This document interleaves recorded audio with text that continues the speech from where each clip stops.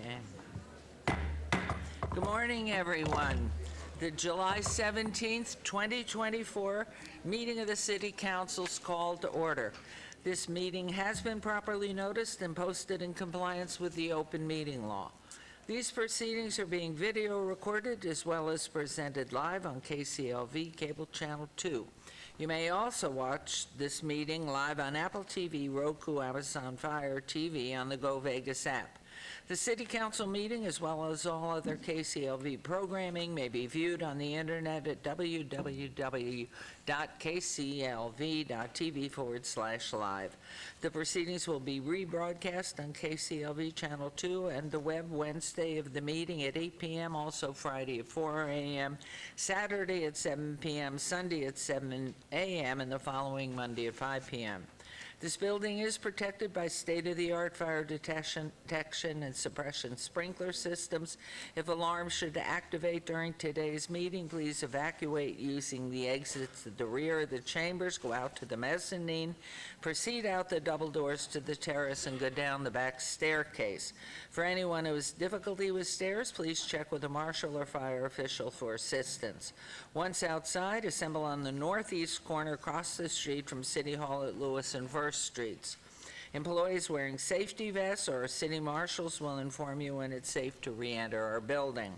For public comment related to items on the agenda, citizen participation and public hearing items, we have available a speaker card which you may complete and submit to our city clerk up front. Cards are available in the clerk's office or at the rear of these chambers. If you do not submit a card, however, it does not prevent you from speaking under public comment, citizen participation, or specified public hearing items. If anyone's present today who has need for hearing impaired equipment, please come forward and see our city clerk. And please note, if you parked in the parking garage across the street, a self-validation machine is located in the foyer between our council chambers and the security desk you walk through to enter chambers. You must have your ticket with you to use the machine. However, if you do not, please see security personnel when exiting for a validation coupon. Before we proceed with the agenda, I am not sure that Reverend Cassandra Ellis, wonderful, thank you for coming down. And this is Reverend Cassandra Ellis, Christ Church Episcopal, who was going to be giving the invocation this morning. Thank you for coming, and remain standing for the Pledge of Allegiance, please. Dear God, Holy One known by many names, we invoke your spirit of love, community, and justice. We ask your blessing on the people who have been called to lead this beautiful city of Las Vegas in which we live, work, and play. We ask that our ears will be open to listening to those who speak this day, that wise counsel will be upon us, and all this we ask in the name of your Son, Jesus Christ. Amen. Pledge allegiance to the flag of the United States.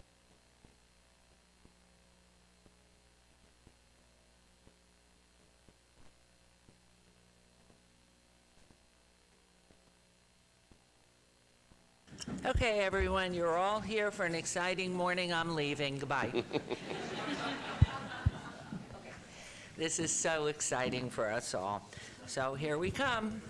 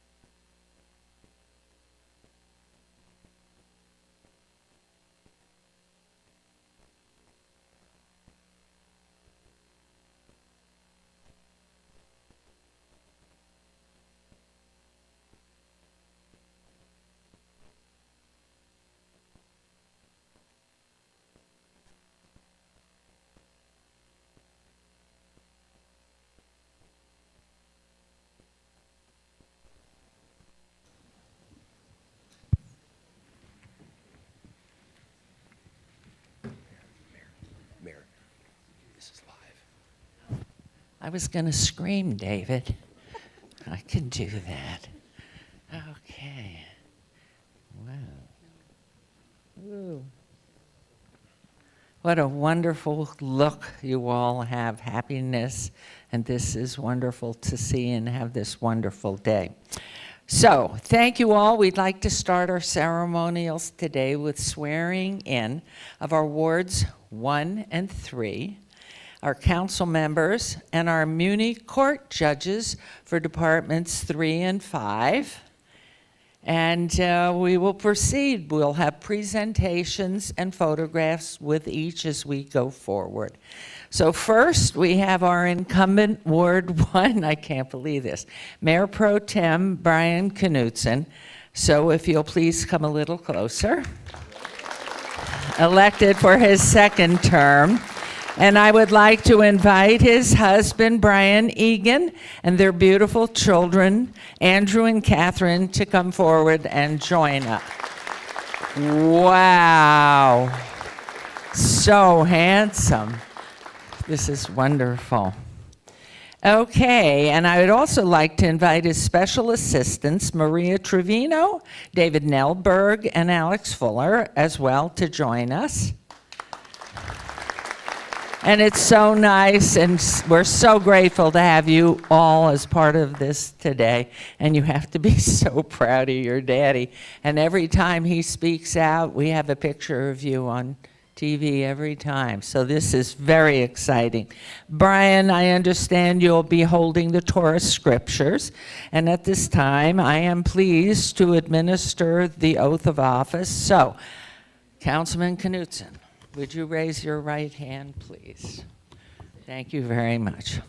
Do you solemnly swear that you will support, protect, and defend the Constitution and government of the United States and the Constitution and government of the state of Nevada against all enemies, whether domestic or foreign, and that you will bear true faith, allegiance, and loyalty to the same, any ordinance, resolution, or law of any state notwithstanding, and further that you are not under any direct or indirect obligation to vote for, appoint, or elect any person to any office, position, or employment in the city government of the city of Las Vegas, and further that you will faithfully perform the duties of the office on which you are about to enter again, so help you God. And further, that your bona fide address is shown herein, and you will immediately notify our city of Las Vegas of any change of address during your term. By the authority granted to us, we are hereby calling you in for a second term as councilman in Ward 1. Congratulations and best. How exciting. And we have a certificate. You normally are helping me with this. I don't have any. Oh, Councilwoman? Okay, we are giving him his certificate of election, which is now beautiful and framed. And so I am thrilled to give you the microphone because I know I have never known you not to be with words. Congratulations. Thank you very much, and thank you. There's so much to say right now. So first off, I'm going to say you have done a remarkable job teaching me how to lead. You've empowered me. Sometimes I know you regret empowering me, but here we are. So I'm very grateful for the way in which you have led this city for the last 12 years, 13 years, and the last 5 years that I've known you. You've led with dignity, with respect, and you're always kind to people. And so grateful for that. Mr. Jansen, I am awed at how amazing of a job you've done as city manager. I'm so grateful to be part of the city team. For every employee that I've worked with, and there's so many of you I work with on a daily basis, it is just absolutely the best feeling to be part of a city team who loves the city, who cares about the city, who are professional, who are incredibly talented, who are dedicated, and I'm so grateful to be part of this city team. It's been truly an honor of a lifetime. For the 9.5 years I was here as a city employee and for being an elected representative, I'm so grateful to be part of the City of Las Vegas team. For the team up here, I got Maria, Dave, and Alex. Elections are only possible because people put faith and trust in you, and anyone who knows what the city is all about knows that it's about the people and the team. So this is the team that everyone knows is Ward 1. It's not just me, it's all of us. And Dorian, wherever she is, it was Dorian before too. So I'm very, very grateful for the work that you put in, for the dedication you put in, for the professionalism, for how fast we are, for how committed we are, and kind in how we worked with our Ward 1 constituents. So thank you for being part of the team. And Mayor, a couple of weeks ago, my children said to me, "You're always so nice to everybody else."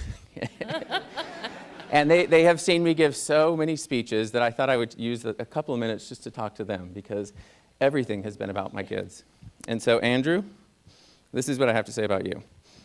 When I was your age, I always wanted to be somebody else. I always thought about the things that I didn't like about myself and who I wanted to be. And now that I'm watching you grow up, I always wanted to be just like you. I think you are the most amazing, wonderful, fantastic child I've ever known. You're so smart, you're so creative, you're so imaginative, and you light up a room when you walk into it, and you make other people feel good. And if the rest of the world were a little bit like you, it would be a much, much better world. And I'm so proud of you. You have no idea how proud I am of you. You are the best.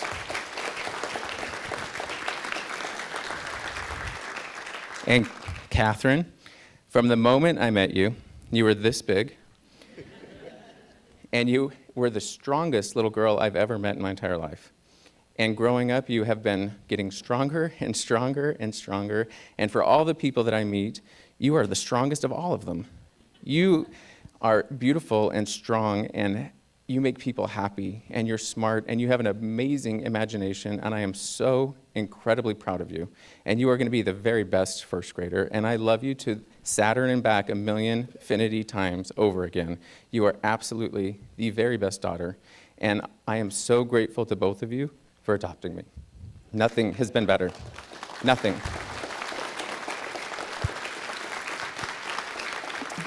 And to my husband, Brian, we've been together for 19 years. I was selling gym memberships when we met. He likes to bring that up and make fun of me, but he lived with his mom at 30, so we got that. So Brian, over the last 19 years, has sacrificed everything to give me a life that is one that I could only imagine. It's a life that I get to completely give to myself everything that I wanted. I wanted to be a public servant. I wanted to do things that were extraordinary, and the sacrifices you've made to allow me to live to my fullest potential, to meet every expectation that I set for myself, it's the sacrifices that you provided for that allowed me to have them, that allowed me to have this, and it's everything you've done that allowed me to do this. So I'm so happy and grateful. And at the end of the day, of all the certificates and awards and recognitions that I get, it's being your plus one that is the most valuable, and I just want to be your plus one for another 19 years. After that, I don't know, but 19 years.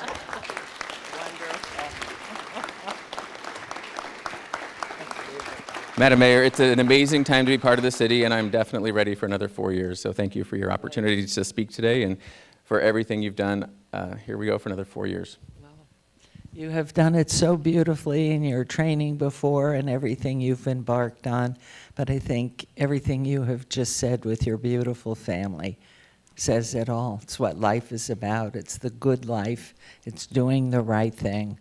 It's doing it with and for your children and giving them opportunity, but setting the model for them of what being an honorable person is, who cares for others.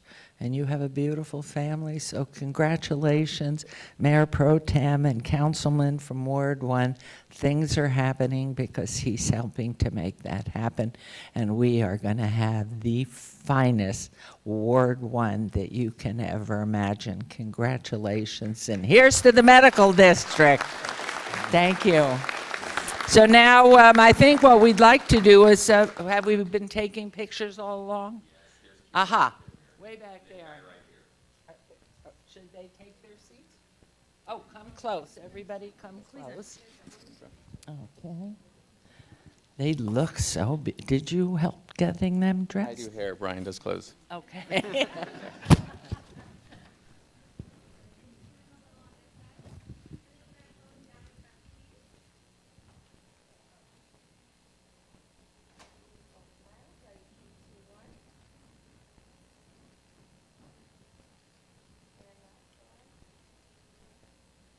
Thank you. Thank you. And if you'll help dads to their seats, you can all take your seats. Wonderful. Thank you.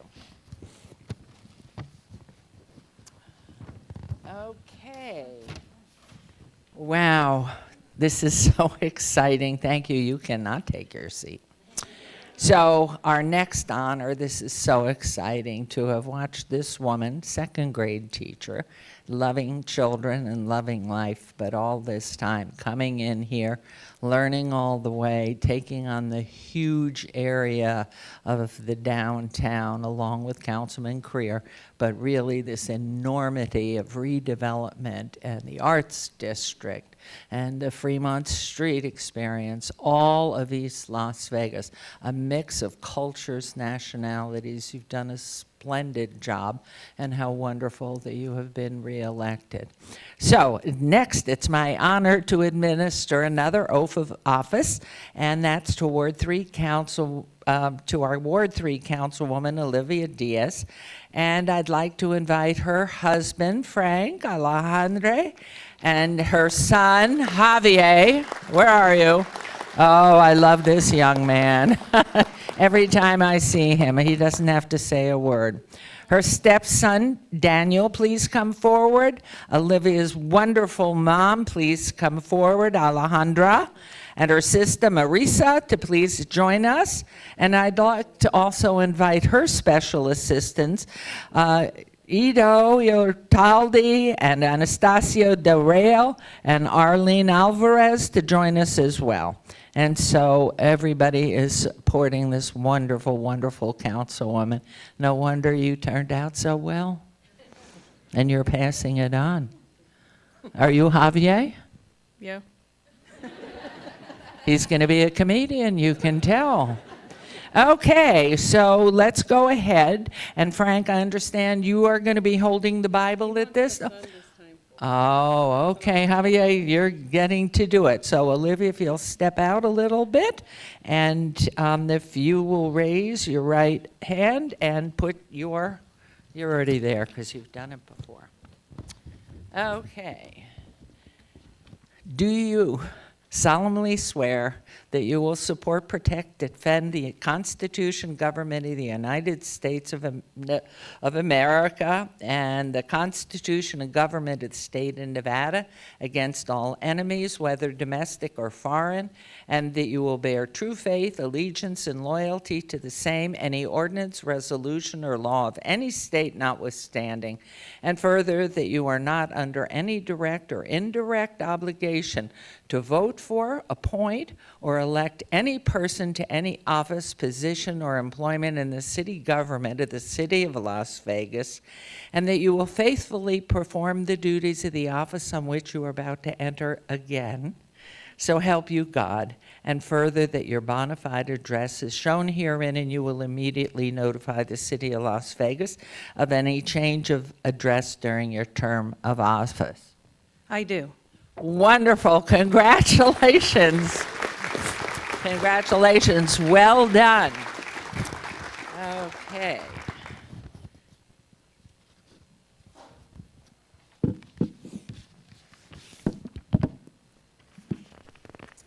Okay. So next, aside from saying hello personally to everybody and congratulations on this beautiful city councilwoman and for your office, but now it's your turn. Thank you, Madam Mayor. Good morning, everyone. Thank you for joining us. It's a very special day for Councilman Knudsen, MPT, and myself. It was a hard-fought election cycle for me, so I'm just so relieved to be here and serving the city 4 more years. I would be remiss if I don't thank our Lord for all of his blessings and making sure I stayed strong and diligent and did my job, and he continues to make sure that I have the right people supporting me every day to make sure that I follow through with the office and the duties that the voters entrust me with. I want to also thank my family. I know that those that take it the hardest are those that are closest to you, and so all the smack that's talked about you hits them a lot harder sometimes, but they are the shield that I constantly have that helps me put that to the side and keep plugging along, because that's what we're here to do. I'm incredibly proud of my sons. I'm a boy mom, and I have grandchildren that are all boys. So that's all I get is to do with my sons and my boys, and I miss my grandbabies that couldn't make it today, but so incredibly proud to have them in my life and making me proud. My mother, my father, what can I say? They're my moral compass. They're the reason I am who I am, and I owe them a lifetime of gratitude. So thank you to my parents, my sister, and of course my wonderful Ward 3 team. And all my sisters that are watching. I have a sister in Illinois, a sister in California. Unfortunately, life happens, you can't always be here, but I know they're watching, so I want to send them my love. Thank you for supporting me, rooting for me, and watching me as we stream live this swearing in. But of course, my Ward 3 team has really been there to serve the needs of our community. I can't do it all alone. There are so many duties, responsibilities, meetings, boards, things that we have to do on a daily basis, and they make sure I don't miss a step, I don't miss a beat, and every call from constituents are heard and we activate immediately. So thank you, Anastasio, Arlene, Idolina, for always being at the helm and doing an amazing job on behalf of everyone. And of course, I've gained a new familia. The city of Las Vegas is my second family. Mayor Goodman, I was feeling so much better about today because I'm not a deer in the headlights like the first time when I got sworn in. I've learned so much. It took about 1.5 years to get up to speed with every department, every director, the work that's entailed, the passion coming from every single member of our city family. And I just want to say to our city family, thank you. Thank you for working so hard, so diligently on behalf of the mayor, the council, but especially our residents, because I know you go above and beyond for them.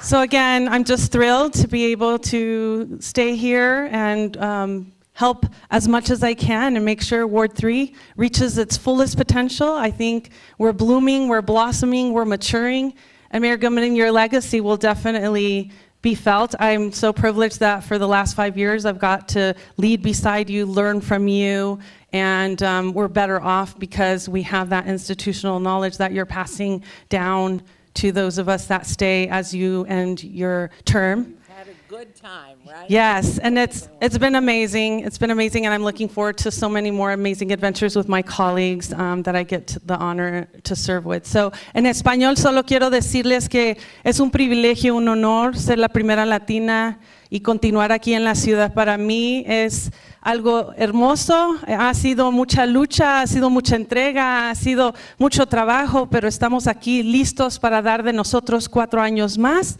Así es que gracias a Dios, gracias a mi familia por apoyarme y a mi equipo fenomenal que siempre están ahí escuchando los llamados de nuestros residentes y de nuestra gente para seguir moviendo hacia el progreso. No queremos nunca echar marcha atrás, queremos seguir progresando como comunidad. Así es que arriba y adelante y muchas gracias por estar aquí. Thank you. Beautiful. And we have for you, of course, lovely flowers that have come, but your certificate, we have your certificate, and also, there it is, your certificate of certification of election. And there it is, thank you. And how about pictures? If everybody can get a little closer together and see Kara way in the back. You want to come closer in, as close as you can come. Okay.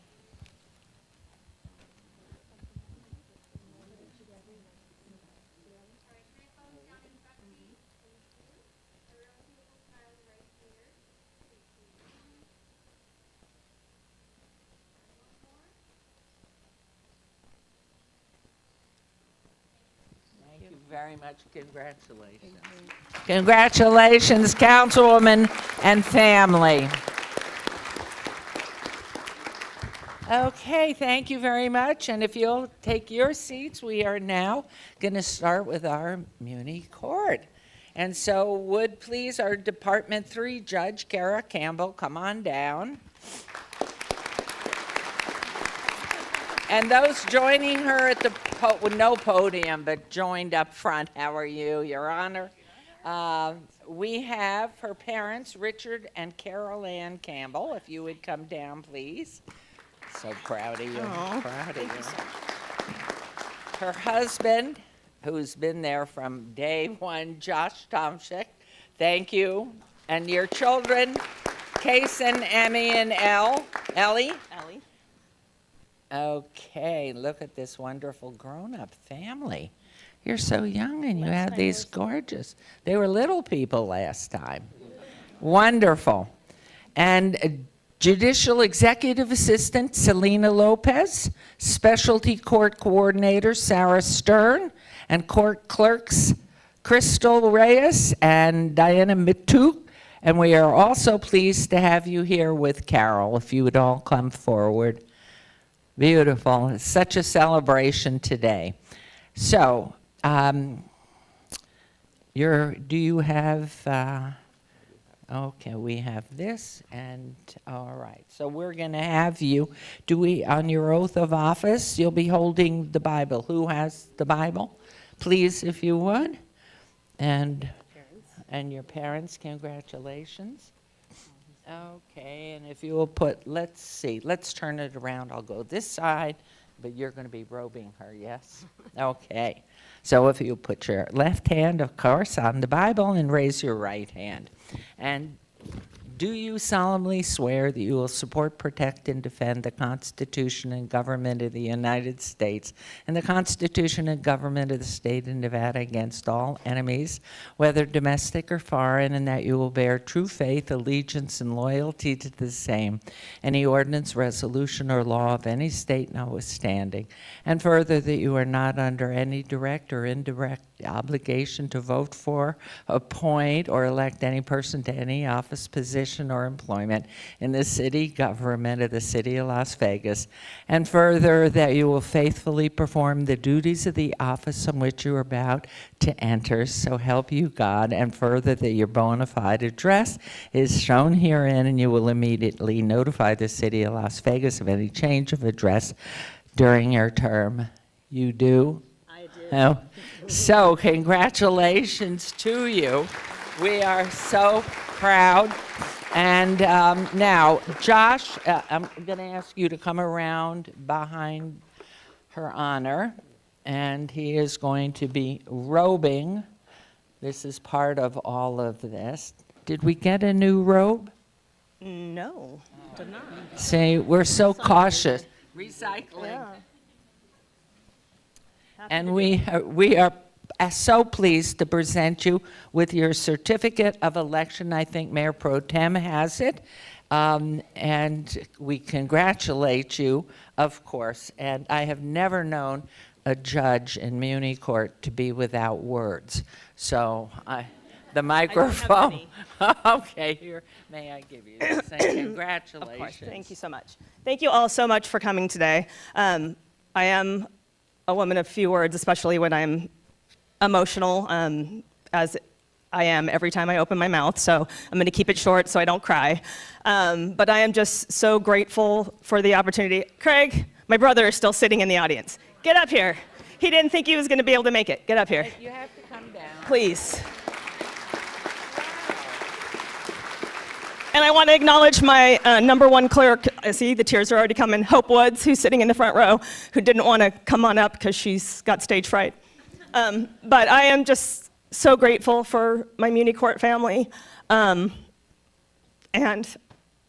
my family by blood. See, here they go. And all of you, my City of Las Vegas family. I am so grateful for the opportunity to get to serve the citizens of this wonderful city. Frankly, the best city in the world, we all know that, right? And the city that I was born and raised in for another 6 years. I just told Judge Wolfson that I was just gonna take the mic and say, I've got 3 words, another 6 years, and drop the mic. But I'm not. The fact that I get to sit up there on the bench with all of you, my fellow judges, is just such a blessing. And frankly, Tom Letitia, you work magic. Thank God I didn't have to go through another campaign. I didn't draw an opponent. So the Lord above was watching, and I'm so grateful for that.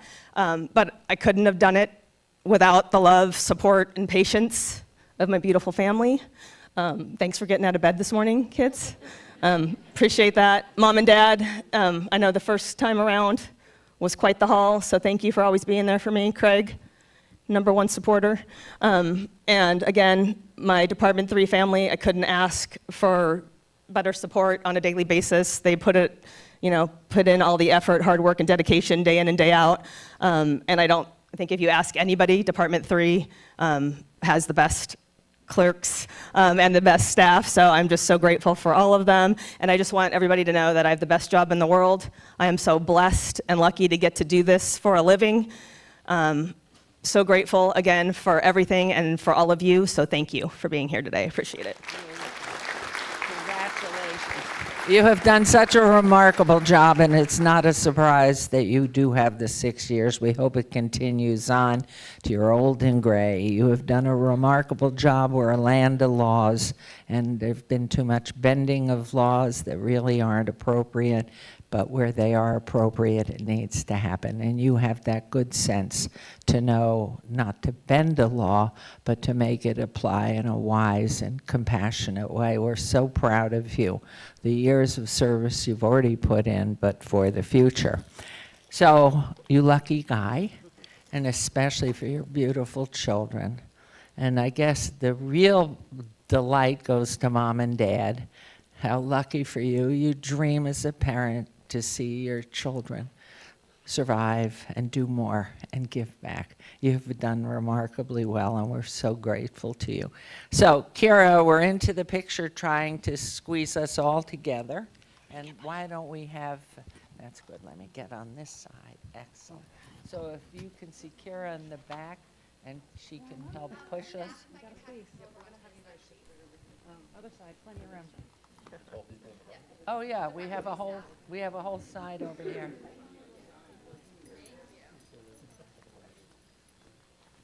It's true without your staff. What do you do? Okay, forward. Forward. One step. Full step. Full. There we go. Here. Over there.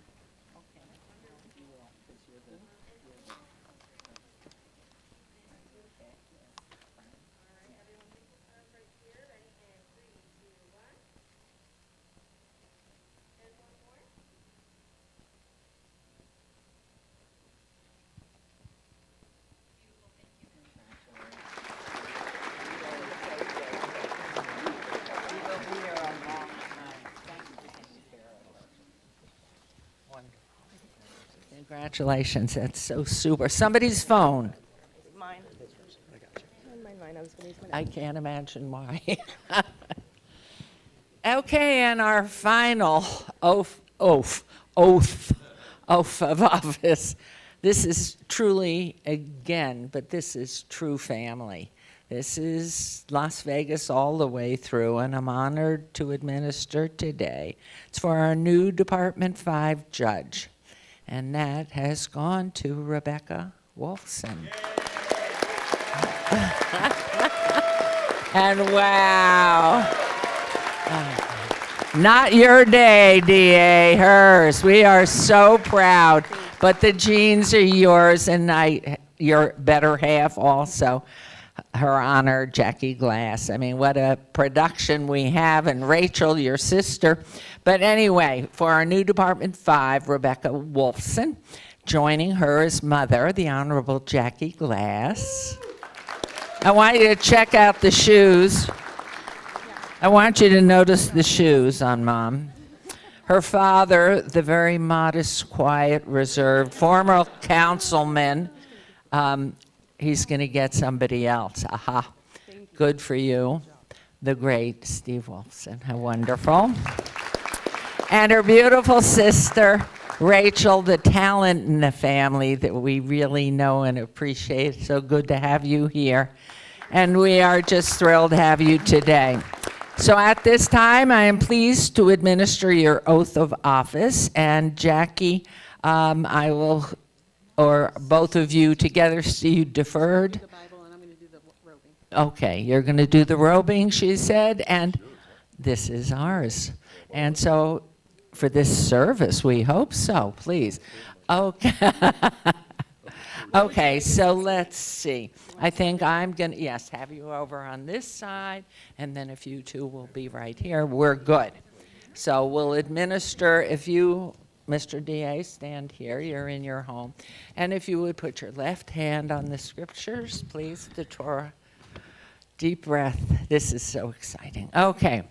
Do you solemnly swear that you will support, protect, and defend the Constitution and government of the United States and the Constitution and government of the state of Nevada against all enemies, whether domestic or foreign, and that you will bear true faith, allegiance, and loyalty to the same, any ordinance, resolution, or law of any state notwithstanding, and further, that you are not under any direct or indirect obligation to vote for, appoint, or elect any person to office, position, or employment in city government of the city of Las Vegas, and furthermore, that you will faithfully perform the duties of the office on which you are about to enter, so help you God. I do. And further, that your bona fide address is shown herein, and you will immediately notify the city of Las Vegas of any change of address during your term of office. You'll be the first person I tell. You are so cute. Okay, this is your moment. I mean, I have known this young lady, this wonderful judge, for such a long time, and it's such an honor, and it's so great to see you achieve this time that you really can give back in full measure to this community.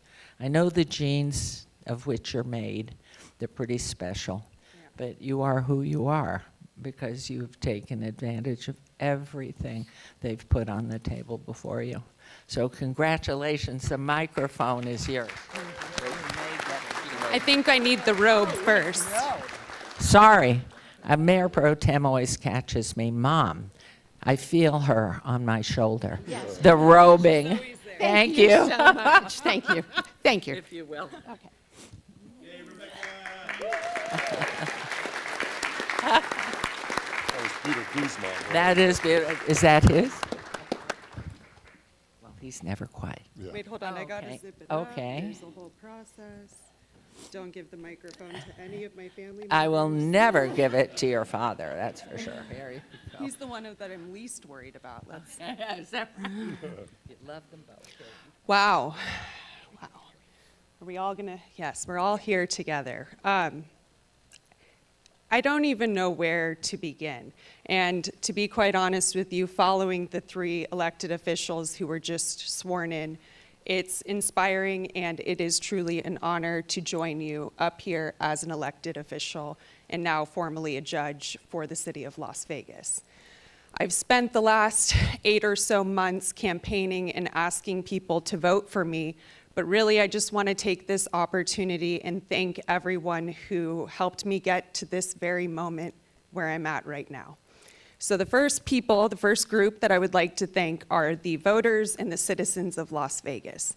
Obviously, I would not be standing up here if not for all of you, and I am honored and grateful that you all have chosen me to take this next step and to join what I believe and what I know to be an incredible bench of judges who work extremely hard every single day, and it is such an honor to be able to join all of you. Oh, hold on. We're not even close yet, so save the applause. Next, I'd like to thank the incredible people who work for this city of Las Vegas. I have had the privilege of working for this city for the last 7 years. And on top of that, I've had the opportunity to work in both the criminal and over here in City Hall in the civil division. And it's incredible what these people do. The city is filled with people who care so much about this community and about the people who live in this city, and they work hard every single day to ensure that you all have a spectacular life living in this city. So to be able to continue my role in public service in this new robe is an honor, and I'm really excited to get to work and to do everything I can to make Department 5 the best department that it can be. Next, I would like to thank the incredible court staff over in municipal court, specifically Department 5, who I am joining. I cannot do this job without all of the incredible people who help me in my department and who help in the court. Truly, it is something that is a group effort, and I need all of you, and I need all of the hard work that you've done and that you continue to do in order for me to do an excellent job. So thank you for everything you've done, and I'm really excited for what we can do together.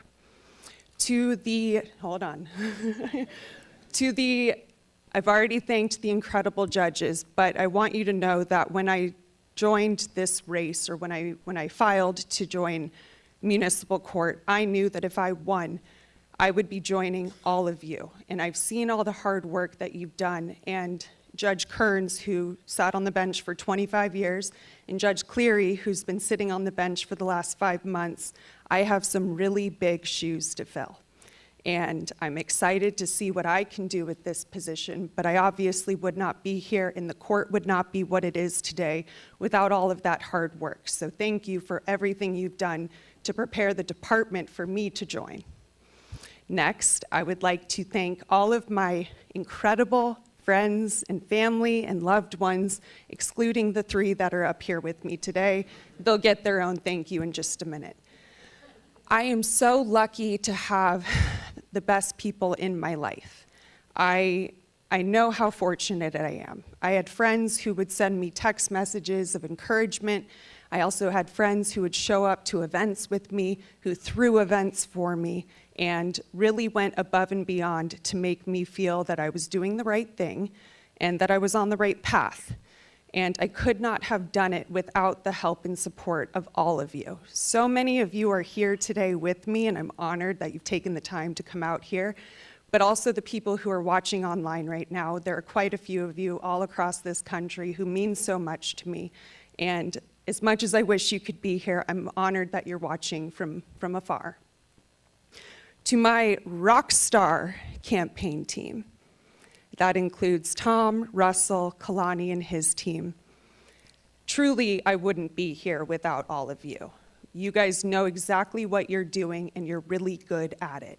The long hours and always making the deadlines means the world to me, and truly, I was so lucky to be supported by such an incredible staff and campaign team, and I'm over the moon about all of the things that we were able to accomplish in such a short amount of time, so thank you.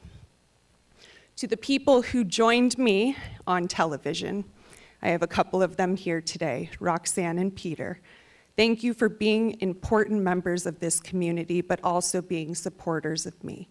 It means the world to me that you both, including Luke, who is unable to be here today, were able to join me and advocate for me and tell people that I was going to do an excellent job, and I plan to. So thank you for everything. I appreciate it. And last, and certainly not least, my family. I'm going to start with my sister, Rachel. Thank you for being the most hilarious big sister. I am so lucky because throughout my life, and especially these last 8 months, you've made me smile even during the most difficult times. I was working a full-time job in a full-time campaign, but every time I called you, you'd make me laugh. And not a lot of people I can say that were able to do that. You are a light in my life, and I love you so much. Thank you for everything.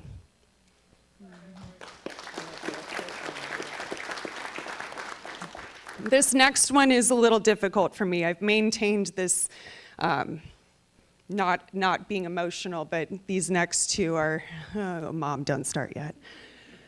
I can't look. I'm going to start with my dad, my unofficial campaign consultant. Payment is many forms. I am so lucky to be your daughter. And it is an honor to be a Wolfson and to carry your name, Dad. You have shown me everything. You've shown me what it means to be a good person, to be a hardworking individual, someone who cares about their family and their community, and does everything they can to make it a better place for all of us. It is the best feeling in the world to be standing up here with all three of you in this next step. And it's still a little surreal. I mean, it definitely feels real right now, but we've all worked really hard. You went above and beyond every expectation I had. You've done more than I could have ever asked, imagined, or hoped for, and I am the luckiest girl, the luckiest candidate, and the luckiest daughter to have you as a dad. So I love you. Thank you.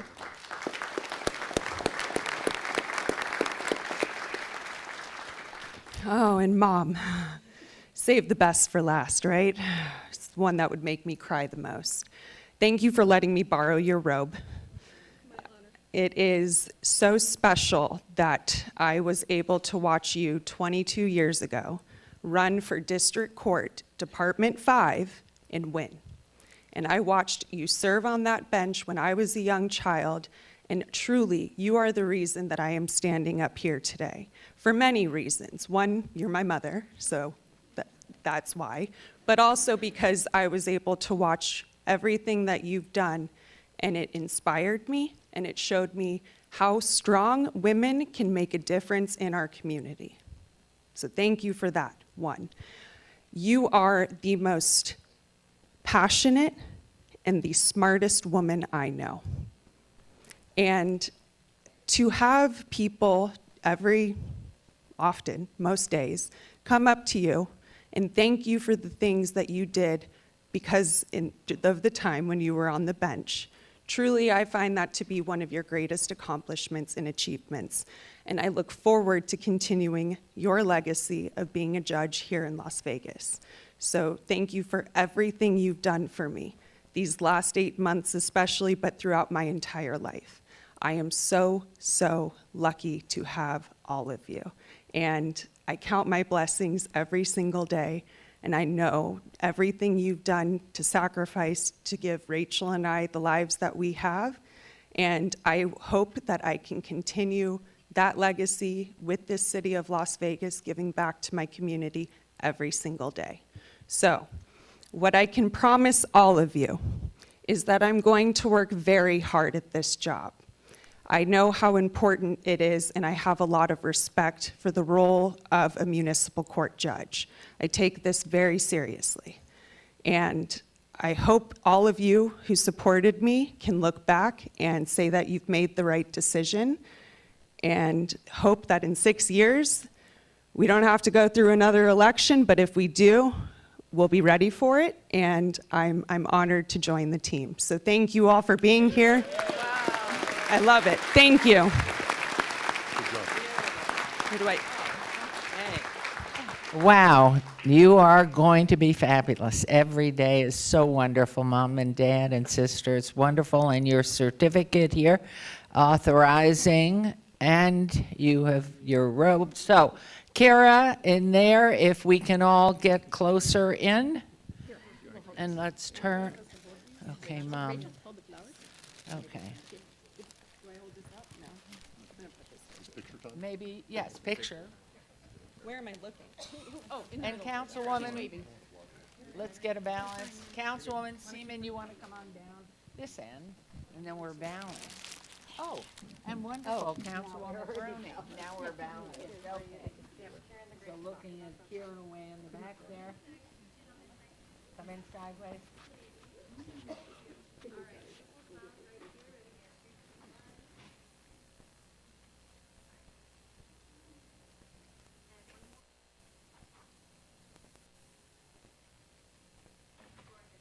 What a wonderful celebration this morning, and congratulations, Mom, Dad, sister, and Your Honor. I can't believe it. I can't. You did beautiful. It's an honor. I'm so glad you swore me in. I've known you my whole life, so I know. thank you. It's beautiful. Oh, thank you very much. Wonderful.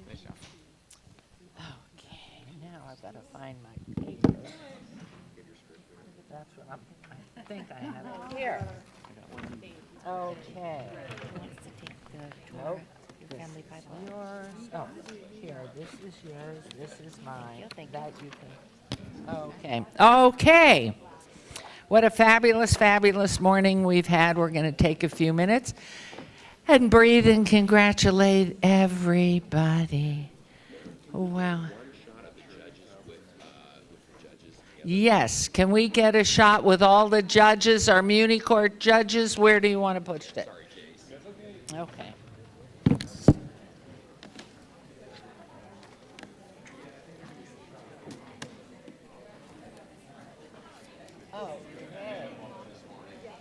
Come on in, let's get right in the center. You're a full through. Oh, wonderful. How's it going? How many do you have? Yeah. Excellent. So you grew. Double. Yeah. Wonderful.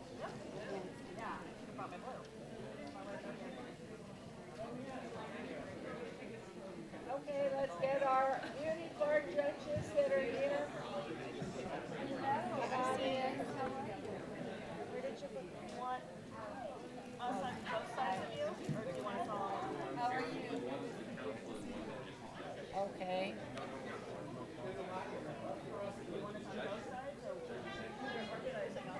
Oh, how are you? Very good, thank you. Yeah. Well, you're following here. All right, how do we do this? You're in charge. Any bad day, any bad day. Okay. Brian's over there with the corner. And Olivia.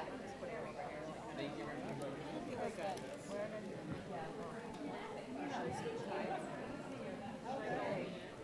No, we want right in the middle.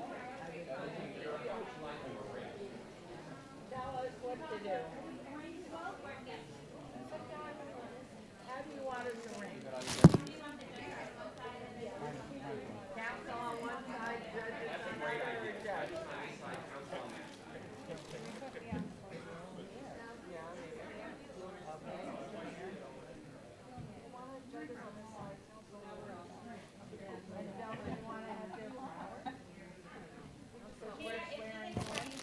Forward, and then that way you have Councilwoman and then judge. Yes, now we know who's been sworn in. One step. You want it sideways or forward?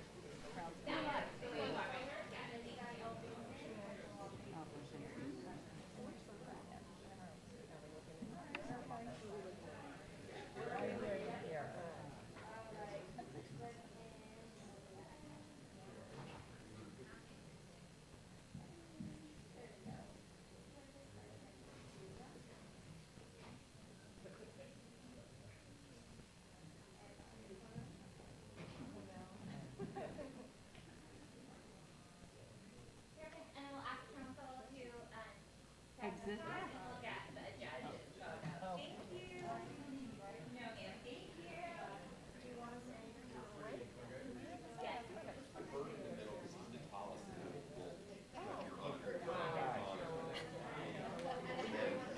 Way to make it your important place.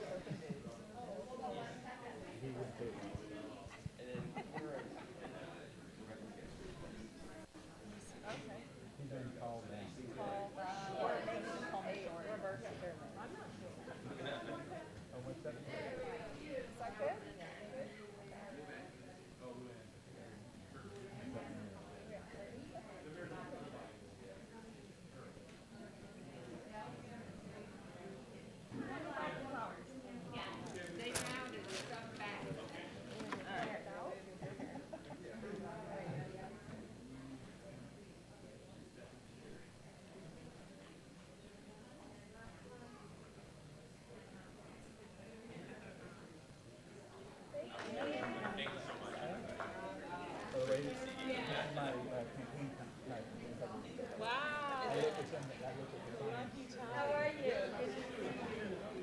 Oh, good, thank you. It's a long race. Good luck. Thank you.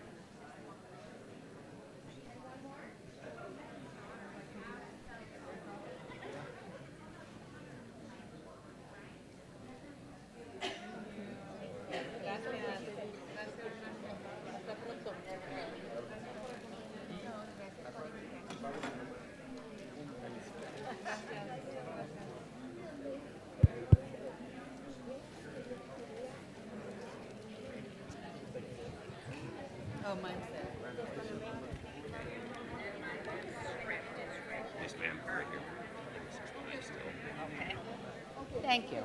You're welcome. Great job. Wonderful. We got it done. All right, everyone, if you will take your seats, we have the rest of our ceremonials that we are excited about and would like to begin. So congratulations to everyone. This is a very exciting time. It's about the future, and we do love looking ahead to what's going to be, so very exciting. All right, for our first item this morning, we are going to, our first item, actually, it's going to be Councilwoman Bruni in Ward 6, but who's being given the honor to move forward with this exciting moment by Councilman Creer, who's unfortunately or fortunately is at a wonderful event and couldn't be here. So, Councilwoman. Thank you, Mayor. Good morning, everyone. This morning's Citizens of the Month celebration is an example of what happens when you get a magical combination of community engagement, leadership, and passion. Today, I'm pleased to be able to recognize 2 Citizens of the Month, both of whom have been instrumental helping the City of Las Vegas launch its new PFOWL preservation program. Both honorees work in Ward 6. By way of background, earlier this year, a Channel 8 reporter came out to tour Floyd Lamb Park at Tule Springs. He had never been there, and he was amazed by the wonderful peacocks. In his report, he noted that the remaining 6 peacocks, all of whom were male, and so he said, what's going to happen when these peacocks die? And I think the title of the story was, Las Vegas will lose those peacocks if nothing changes. Well, the reporter's innocent remarks set off an alarm bell that rang loudly throughout the valley. People called and emailed City Hall, and Jace Radke in particular, with concerns about the peacocks, asking what will happen and what could they do. 2 people in particular took advantage of this opportunity to step in and step up and solve this problem, and today we are honoring those 2 individuals. The first individual is our very own Jana Hudson, our facilities and event coordinator, overseeing Floyd Lamb Park at Tule Springs. Jana joined our team in 2020. Jana and her husband Dustin and their beautiful 4 children have been longtime residents of Ward 6. Jana knows firsthand how special our Floyd Lamb Park is. And if you've ever had the chance to be out there with her, where she oversees the park, you know immediately that this is not just a job for Jana. This is her mission and a real passion. In the face of the challenge about the sustainability of peacocks and the community concern, Jana approached her leadership team about launching a PFOWL preservation program. And I'm going to admit that I believe her ideas were met with some skepticism at the beginning, because this isn't something that the city normally does. But it is hard to say no to Jana's passion, her determination, her initiative, and her leadership. She assembled the necessary partners, secured some funding from a friendly councilwoman, and so the PFOWL preservation program was launched. One of the first partners that Jana looped in was Jennifer Langford, the executive director of the Gilcrease Nature Sanctuary, an exotic bird and farm animal rescue nonprofit that resides in Ward 6. A longtime resident of the Valley, Jennifer actually began volunteering at Gilcrease Nature Sanctuary back in 2022, and the board asked her to become its executive director in 2023. Jennifer, who grew up in a small farm in Washington, has worked closely with Jana, lending her animal husbandry expertise and helping secure care and funds for our new peahens and the baby chicks. She's been on speed dial and seriously, at a moment's notice, runs over to the park to help Jana and provide some expertise to care for our peahens and our baby chicks. At this time, I would like to ask our communications team to show a short video.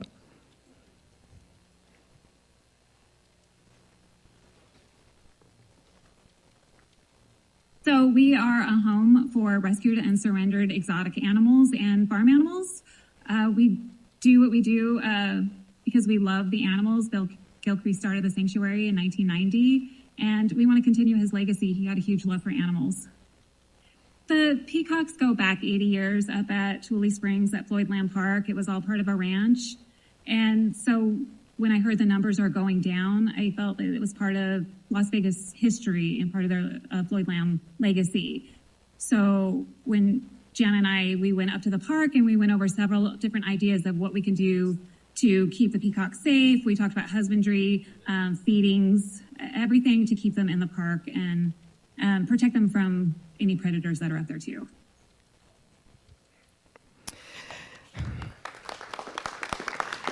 So together it is clear that these two citizen leaders who work in Ward 6 with hearts of service and a real passion for the work they do have single-handedly built the city's peafowl preservation program.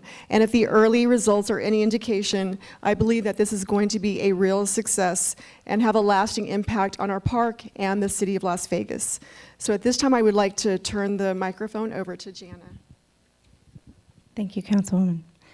I am not a great public speaker, so I did write some notes. I'm just going to start by thanking the City of Las Vegas, especially the Department of Parks, Recreation, and Cultural Affairs, for answering the call, especially our Department Director, Maggie Plaster, for listening to the community's concerns and allowing me to take on this challenge of preserving the peafowl at Floyd Lamb Park. I appreciate her and Pat O'Mara for supporting my ideas and believing in me. Thank you. As well as I'd like to thank the Department of Public Services, especially Animal Control, for their support, and thanks to the local and federal agencies like the Department of Wildlife for their guidance pertaining to rules and regulations. Also, I would like to thank the public for their encouragement, the Alvarez family and the Scott Coates and their family for the generous donation of the peahens that they were able to deliver to the park. Without the peahens they provided Floyd Lamb Park, the legacy of having peafowl in the park would not be possible.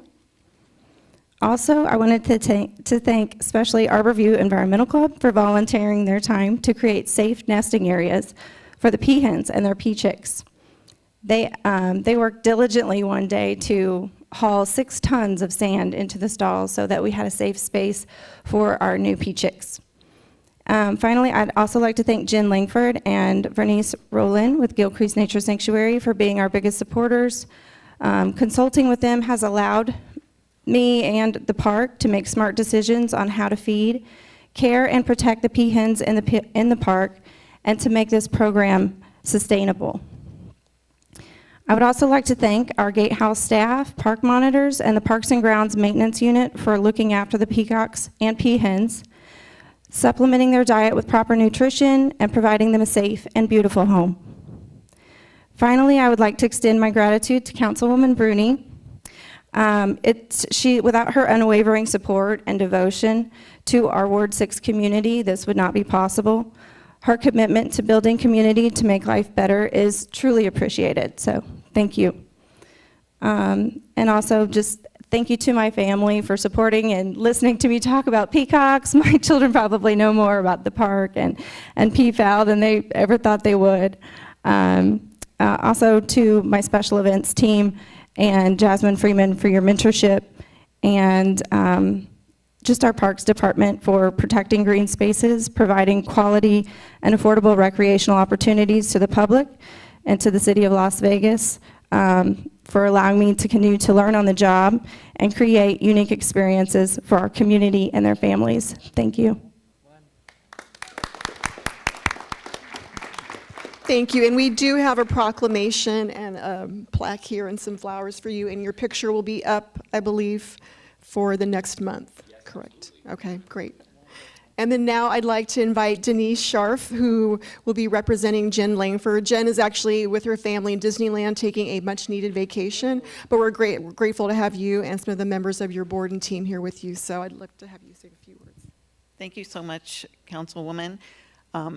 Jen would love to be here herself, but she is taking her much-needed vacation. She's worked diligently for the last year, 50, 60, 70 hours a week, just to bring the sanctuary up to standards, to pass a USDA inspection, to provide help to the city with the peak fowl at Floyd Lamb Park, Tule Springs. It's just a passion of hers, the animals, and making sure that they're well taken care of and provided for. She is so passionate, and if you ever have an opportunity to go out there and meet Jennifer, you would be so impressed by her passion and just her spirit. She's a wonderful woman, and I know that her family supports her 100%, and I'm sure they're tired of hearing about peafowl as well. But her daughter works there, and her daughter is a wealth of knowledge about all species of birds, and it's just a wonderful team of people that we have. We have fabulous volunteers like Bill and Mary who come out and they volunteer their time to paint, to clean up. Christina also is one of our board members, and she comes out to help feed the birds, just to pitch in wherever she can. And without our volunteers and our board of directors and our staff, you know, it wouldn't be possible. We couldn't do it without volunteers, for sure. But thank you so much, Councilwoman. Contact you if they want to be a volunteer. So you can volunteer or sign up to volunteer at gilcrease.community. Under the Labor of Love, there's a volunteer section. You can sign up online. We prefer that instead of just showing up so we can know how many people are coming in. We're open Wednesday through Sunday from 9 a.m. to 2:30. Volunteers can show up as early as 8 a.m. Yeah. Thank you. Thank you so much. I think we'll get pictures now. While you're moving for the picture, I live across the street from UMC, and about 6 months ago, and I cook every single night for the family, and I looked out in the dark at our swimming pool, and there, standing on the diving board, was this very large bird in the dark, hard to discern what it was. So I called one of my sons, who happens to be a doctor, and with the description he said, "Mom, it's a peahen. What is she doing down by UMC?" And I was shocked, and he said, "She's going to nest." And by heavens, that little, who we called Princess, was with us probably for 3 months, sat for weeks, sadly. Nothing happened, but it made her nest, and of course animal control came and took her out to Gilcrease. So hopefully she's part of your family, and hopefully my kids ask and they're adults all the time, what happened to Princess, and is she a mommy? So hopefully something, and you have one of these babies. So thank you all for that you do. Where do you want us to do? Just come in closely. So she comes to the name Princess, just in case, and she was really tame. She knew where I put everything that we fed them. She does. Good. No, you come right in. You come in close. Yes, perfect.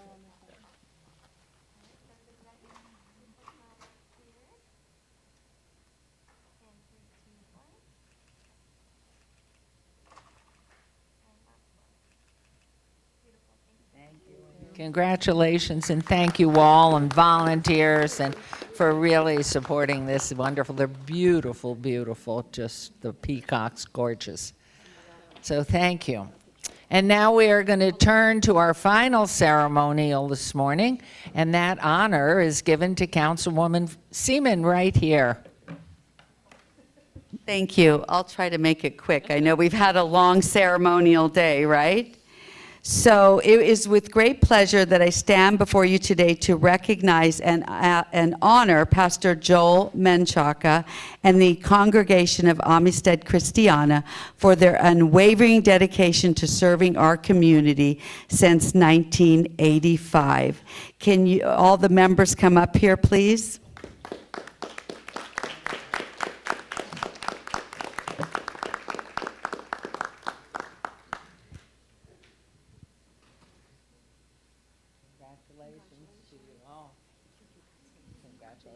Thank you so much. Thank you so much for you do. We can all come in and just, maybe we'll push this up, right? Jenna up front. Yeah, yeah. Well, you need help. Strong, I wasn't as strong as I thought I was, right? Okay, thank you, Mayor Pro Tem.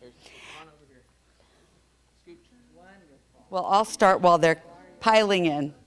As we know, solid and active churches are the backbone of our communities.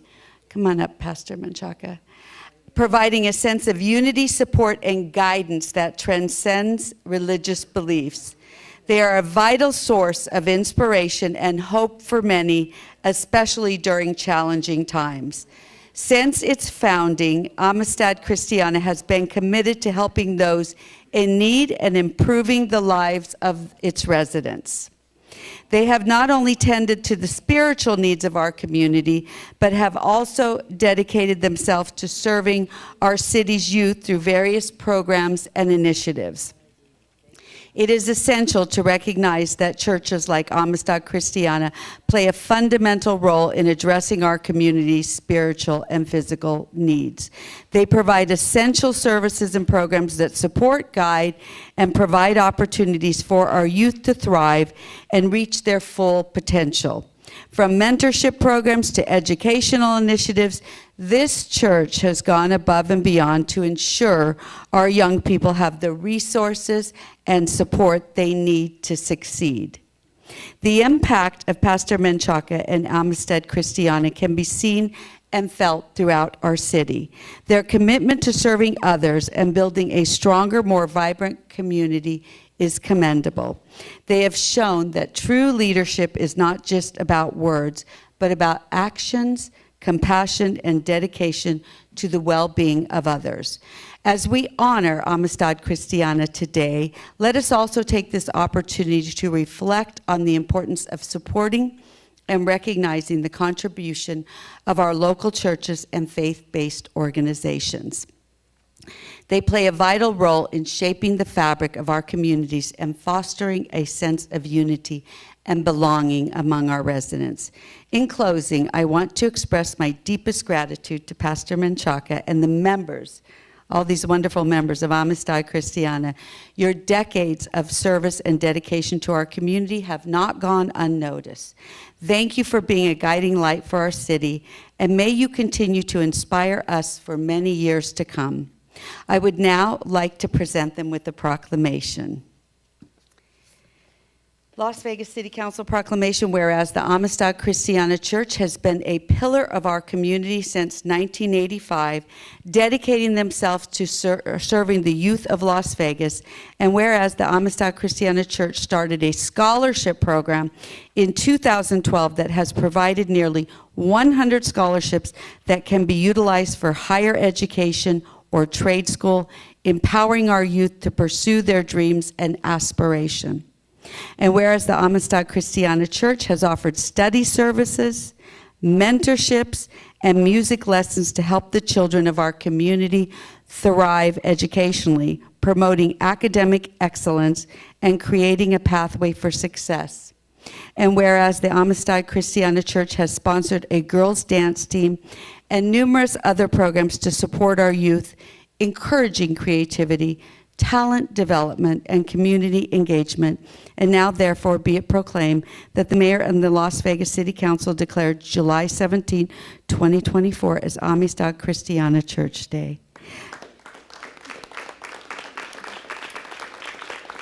Would you like to say a few words, Pastor? We started working with the young people. I would like to say that most of our members are young.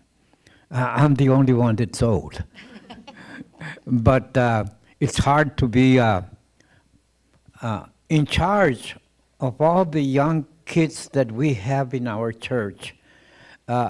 We want to help them so that they can be citizens of Las Vegas. They all go to college and we give them a scholarship. And that has helped them grow. We also have some that, I think I have 3 that have joined the armed forces. As you see, I think we have one right there. They want to be citizens, productive, that they can help our community. So I'm going to pass it on to my assistant so you can tell them what they're doing. Thank you. It's an honor and it's a privilege to be here with you. Thank you, Mayor Goodman. Thank you, Councilwoman Seaman, for recognizing the church in their efforts. Every time we come around this year of seeing our next class of 2024, 2025 graduate, it brings us great honor and privilege to see them continue in their education. Many of them have received scholarships, many of them will receive them soon, but we're just a church that loves to give, to serve, and to give back to our community. Many of our children, they play instruments. The majority of them play instruments. The majority of them are young girls, dance. We are always involved in tutoring. While the pastor is preaching up at the front, you may find a table at the back where there's tutoring going on in the corner. So there's always a need for continuing the education of our children, and we know how important that is. And so we want to see them succeed in everything that they do, and we'll do everything that we can to continue to support our community, to support our city, and to be praying for all of you. Well, you are a beacon of hope, and it's so well deserved. So let me present you with this. Thank you. And we will do a picture, right? All right. Give the mic to somebody. Great, thank you. Mayor, come. No, you come to the front. I'm going to bring the mayor. Right. Okay, right here, can you? And please make sure, can we have some of you Mayor, if you go right here, they can see you. Mayor, no, Mayor. There we go. Here. But then you'll have to come in front of me because you are the right size and he's nice and tall. Perfect. Beautiful. And everyone, make sure you find a window. You can't see me, I cannot see you. All right, beautiful. Everybody smile. Gorgeous. Ready in 3, 2, 1. Right behind you, Nancy. You right there. I can't quite see you.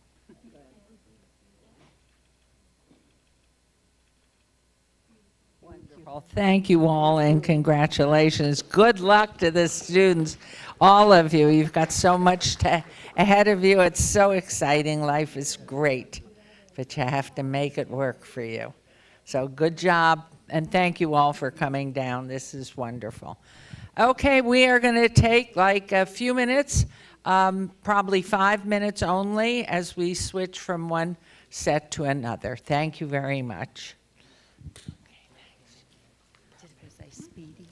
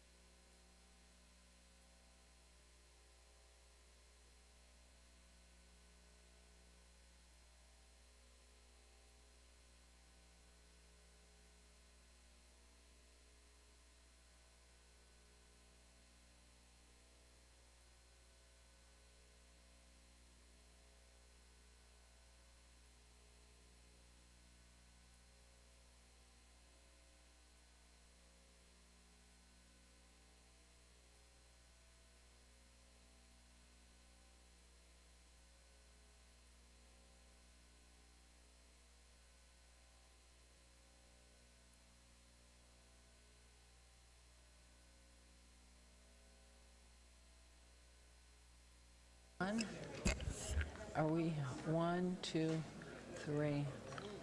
Is somebody wandering? All right, everyone. We are getting close. I'm waiting for one council person. Right? 1, 2, 3. Okay. All right, everyone. We're starting with agenda item 8. Public comment. During this portion of the agenda must be limited to matters on the agenda for action. The amount of time any single speaker is allowed may be limited. All comments will be cross-referenced to those specific items on the agenda. And if anyone submitted a speaker card who wishes to speak under this portion of the agenda, please come to the podium, state your name for the record. It's your opportunity to address council, but council will not engage in dialogue or respond. If you're here to speak on items 63 or 65, please hold your comments until that item is heard after 2 p.m., at which point it will become a public comment item. And I understand there might be others here on a later agenda that were hopeful of moving that forward. Unfortunately, we are unable to change any of those items today because of the length of this morning's agenda. So if you have comments because you have to leave on those other items, please come forward. We'll set the time at 1 minute. And please state your name for the record. And we have Patrick Breen, who is commenting on number 27. Good morning, Mr. Breen. Good morning, Madam Mayor. Good morning, City Council members. I'm here to support agenda item And number... again, if you would, repeat your name even though I said it. I'm sorry, Patrick Breen. Thank you. Thank you. I'm here to support the agenda item number 27 to fund the technology-assisted pedestrian detection system within the downtown area. I'm a volunteer for the Road Equity Alliance project and the 30-plus members of a new road advocacy group called Stop Road Crashes. We would like to thank and commend city leadership for implementing this pilot program that allows signals to be driven by pedestrian volumes instead of by automobile traffic. Our hope is that the program proves to be a success and it will be implemented in many other areas of the city. I'd also like to mention that it's been a great week for our vulnerable road users here in Southern Nevada. Not only are you guys getting ready to start this great pedestrian project, but as you probably already know, yesterday the Henderson City Council passed their segment of the Reimagine Boulder Highway project that's slated to start this fall. So benefit everyone. Thank you very much for your time. Thank you for coming down. Thank you for patience, and thank you for your comments. Anyone else, please come forward, state your name for the record. Okay, hearing and seeing no one, we'll move on to agenda item 9. For possible action, any items from 9:30 session that the council staff and/or applicant wish to be stricken, table, withdrawn, or held in abeyance to a future meeting may be brought forward and acted upon at this time. Mayor Pro Tem Knutson, please. Madam Mayor, I don't think I have anything today. I didn't get any either. Okay, so we can move on to, oh goodness, we can move on to agenda item 10 for possible action to approve.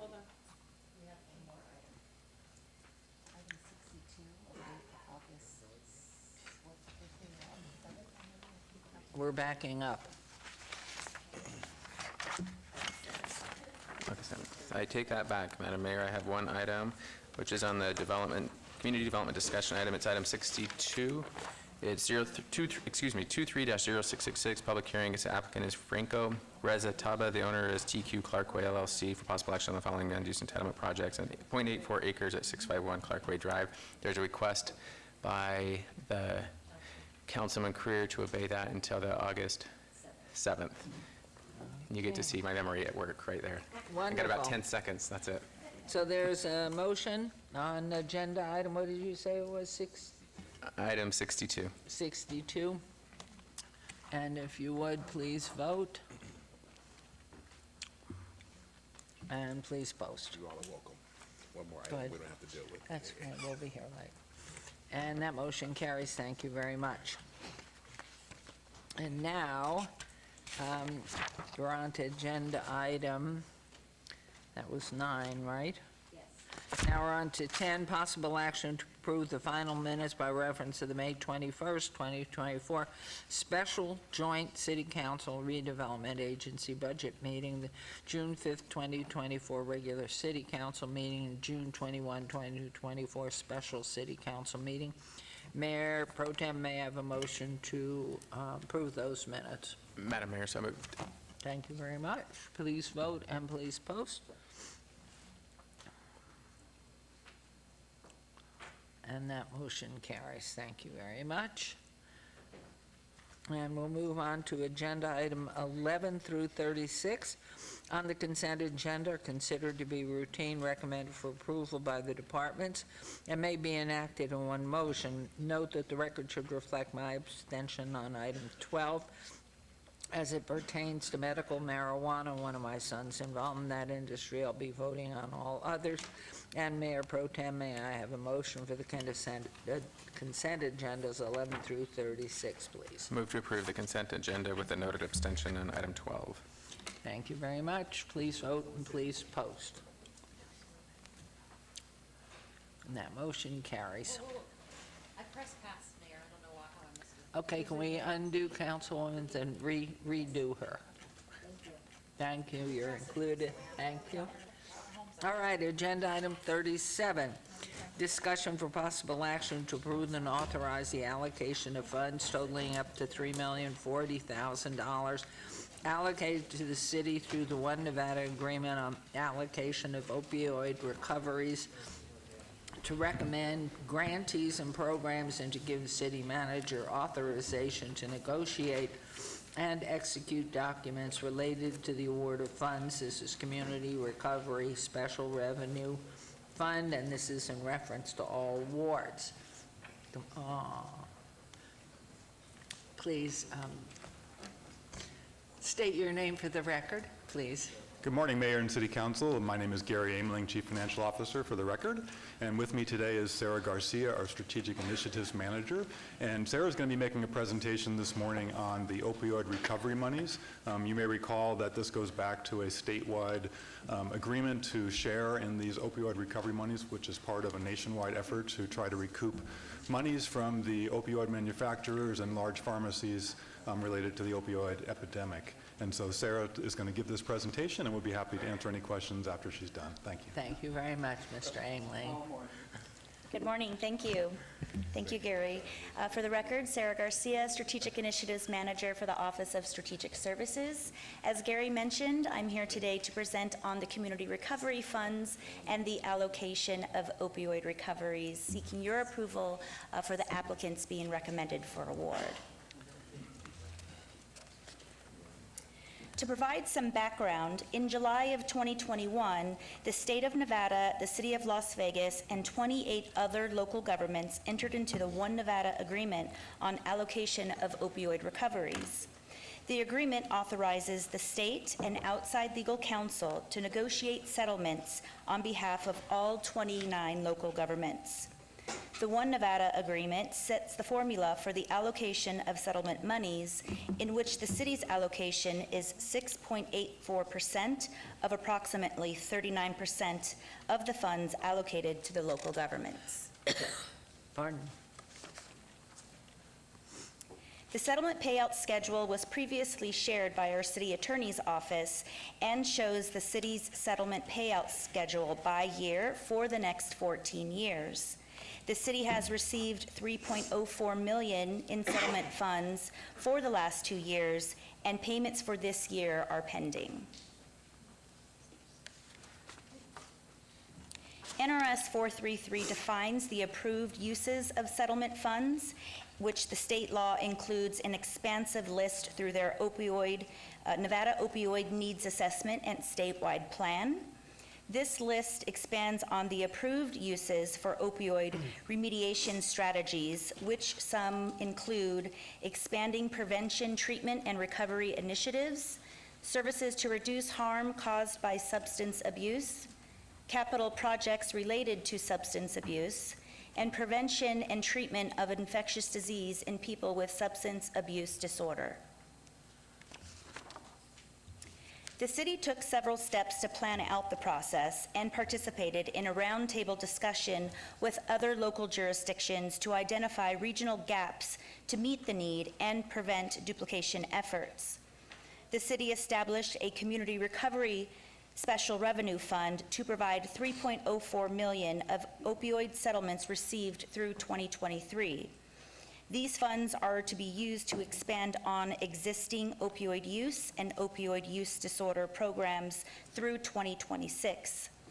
The city then proposed a fund use strategy that focused on 3 of the eligible use categories under NRS 433 and further prioritized by the City Council, which are to provide housing for persons who are in recovery from substance use disorders, behavioral health crisis services, and programs for persons involved in the criminal justice and juvenile justice system. The solicitation process commenced in January, where over 400 community-wide organizations were notified of the grant opportunity. In February, grant applications opened, and 21 applications were received for a total request of $7.9 million. Then in May, an internal committee was selected to evaluate and score each application for their level of risk, community need, and financial stability. The city management team then further reviewed and scored the applications, and today we're here to recommend those applicants for award for your approval. And the list of recommended applicants are referenced in Exhibit K, which are attached to this agenda item. The allocation categories that the funding would support include 11% or $500,000 in funding would go towards behavioral health crisis services.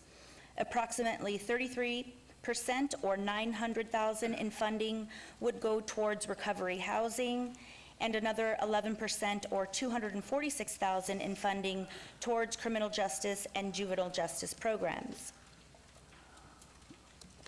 And then of these categories, there were several applicants that would serve 2 or more of the eligible use categories, which is about 45% or $1.25 million in funds for these services. 5% or $152,000 would be reserved for administrative costs, so for a grand total of $3.04 million. Awardees must meet several reporting requirements, which include they must submit quarterly reports, provide documentation to demonstrate how funds were expended, and they must provide performance measures to gauge the effectiveness of the funded programs. The city is required to submit an annual fiscal report to the state chief attorney general, which will be handled by my office.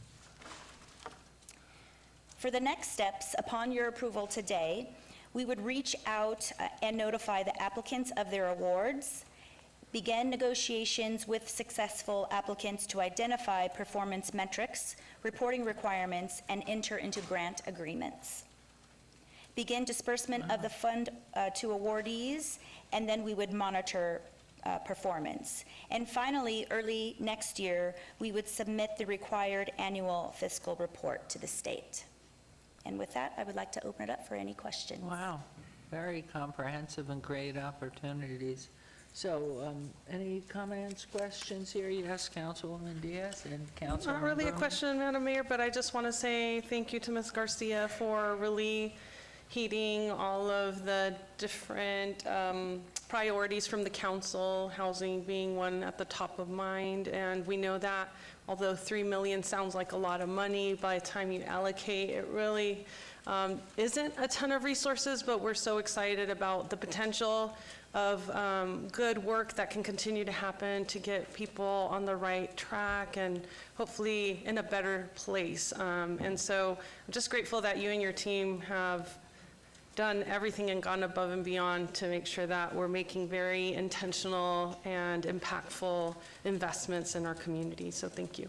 Thank you. Councilwoman Bruni. Thank you, Mayor. I would echo Councilman Diaz's comments. I was just going to say that I know Councilman Diaz and I had some very strong opinions about these funds and how to help our community with the support of our council.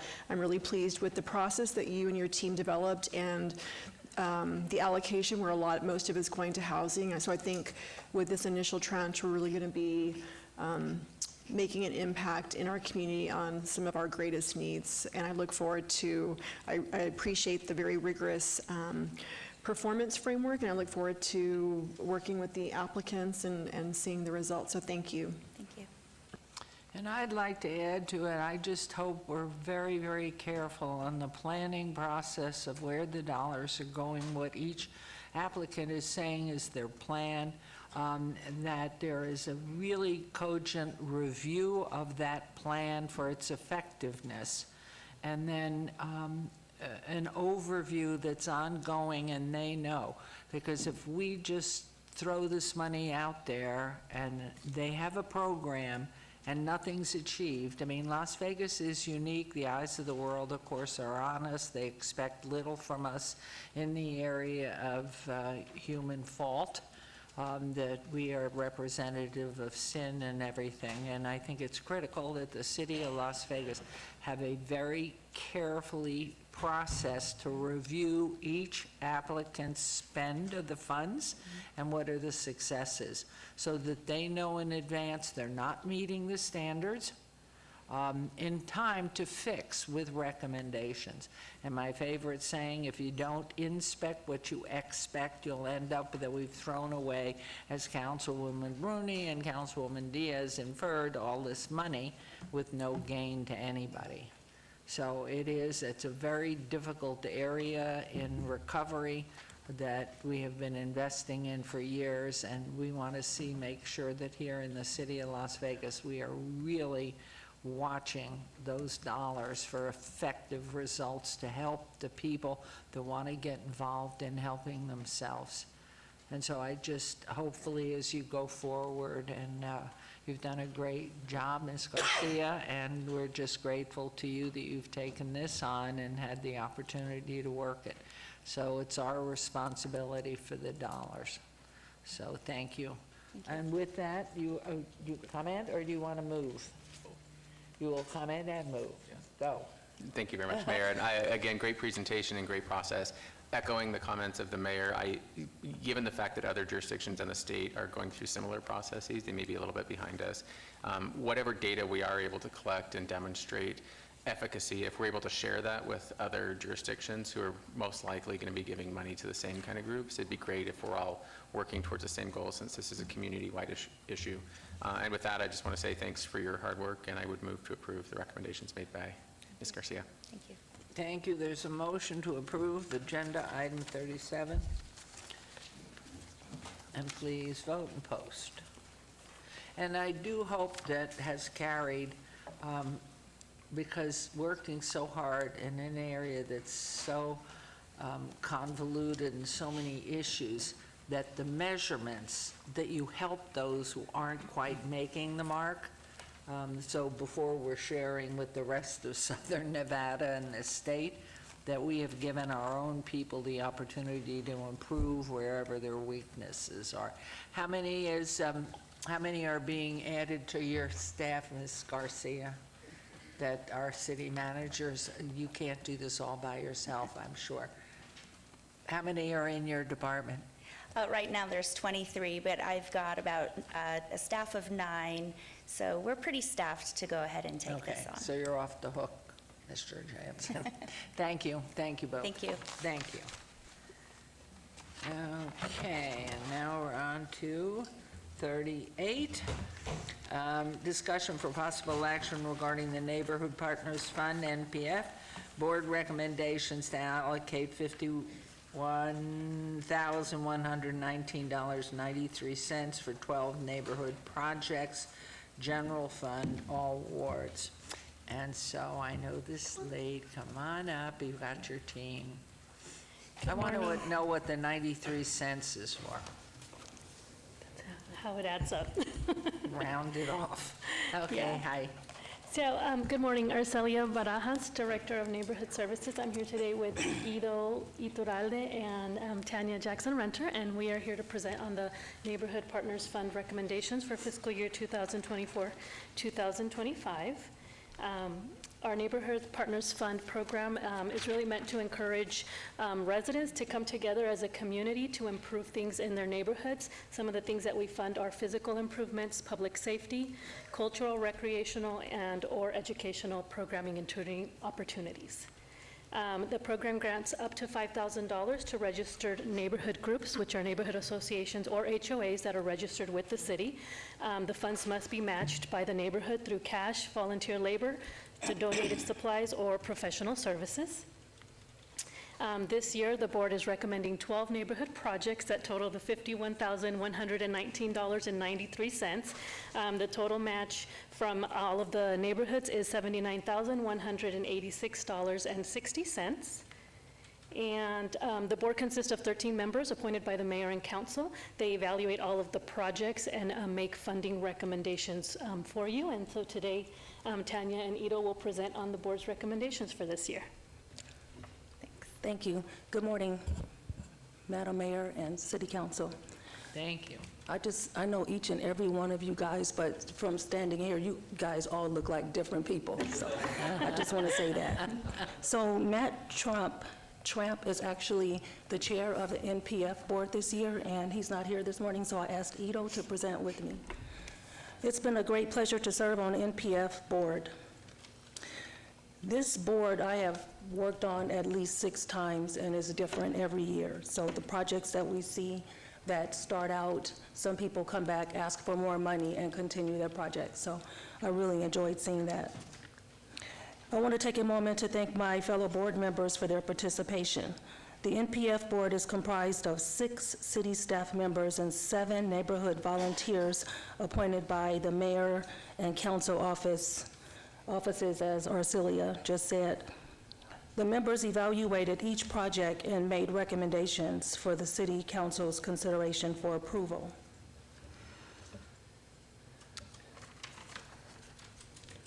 The board members, if you are present, can you please stand?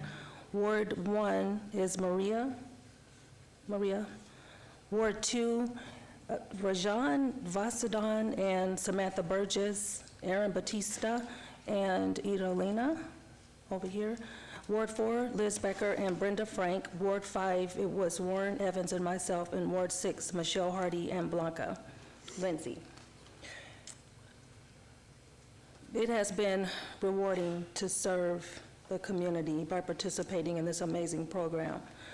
The success of the NPF program requires extensive outreach to the hundreds of neighborhoods within the city of Las Vegas. That outreach requires a well-coordinated effort by neighborhood services, the council offices, and the communications department. The board would like to thank them for promoting this program through emails, social media, ward newsletters, press releases, and meetings with potential applicants. Now I would like to turn the mic over to Idolina Iturralde, Ward 3 member. She's going to present the board recommendations. Ido. Good morning, Mayor and Council. For the record, I'm Idolina. I represent Ward 3 Council Office on the 2024-25 Neighborhood Partners Fund Board. The board recommends 12 NPF projects for fiscal year 2024-2025. The projects generally fall within the following categories with some crossover. We had 8 neighborhood improvement projects, 4 public safety projects, and 7 neighborhood engagement projects. The Neighborhood Partners Fund Board has the following recommendations. For Ward 1, Aurora Top Neighborhood Association was awarded $3,000.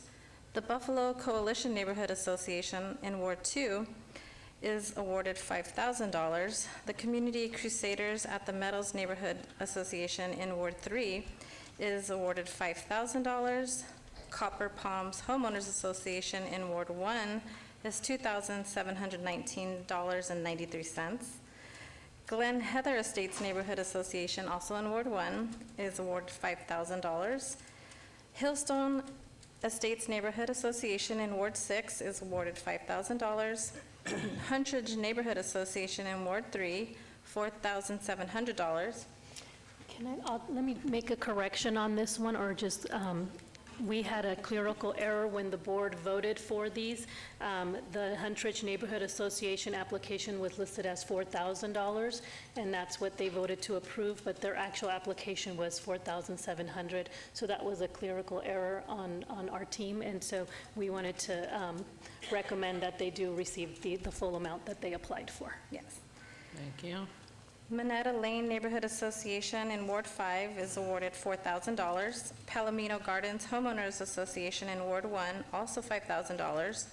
Rainbow Family Park Neighborhood Association in Ward 1, $5,000.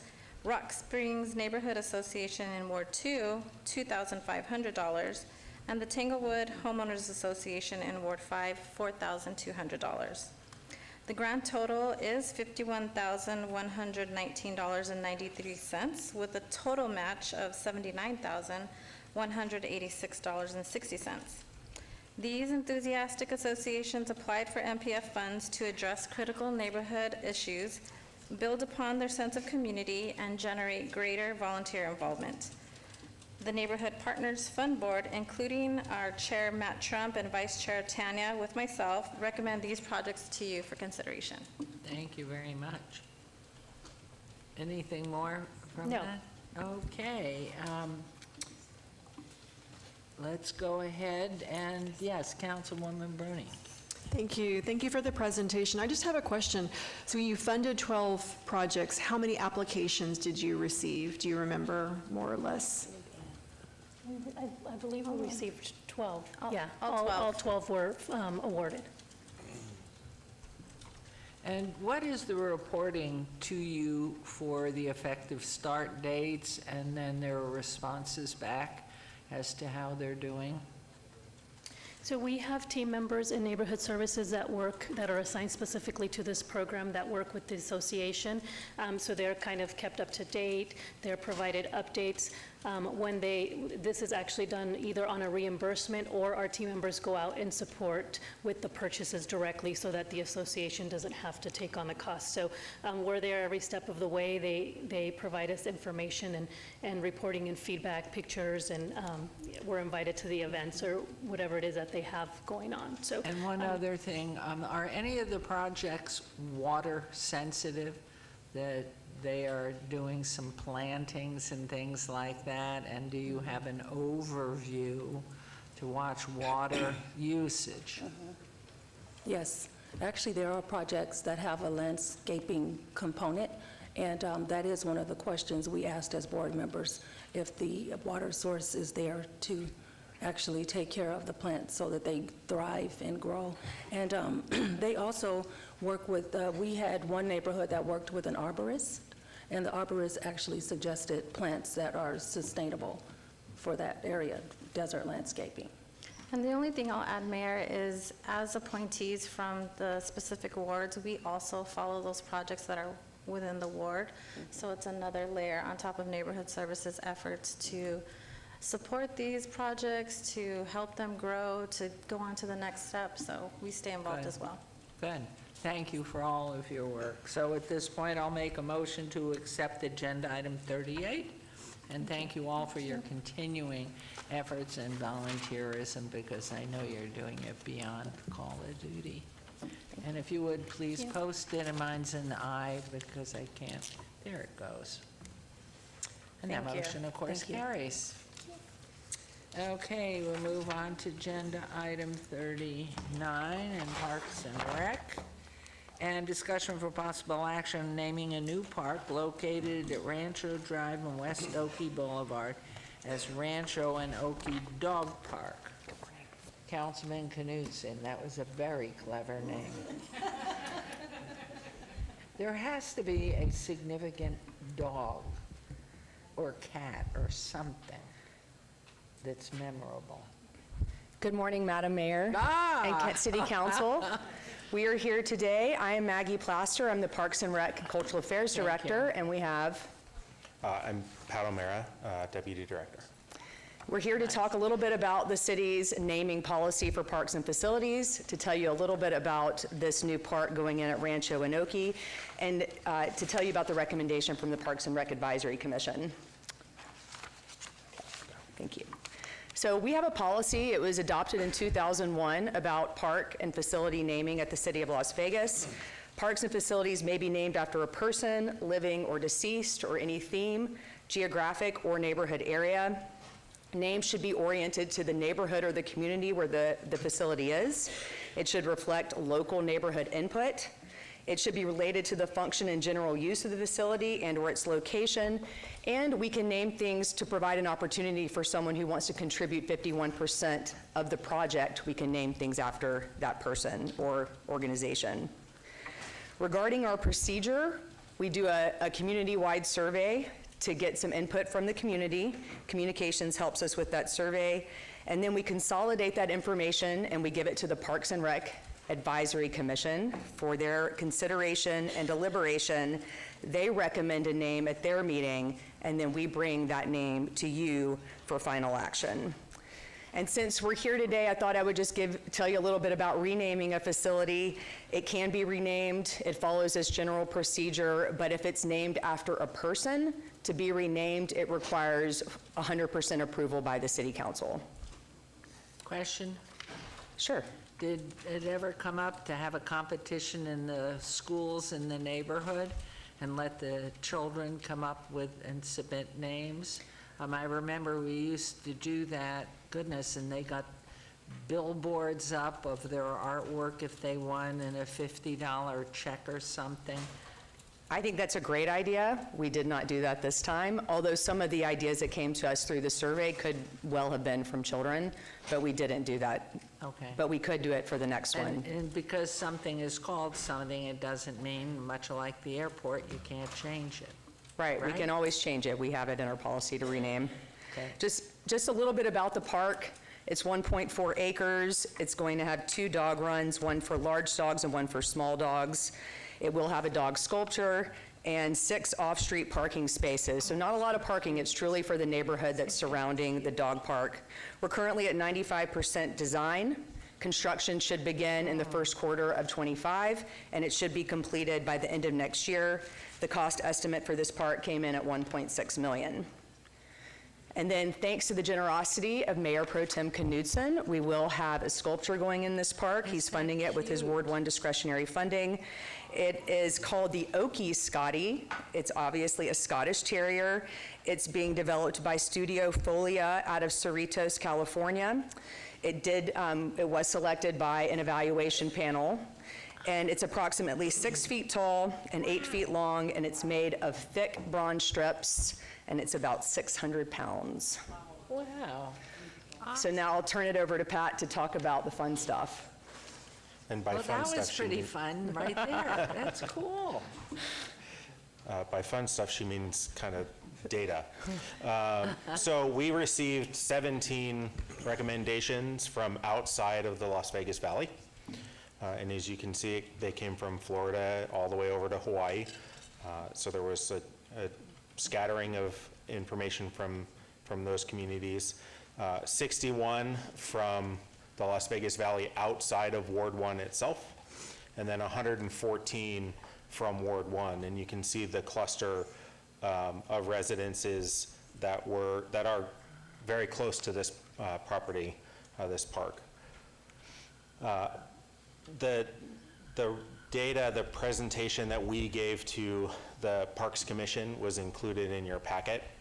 So you see every name that was submitted, and then all the comments that were submitted as well.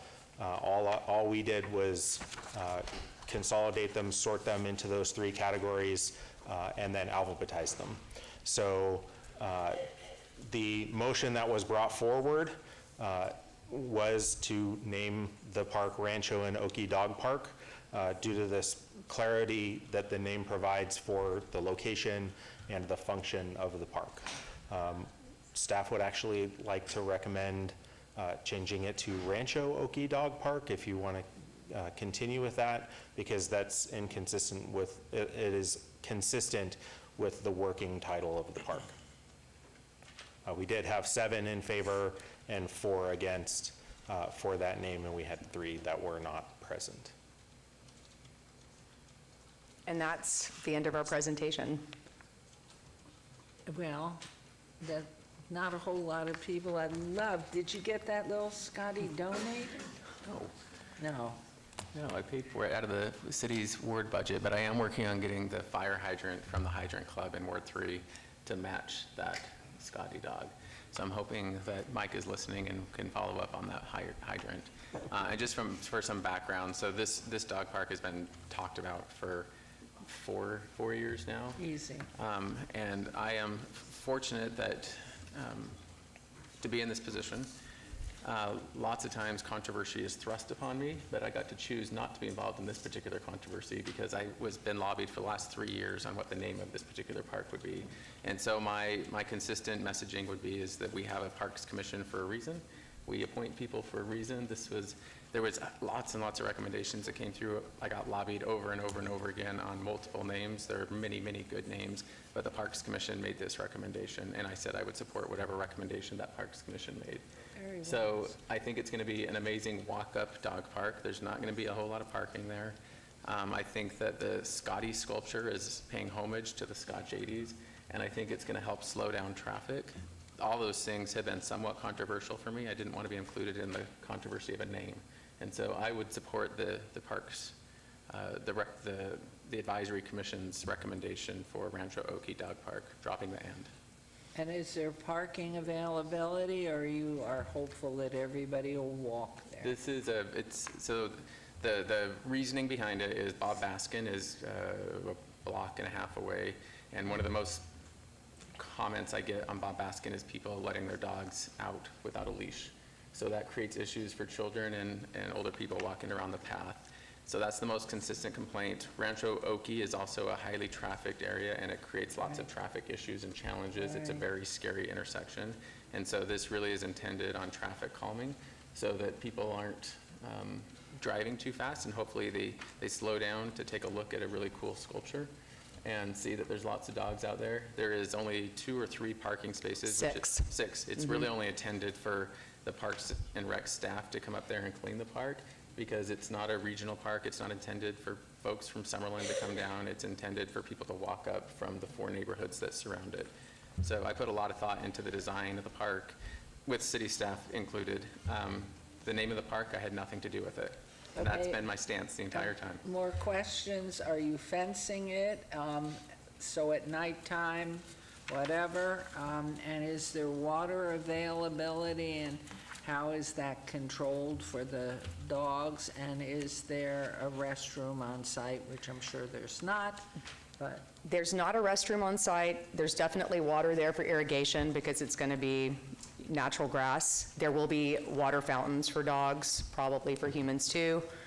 There'll be an agility. knowing that the taxpayers will be paying this in the design of what you've put out there. That you really, and I know the artificial turf doesn't work because it gets so hot with the animals and burn their feet.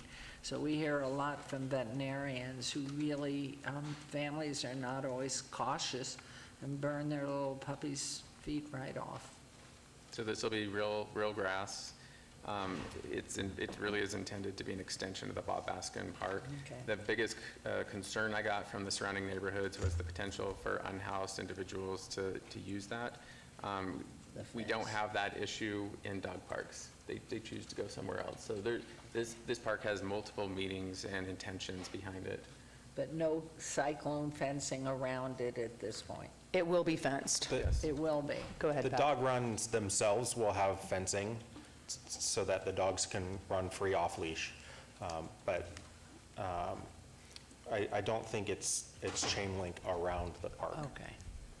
For shutdown, it'd just be open to the public 24/7. I'd actually need to talk with Public Works about the design. I feel like it's fenced. I think that the parking lot is fenced like most of our parking lots in our parks. It would have the same hours that our others parks do and be closed down in the evening. So at this point, the agenda item on us right now is to approve the name. That's right.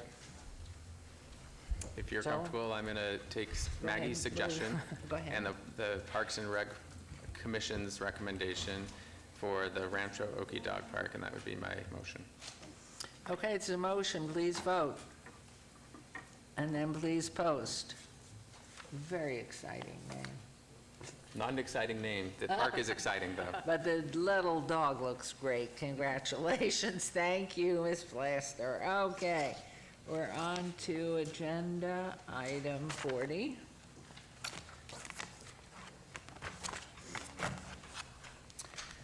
Resolutions, R 39, 2024, discussion possible action regarding a resolution related to a tourism improvement district, TID, and providing other matters properly related thereto for parcels generally bordered by Charleston Boulevard to the south, Union Pacific Railroad to the west, Bonneville Avenue and East Gas to the north, and South Main and South Third to the east.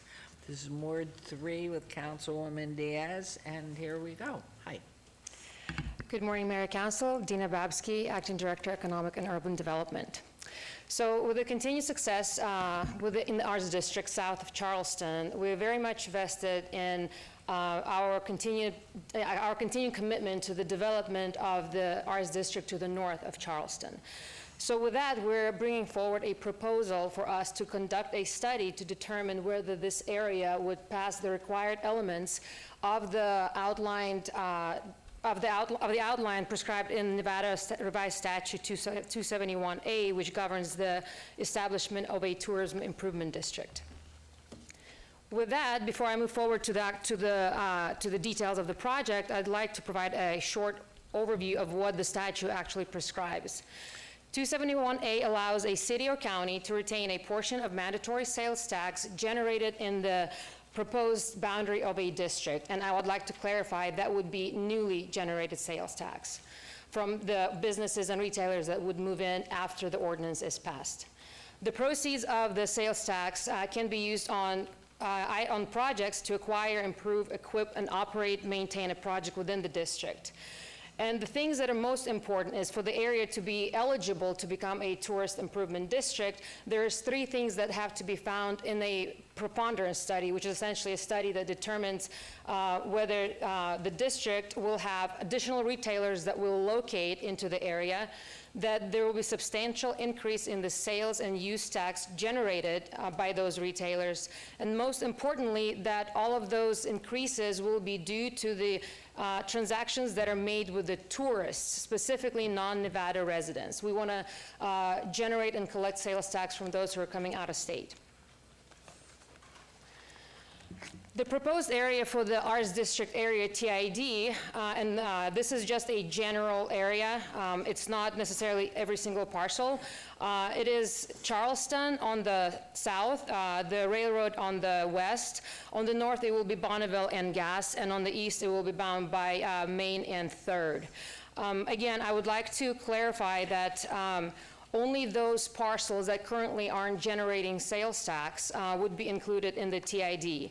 And based on the current reports, it is about 50% of the parcels in the area are vacant, and 40% is bare land. So essentially, there's a lot of opportunity for us to redevelop and attract businesses to the area.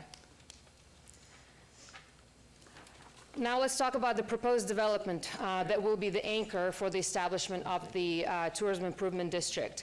We're all very familiar with the Mission Linen Building. It has a long history in the downtown Las Vegas. It has had 3 main linen supply companies that have operated in the building in the 20th century. It has been vacant for a while, and so the project is to rehab the building and have 3 main anchors that will go into it. As you can see, the Evel Knievel Museum, which is currently located in Topeka, Kansas, it was opened back in 2017 and has been a huge success and a tourist attraction for the area in Topeka, is planning to relocate their current location to downtown Las Vegas, specifically in the Mission Linen Building. The museum is currently reporting over 400,000 annual visitors from as many as 70 different countries. So it's going to be a great addition and will have a huge potential to increase that number tremendously. The second tenant in the Mission Linen building will be Heavy Metal Pizza Party, which is a new pioneering concept that would provide a blend of entertainment and culinary delight with arcade drinks and great food. And then lastly, the third tenant is the Mothership Coffee Roasters, and they will have their flagship retail location in the building, and this will also become their primary roasting facility. Here are some beautiful renderings of what the building will look like at completion, inside and on the exterior. As you can see, there's some renderings of the museum with exhibitions, as well as some dining area and external facade. In addition to the anchor project, we expect auxiliary projects to be developed in the Tourism Improvement District. And among those is a new garage. I actually don't even want to call it a garage because it's such a beautiful modern building. So I would say it's a new building that will provide 32,000 square feet of retail, 20,000 square feet of office space, and 887, almost 900 parking spaces, which are so needed in the Arts District, especially to support the Tourism Improvement District if it is approved and moves forward. And Ms. Baskey, if I may, what are the streets that garage? So this would be adjacent to the Mission Linen building. Oh, okay. Yes. We have another project that recently we've been notified that will also be taking home in the area, and I am very excited to move over to the next slide. I feel like I could use a drum roll, but I won't. So we have received a long-anticipated notification from our long-standing partner in downtown, the staple of downtown. And without further ado, I'm announcing formally that the Neon Museum is going to be relocating and expanding their footprint in the downtown arts district as part of this proposed TID redevelopment area. We're so excited, and I'm also very excited to invite to the podium the executive director, Aaron Berger, to make a few more comments because he's also very excited. Thank you so much, Dina. Good morning. Good morning. Good morning. For the record, I'm Aaron Berger. I'm the executive director at the Neon Museum. On behalf of our trustees, it is exciting and it is thrilling and it is humbling to announce that our intention is to relocate the museum to the Arts District as a part of this TID initiative. This is more than just a relocation. This is really a massive, expansive expansion effort, because what drove this decision was capacity. The museum has been able to only show 35% of our collection to the public. More than that, we turned away just last year alone 30,000 visitors from being able to come and experience the museum. So for 3 years, we have been looking for this Goldilocks site, and I am very, very excited to say that we have now not only started conversations with the site that you've just seen, but also started conversations with a second site. So as a result of this, the museum will expand its footprint into the Arts District in 2 separate locations. This will be amongst the buzz of the restaurants, the bars, the attractions, a 15-minute walk to Fremont Street, a 15-minute walk to Symphony Park. This will help draw attractions, more excitement and enthusiasm for the Arts District for the city of Las Vegas. We are incredibly excited to be a part of that. It also will address our capacity issues, because as a result of these 2 separate locations, we will now have 3 times the space that we have now. We will have 80,000 square feet of outdoor exhibition space. We will, for the first time, have 60,000 square feet of indoor space as a result of these 2 programs, 2 sites. We'll be able to do exhibitions, K through 12 programming, adult and senior learning. We'll be able to actually have a maker space where people can come and actually learn the craftsmanship behind neon bending. On behalf of my board and the supporters of the museum, I want to give special thanks to the city of Las Vegas. As Dina said, You have been tremendous partners to us since our inception. I also want to give special thanks to Mike Jensen and really a special thanks to Ryan Smith. Ryan has been with us from day one in this initiative, and he is, I'm sorry he's not here to share in this moment of being able to make this announcement. And just in closing, I just want to say that the museum started as a project out of City Hall. And since that time, we have grown to over 200,000 visitors a year coming to our doors. We are receiving awards on a regional, national, and international basis. And we are incredibly excited to see what the future brings in partnership with the City of Las Vegas. So thank you very much for that. And are you having neon glass blowing? Yes, we will. We will have a maker's space so that, Mayor, I'm expecting you to be our first vendor down there bending glass, showing how it can be done. I know it's a passion of yours, and this city has relied on that for years with YESCO and even our new arches, so this is really incredibly exciting. And to have you moving more into the heart of the foot traffic is simply wonderful. So comments, questions? Yes, Councilman Creer? Thank you. Where is this going now again specifically? So we have, the first site is the garage structure that was shown to you in the slide just a moment ago. What are the cross streets? For the Mission Linen, Coolidge and First, yeah. Thank you. So Coolidge and First, and that's where 80,000 square foot? So what we'll have is two sites. So we anticipate taking the 9th floor of the parking garage, which will be the interior space. That's about 47,000 square feet. And then the top floor, the 10th floor, will provide about 60,000 square feet of outdoor space. Then we have a second site. The second site, we're not able to announce that location just yet, but it is within a 3-minute walk of that initial site. And that will provide about 35,000 square feet of programmable space that we'll be able to use. Okay. And then what's happening to the current site? The current site, we own, the Neon Museum owns a sliver of land that we currently call the Boulevard Gallery. The rest of the land is city property. So that's going to just revert back to the city, and then the city needs to figure out what we're going to do with that particular property. Okay. All right, well, hope it all works out. Congratulations. Thank you very much. Thank you And all. you will be able to get all the donated signage, and I saw you're getting Siegfried and Roy, which is wonderful. But everything that has been forever in storage at the RJ, are you able in this concept to also have storage, or will that go back out to another site until it's prepared? Not the other one you're talking about, Sure. where people can come. So what's exciting about Las Vegas is that it is an ever-changing city, right? Yes. There's never a skyline photo of Las Vegas, because as soon as you print it, it changes.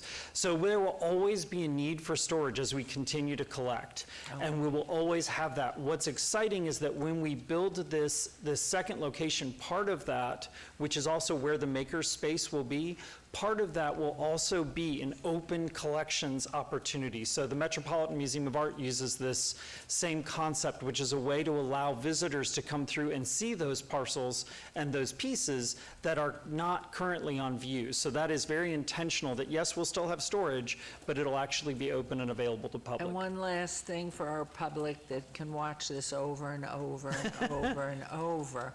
A general timeline for everybody to come down to where you are now. Sure. And what's an estimate of the preparation of sites and all of that, where they will not be coming to the current site?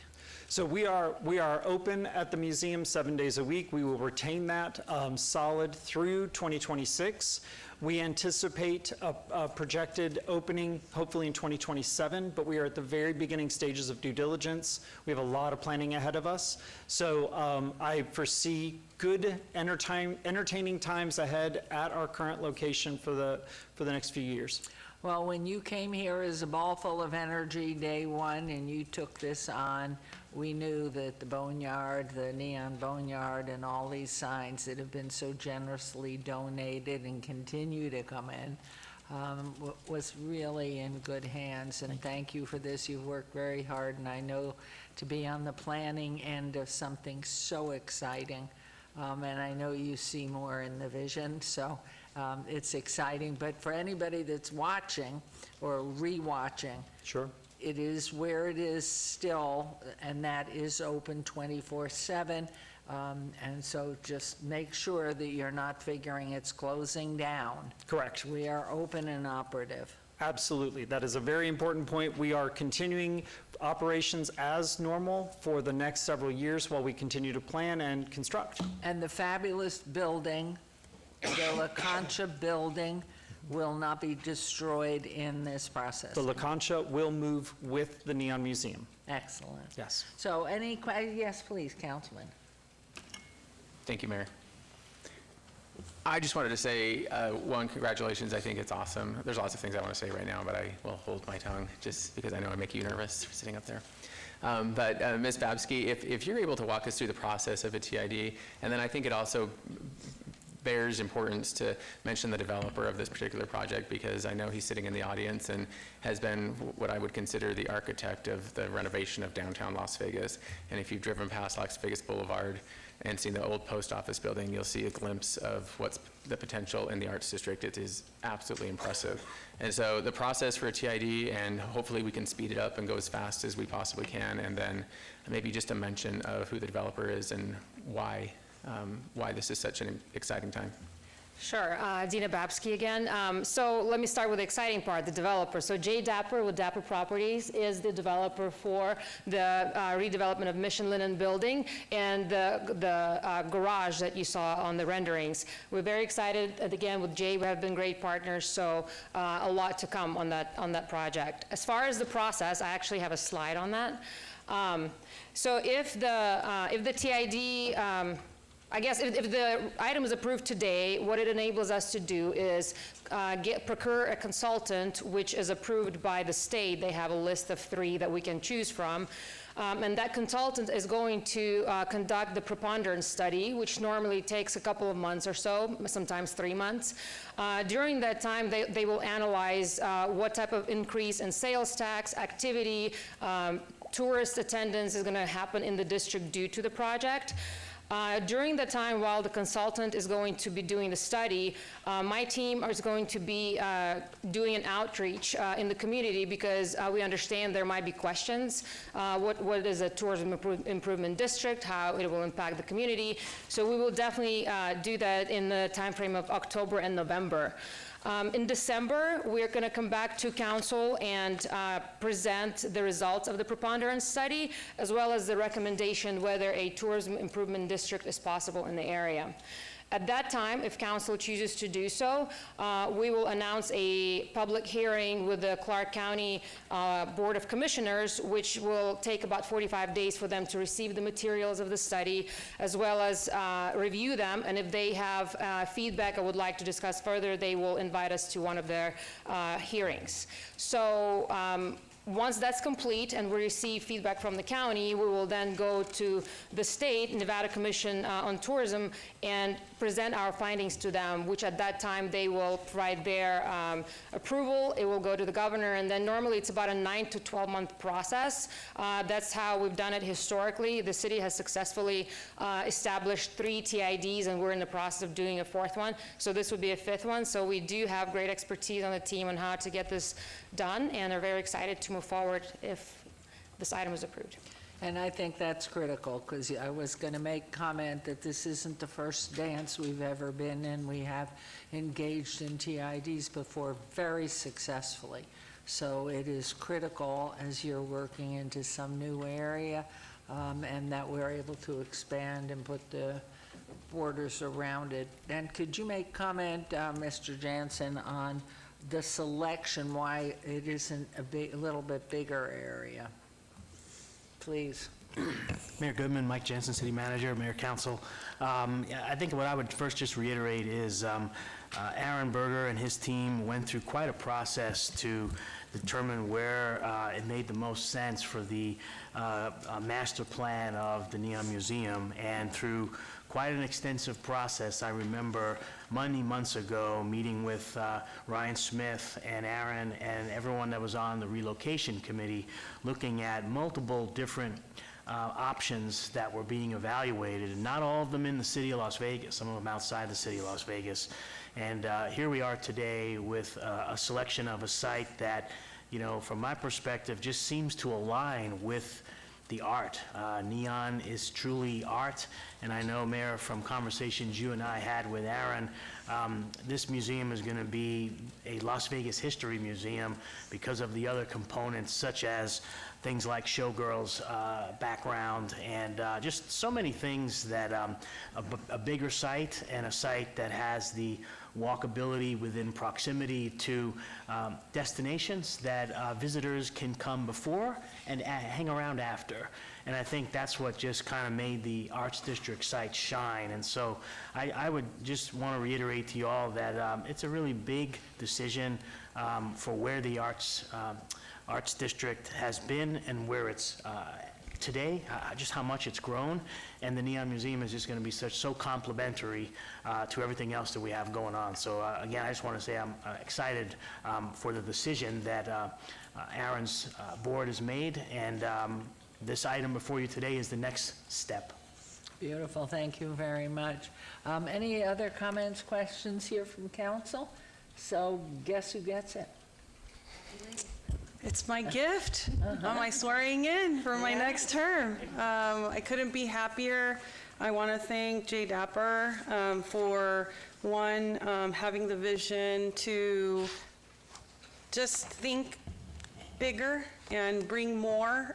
Two, I know there were awesome things coming to Mission Linen, but hearing the news today about the Neon Museum, it's just extra special. It's something that we as a city have really taken pride in and have invested in. And when we were hearing the conversations about the relocation vetting process, I was really nervous about it not staying with us, but it staying with us is a really huge deal. And I think it's gonna be a spark that really ensures that on the north side of the Arts District, things start to happen. And I'm really excited because I've been driving on Commerce on the north side of the Arts District, on the other side of Charleston, just wanting to see more things flourish and be opened and activate. And I know that this is going to be that spark that activates the future of that adjacency. So couldn't be more excited about that. We just heard that 40% of this footprint is bare land, so there's so much to do, so much more to grow. And with that, I am going to approve the resolution for this Tourism Improvement District, Agenda Item 40. Thank you to the Neon Museum and especially to Jay Dapper for this vision. Okay, there's a motion on Agenda Item 40. Please vote and please post. And that motion carries. Thank you, Ms. Babsky. Okay, we'll move on to Agenda Item 41, Boards and Commissions, discussion for possible action regarding the appointment and nominee, Mrs. Susan Knights Lee, to the Board of Directors of the City Parkway 5, Inc., Las Vegas Medical District Corporation, Las Vegas Economic Recovery Corporation. Procedure for the boards is appointment by the City Council, which will fill vacancies created by the retirement of Gary Ameling, and Economic Urban Development Department recommends approval. So I am going to move those appointments, and I must say this is a time to thank both Mr. Ameling for these years of service that he's been, but we'll talk about that later. And so there is a motion, please vote, and I'm going to say one thing when the posting comes up. Congratulations, Mrs. Heisley. Thank you. We appreciate your service and coming on this, all of this. And we'll move on to Agenda Item 42, discussion for possible action regarding the appointment and nominee Larry Blackman to the Southern Nevada Regional Housing Authority. Procedure for the board is appointment by the city council, which will fill the unexpired term of Valerie Craig, who moved. After interviews, the SNRHA recommended appointment of the top scoring individual, which is Mr. Blackman, and so I move that appointment. And if you will please vote and then post.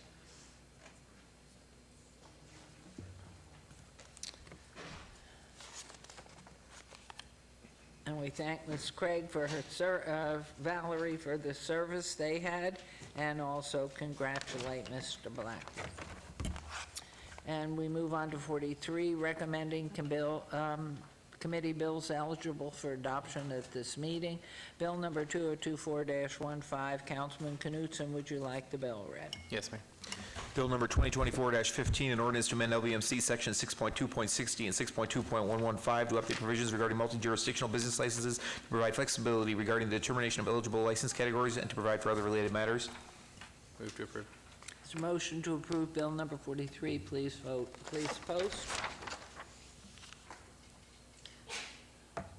Motion carries. We'll move on to 44. Councilman Knutson, would you like the bill read?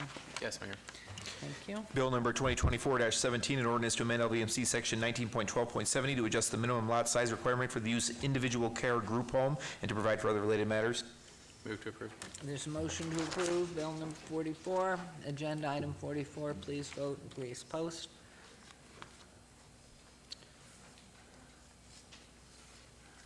That motion carries. We'll move on to 45. Mayor Pro Tem, would you like the bill read? Yes, Mayor. Thank you.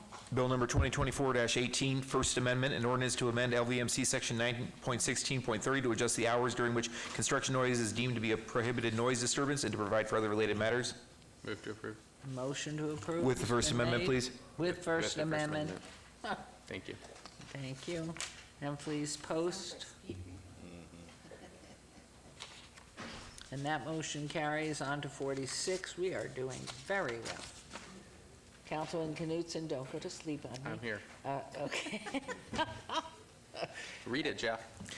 Bill number 2024-19, an ordinance to amend various provisions of the Unified Development Code, LVMC Title 19, to establish provisions pertaining to residential tiny houses in accordance with state law, and to provide for other related matters. Move to approve. Motion to approve on 46. Please vote and please post. And we're on a roll, only 2 to go. That motion carries. Number 47. And Councilman Knutson, would you like this bill read? Please do. Please. Bill number 2024-20, an ordinance to update LVMC section 19.17.80 regarding height bonus incentives to include the T4M and T5N transect zones, which zones were inadvertently left out of the initial adoption, and to provide for other related matters. Move to approve. And the final one to approve. There it is. There's a motion to approve. Please vote and please post. And that motion carries. And in 48, recommending committee bills eligible for adoption later meeting. Item number 48, bill number 2023-20 will be heard at a later meeting. And we are moving into new bills. Items number 49 and 50, bills number 224-21 and 22 will be heard at recommending committee meeting Monday, August 5th, 2024. City Attorney, please read the new bills. If I can, Mayor, I'm going to pass those on to our second half of the summer extern, Max Abe, who's a graduate of Coronado High and is currently at Boyd going into his third year of law school. And he went to Southern Methodist in Dallas for his undergrad, and he's going to read the 2 new bills. Go ahead, Max. Go, Max. Thank you, Mayor. Bill number 2024-21, an ordinance to amend various provisions of LVMC Title 19 Unified Development Code to amend regulations governing commercial and industrial uses, including consolidation of uses and other adjustments, and to provide for other related matters. Well done, you're hired. Okay, go. One more after that. New bills, number 24-21 and 22, you're going to read 22? Yep. Yes, ma'am. Bill number 2024-22, an ordinance to adopt prohibitions and limitations regarding the purchase of scrap metal consistent with and supplementary to state law on the subject, and to provide for other related matters. Good. Get the copy, right? Okay, these new bills, 2024-21 and 22, are assigned to the August 5th, 2024 recommending committee members, Councilman Knutson and Councilwoman Seaman and Polensky, if any so designated, are unable to attend. The clerk's office will coordinate finding substitutes as necessary at my direction. Will do. Thank you so much. And we are moving on to, yes, item 51. Item number 51 through 52C are on the consent agenda, are considered to be routine or recommended for approval by the Department of Community Development. Mayor Pro Tem, may I have a motion to approve this consent agenda? Move to approve the consent agenda. Thank you very much. Please vote and please post. Okay, so we are going to have a recess at some point, but I haven't gotten there yet. And so we're on to 53, right? Okay, items number 53 through 61 may be considered in one motion, one vote, as they are routine items with no condition changes. Any person representing an application or a member of the public or member of the council not in agreement with the conditions, all standard conditions for the applications recommended by staff, should request to have that item removed from this portion of the agenda. Number 53, 240232 RQR1, applicant Robert R. Black, senior owner, 3RPM3 LLC, on a required 5-year review of previously approved special use permit U007495 for a 40-foot tall, 14-foot by 48-foot off-premise sign, not qualifying as a city communication sign on .88 acres at 7200 West Lake Mead Boulevard, C1 Limited Commercial Zone, Ward 1, Councilman Knutson. Number 54, 240236 RQR1, applicant Robert R. Black, senior owner, Rebel Land and Development LLC, and a required 5-year review previously approved variance V0043-96, 40-foot tall, 14-foot, 48-foot off-premise sign on .90 acres at 901 North Buffalo Drive, C1 Limited Commercial Zone, Ward 2, Councilman Seaman. Number 55240175 SUP1, applicant Inchun Lee, owner CIM 116 North 3rd LV LLC, on a land use entitlement project request, proposed 8,526 square foot alcohol on-premise full use with 353 square foot outdoor patio at 116 North 3rd Street, C2 General Commercial Zone, Ward 5, with Councilman Creer. Number 56 240187 SUP1, applicant Aesthetic Black Tattoo, owner Diamond Creek Holdings LLC, Series 3, on a land use entitlement project request for a proposed tattoo parlor body piercing studio use at 3650 North Rancho Drive, Suite 103, C2 General Commercial Zone, also in Ward 5, with Councilman Creer. Number 57240191 VAC1, applicant owner Taylor Morrison, Nevada LLC, land use entitlement project request for petition to vacate a portion of public right-of-way, Sky Vista Drive, approximately 480 feet north of Sandstone Rise Drive, Ward 2, Councilwoman Seaman. Number 58240199 SUP1, applicant Hang Chang LLC, owner Grand Canyon Village LLC, on a land use entitlement project request for a proposed 2,400 square foot tavern alcohol on-premise full use within a proposed restaurant, 9570 West Sky Canyon Park Drive, PD Plan Development Zone, CC, Community Commercial Grand Canyon Village, Special Land Use Designation, Ward 6, with Councilwoman Bruni. Number 59, 240217 SUP, applicant Audrey Andrade, owner Cannon Real Estate LLC, on a land use entitlement project request for a proposed tattoo parlor body piercing studio use at 5900 West Charleston, Suite 3, C1 Limited Commercial Zone, Ward 1, with Councilman Knutson. Number 60, 240220, applicant Bridge Counseling Associates, owner James Mark LLC et al., on the following land use entitlement projects. Request .69 acres, 415 South 6, C1 Limited Commercial Zone, Ward 3 with Councilwoman Diaz. 60A, 240220, WVR1 waiver to allow 12 additional parking stalls where 42 additional parking stalls are required, and to allow 1 additional handicap parking stall where 3 additional handicap stalls are required for a parking impaired development. Number 60B, 240220, SUP1, special use permit, proposed facility to provide testing, treatment, or counseling for drug, alcohol abuse use. And 61 is 240234, SUP1, applicant Norms Restaurant LLC, owner Westland Fair LP, on a land use entitlement project request for proposed gaming establishment, restricted use, 1 to 5 machines, with a waiver to allow a 66-foot distance separation from a church, house of worship, and a 359-foot separation from a school and individual care where 400 feet are required at 4605 West Charleston Boulevard. That's C1 Limited Commercial in Ward 1 with Councilman Knutson. Planning Commission and staff recommend approval of all items. These are public hearings which I declare open. Is there anyone wishing to be heard on items 53 through 61? Hearing and seeing none, I'll close the public hearing. Mayor Pro Tem, may I have a motion for the one motion, one vote items? Move to approve. Thank you. He has then moved to approve, so please vote on the motion and post. And that carries.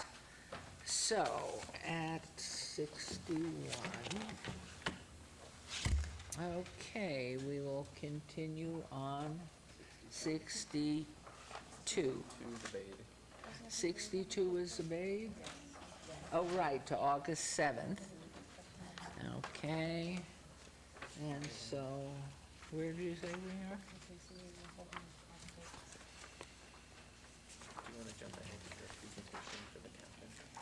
Oh, yes. Which number is he? Okay, let's pull forward number 67 for our wonderful law enforcement. And, okay, so don't let me get lost. Get me back where I need to get to. Yes? Okay, this is our presentation, report and presentation. Report by the Office of the City Attorney, Department of Public Safety regarding an overview of the Order Out Corridor Ordinance, including data and statistical information since its inception, wards 3 and 5, Councilwoman Diaz and Councilman Creer. And Good morning, Mayor. Jeff Dorkak, City Attorney. For the record, I'm joined by Assistant City Attorney Carly Helbert from our Criminal Division, Captain Adam Seeley from DTAC, and of course our own Chief Jason Potts. We wanted to provide the council, as promised, with an update on the Order Out Ordinance, which the council unanimously adopted last November 15th, 7-0, unanimous.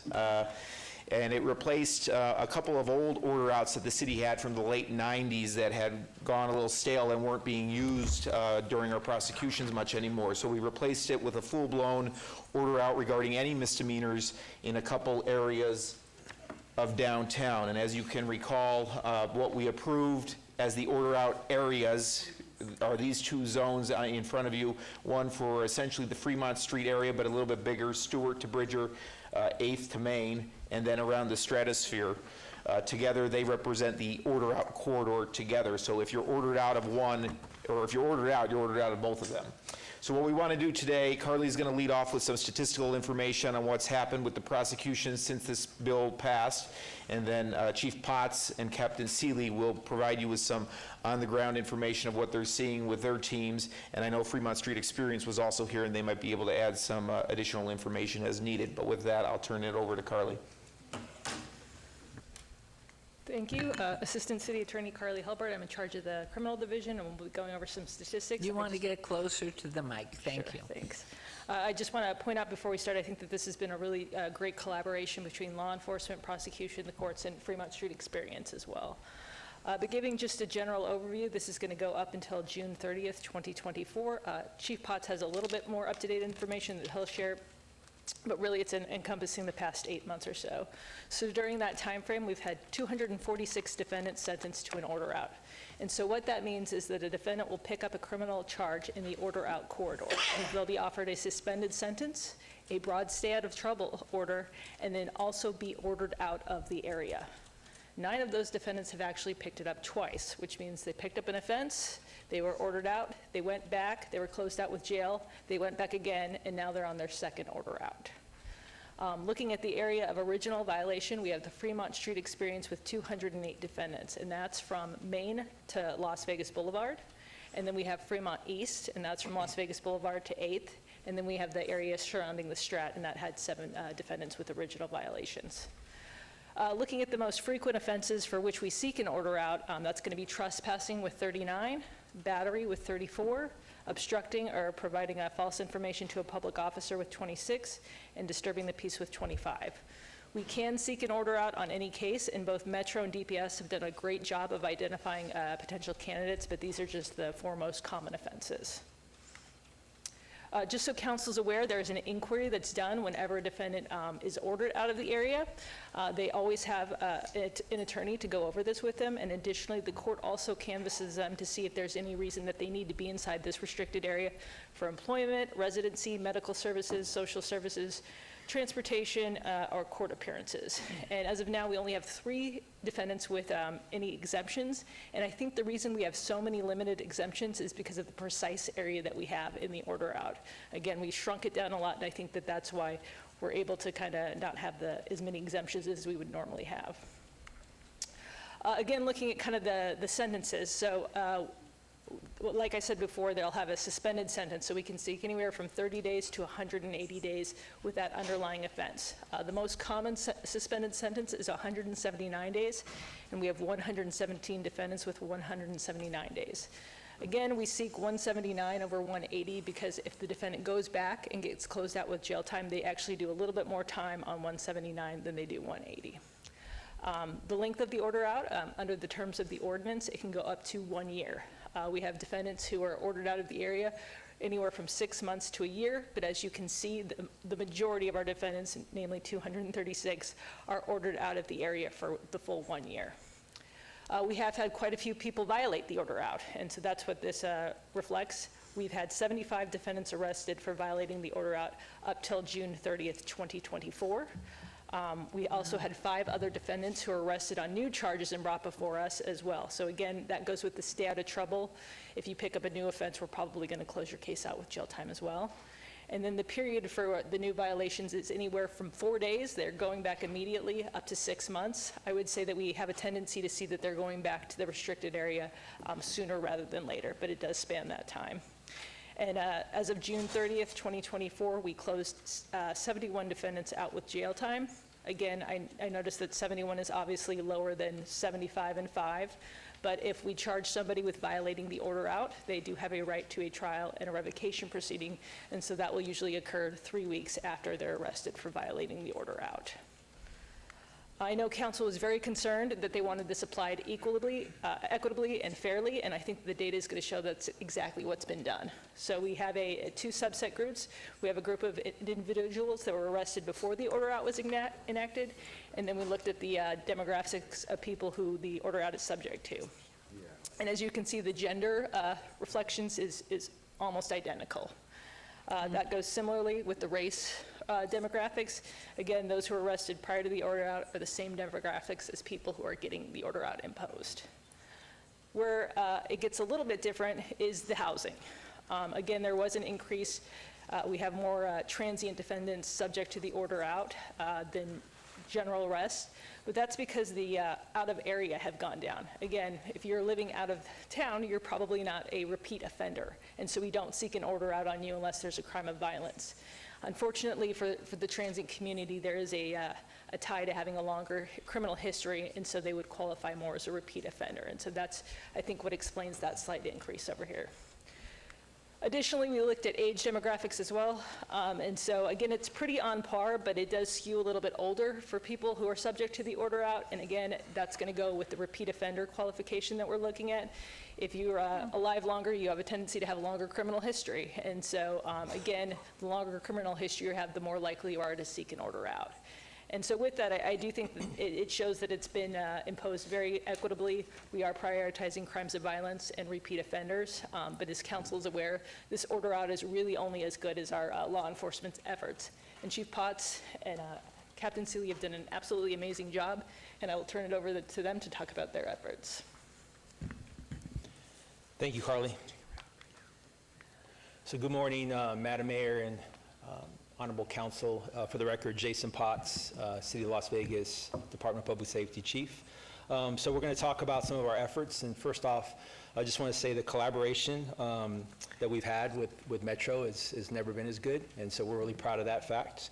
It's been a much more unified approach, especially with Fremont Street substation. So we're able to share some of our hot people and some of those chronic offenders that we talked about earlier. And that approach also includes better interoperability.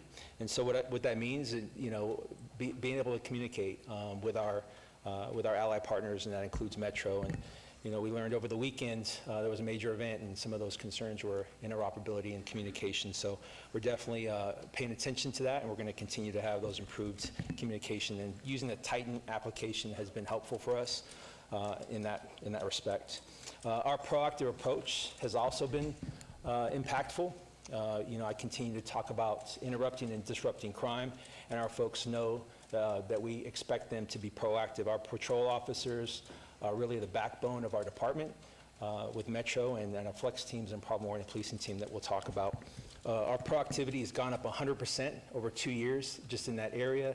In the last year, year over year, we're at 53% increase in our outputs, which is our arrests, citations, and contacts. And we know that we can't arrest our way out of crime, but we know that our outcome is it's improved crime and disorder. And we're happy to say that in the last 18 months, we haven't had a shooting in the pedestrian mall. So I'm going to knock on wood, putting that out in the universe, and that's really a testament to the fabulous work of the Las Vegas Metropolitan Police Department and Captain Seeley and the efforts of our fantastic sheriff and his leadership team as well. So the Flex team was created about a year and a half ago. That's really our proactive team to really go after violent crime. It's a team of 5 now with a sergeant. We're happy that they are actually getting after it. They've arrested 65 individuals, not just on Fremont Street, but some of our urban parks for guns. And that's how you impact violent crime, is taking guns off the street for folks that are prohibited from possessing them. And then our problem-oriented policing team, we're proud of that. That team is a team of 2. They enhance the backbone of patrol, which is our patrol officers. They look at the underlying causes of crime, and that's really looking at relationships, friendships, and partnerships with our business owners. And they've been wildly successful, and we're looking to expand them a bit more, and hopefully going to have them expanded in August and September. And we're happy to do that in the Arts District, so that's going to be a big deal for us. And then, of course, K9 Scarlett, she couldn't make it. She was sleeping in, so she's going to be ready to go this afternoon with Sergeant Belcher. And we're proud of those efforts with Sergeant Belcher and Lieutenant Mullins, Sergeant Japolian, and Sergeant Arvanites, and they're leading those efforts with our POP team and our flex teams. And then just visibility. We know that visibility is the name of the game. It really is. We want our folks out there preventing crime and deterring crime, and that's with Scarlett. That's with our folks being out there. We're actually thankful to Jack and his team, the Las Vegas Community Court Marshals, for helping us out as well. We've had Clark County School, and Chief Black Eye and his team also helped contribute to public safety out there. And so the order out violations, we're upwards of 81 now. We've gotten a good majority of those order outs with our team. And again, we're just grateful to the sheriff and Captain Seeley and all his great work. And with that. Good morning. I'm Captain Adam Seeley from Downtown Area Command. I've been the captain of Downtown Area Command since March of this year, and that's been my exposure to Order Out thus far. The first thing that I want to say is I do believe that this is impacting our violent crime in those two corridors, and those are the statistics that I'm going to share with you today. Any crime-fighting strategies that I've come up with for those areas, I've been able to directly implement the Order Out, this program into those strategies. So the first statistic here we have is for the Fremont area, and it's directly related to aggravated assaults. And what an aggravated assault is, it's a violent felony committed against a person, often with use of a weapon. It can be bare hands, but oftentimes we see those crimes with a weapon where they're receiving substantial bodily injury. So we're talking about life-changing injuries and the victimization of individuals in that specific area. And what I specifically want to stress, the significance of this, is the fact of the matter is we're talking about less victims of crime. We've seen a reduction of 10% less victims of crime specifically in that Fremont corridor since the implementation of Order Out. Moving on to the Strat corridor, this is an astonishing statistic for that area. And I do believe it is a result of the partnership and the policing that we've been doing in both areas, and the fact that we've been able to have less victims of crime in both areas. The last thing I'd like to close with is the feedback that I've received from my station, my entire leadership team, and all 157 police officers at Downtown Area Command. They also support this. It's made policing for them in those areas easier for them.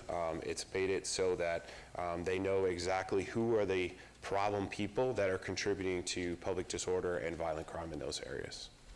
Thank you. Absolutely awesome. We can't tell you how supportive we are of this, and wondering if you think the borders are sufficient, or they should be changed and enlarged in a larger area.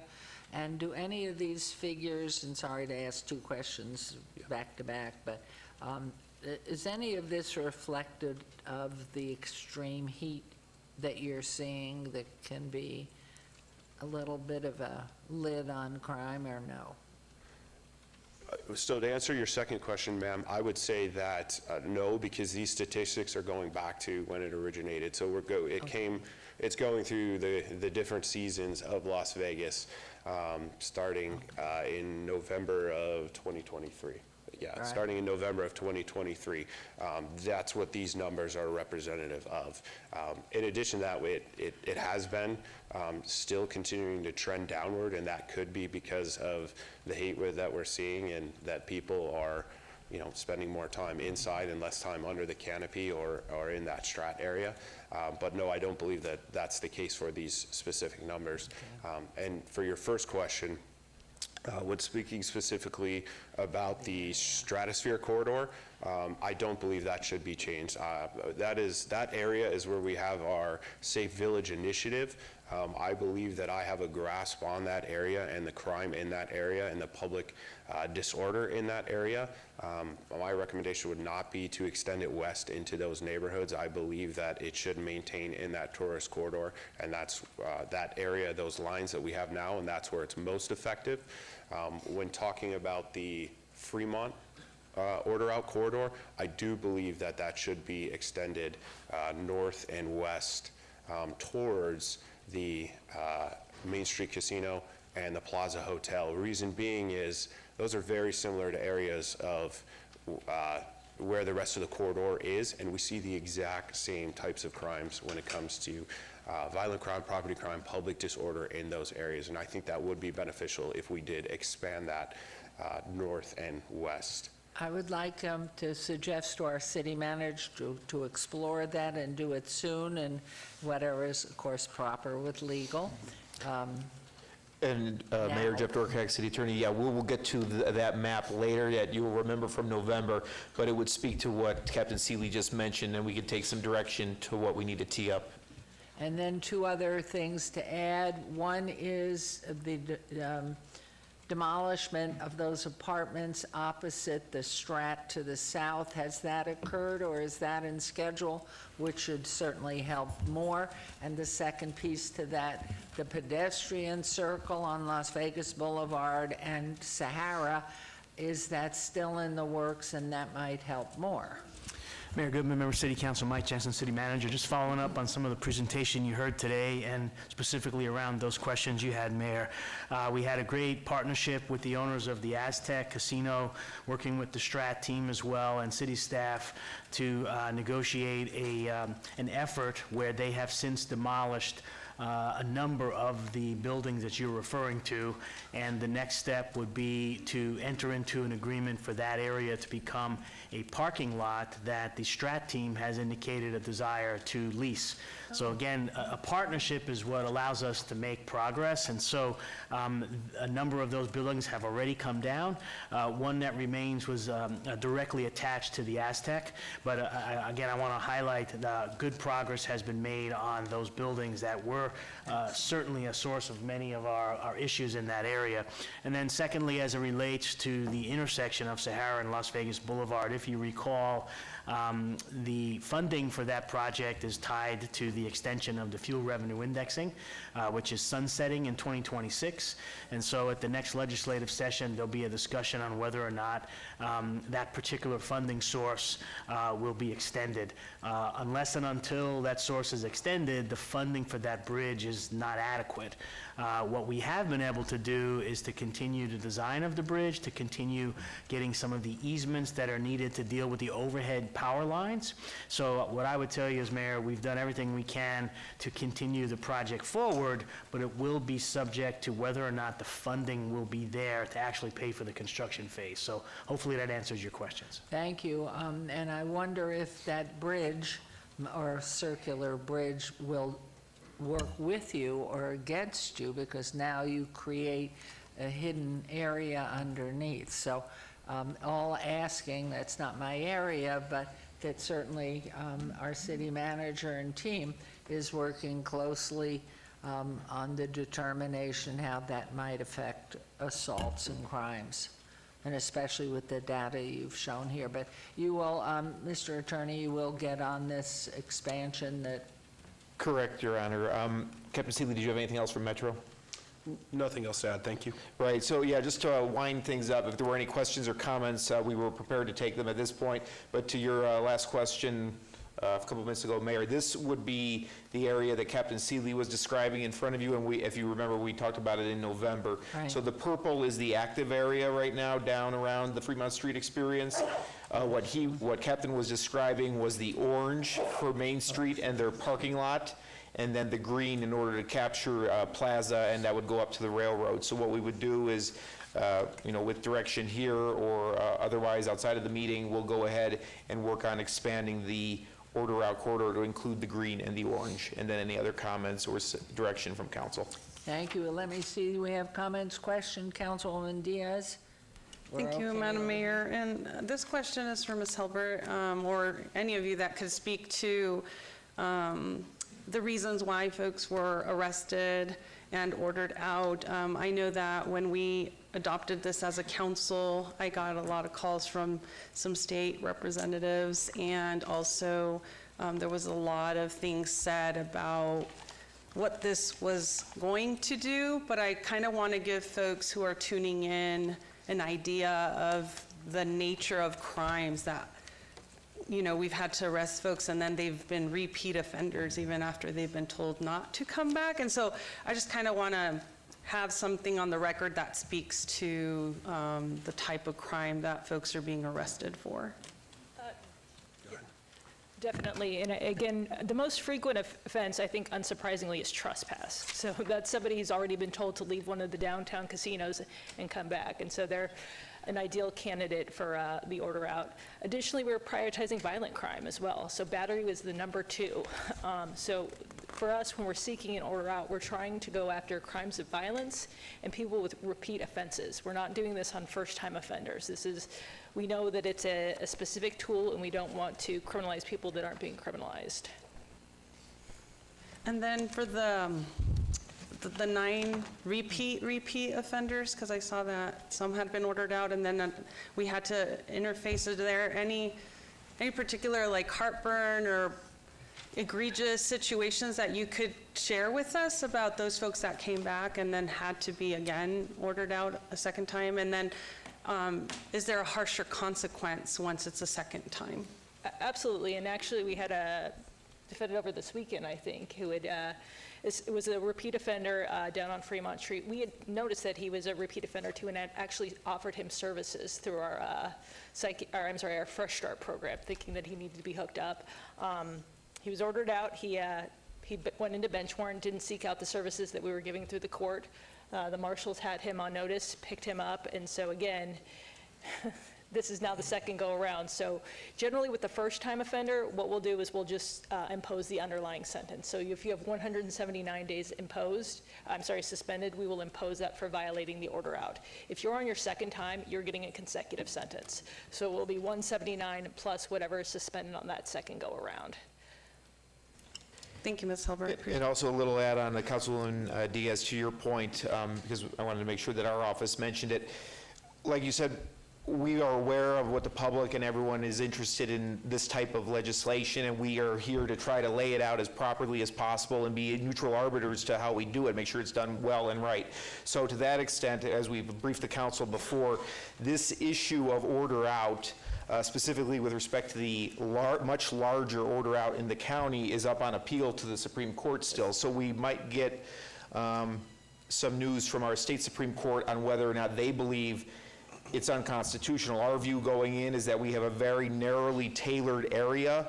The people who are ordered out can still move freely outside of those about 40, 70 acres worth of property, and that's the main constitutional issue that they would be challenging. But we'll be cognizant of what the courts tell us that we are allowed and not allowed to do. But at this point, this is withstood the case law, and we just wait to hear back from the Supreme Court on it. And as Carly pointed out, we're working with our law enforcement partners on the enforcement part and to make sure we do the prosecutions correctly. Any other comments, questions? And I did want to ask Mr. Simon if he could tell us, I know that we've had so many conversations over since he arrived about the need on Fremont Street, and I just would love to hear what you're seeing and what you're feeling and what you're hearing back from your security team. Sure. Andrew Simon, President and CEO of Fremont Street, for the record. This has been an essential tool for us on Fremont Street. First of all, I want to thank the mayor and the city council for voting this through, having a substation on Fremont Street. We've been proactive to really address crime in Las Vegas. If you look at the nation as a whole, we are the only city pre-pandemic to come back to the visitation levels, the only city in the United States to be above where we were in 2019. A big part of that is because of the work you've done. We have public safety downtown. We've made it a safer corridor. We've invested in the police station. We've invested in the order out. If you look at these statistics, if you annualize them, 43% of the people who were ordered out are going to come back and were rearrested for doing something again. The only thing they had to do was not come to 6 blocks, and they come back to commit another crime. So to me, this is a huge tool and a huge part of public safety. Number one, it affects our employees as well. For the Fremont Street security, to your question, Councilwoman Diaz, our people for years have been seeing the same people day after day, same issues, same crime, and then they just come back, right? They're there the next day. So for me to even retain employees and tell them, hey, we're gonna do something this time, this has been a huge bonus for us to have, that our friends at Metro and Marshals have been able to have some tool to enforce against. To be a value added, then your presence isn't gonna be tolerated, and I think that is super important for everyone, for tourists, for the workers in the space, for us locals who want to go patronize also and give some love to Fremont East. So thank you so much, and I'm really, really happy to hear that it's working out the way that we wanted it to. So unless, yes, Councilwoman Bruni, please. Thank you, Mayor. I have a couple of questions. Earlier today, we discussed our opioid settlement funds and investing in organizations that provide substance abuse treatment, et cetera. This question, I guess, is for Metro and Chief Potts. When you arrest somebody, do you record, whether you think they're under the influence of drugs or alcohol? And so if you do, what percentage of the folks that you've had contact with under the order out appear to have substance or be affected by substance abuse? Adam Seeley, Captain of Downtown Area Command. So I don't have the statistic offhand of what percent of individuals that are arrested by the order out are under or using any kind of substance. But what I can tell you, as individuals are contacted, police officers are trained to recognize the symptoms of somebody that may be experiencing a medical crisis or substance abuse, and there are procedures and protocols in place where medical attention is summoned if those things are identified. Okay.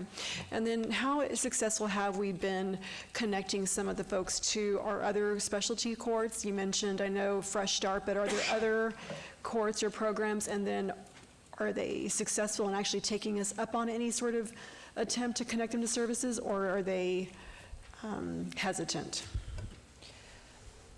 So we recognize that just putting somebody in jail isn't necessarily going to be the end-all solution. And so when we identify a defendant that would be appropriate for our specialty courts, we do our best to try to refer them for services. If for nothing else, too, they're just monitored more closely as well.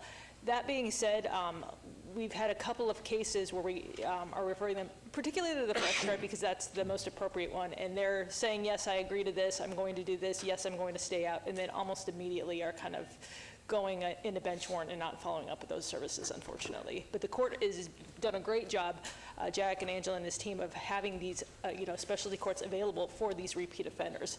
But ultimately, it's up to the offenders to take advantage of the programming. Okay, yes, Councilwoman Polanski. Thank you, Madam Mayor, I appreciate it.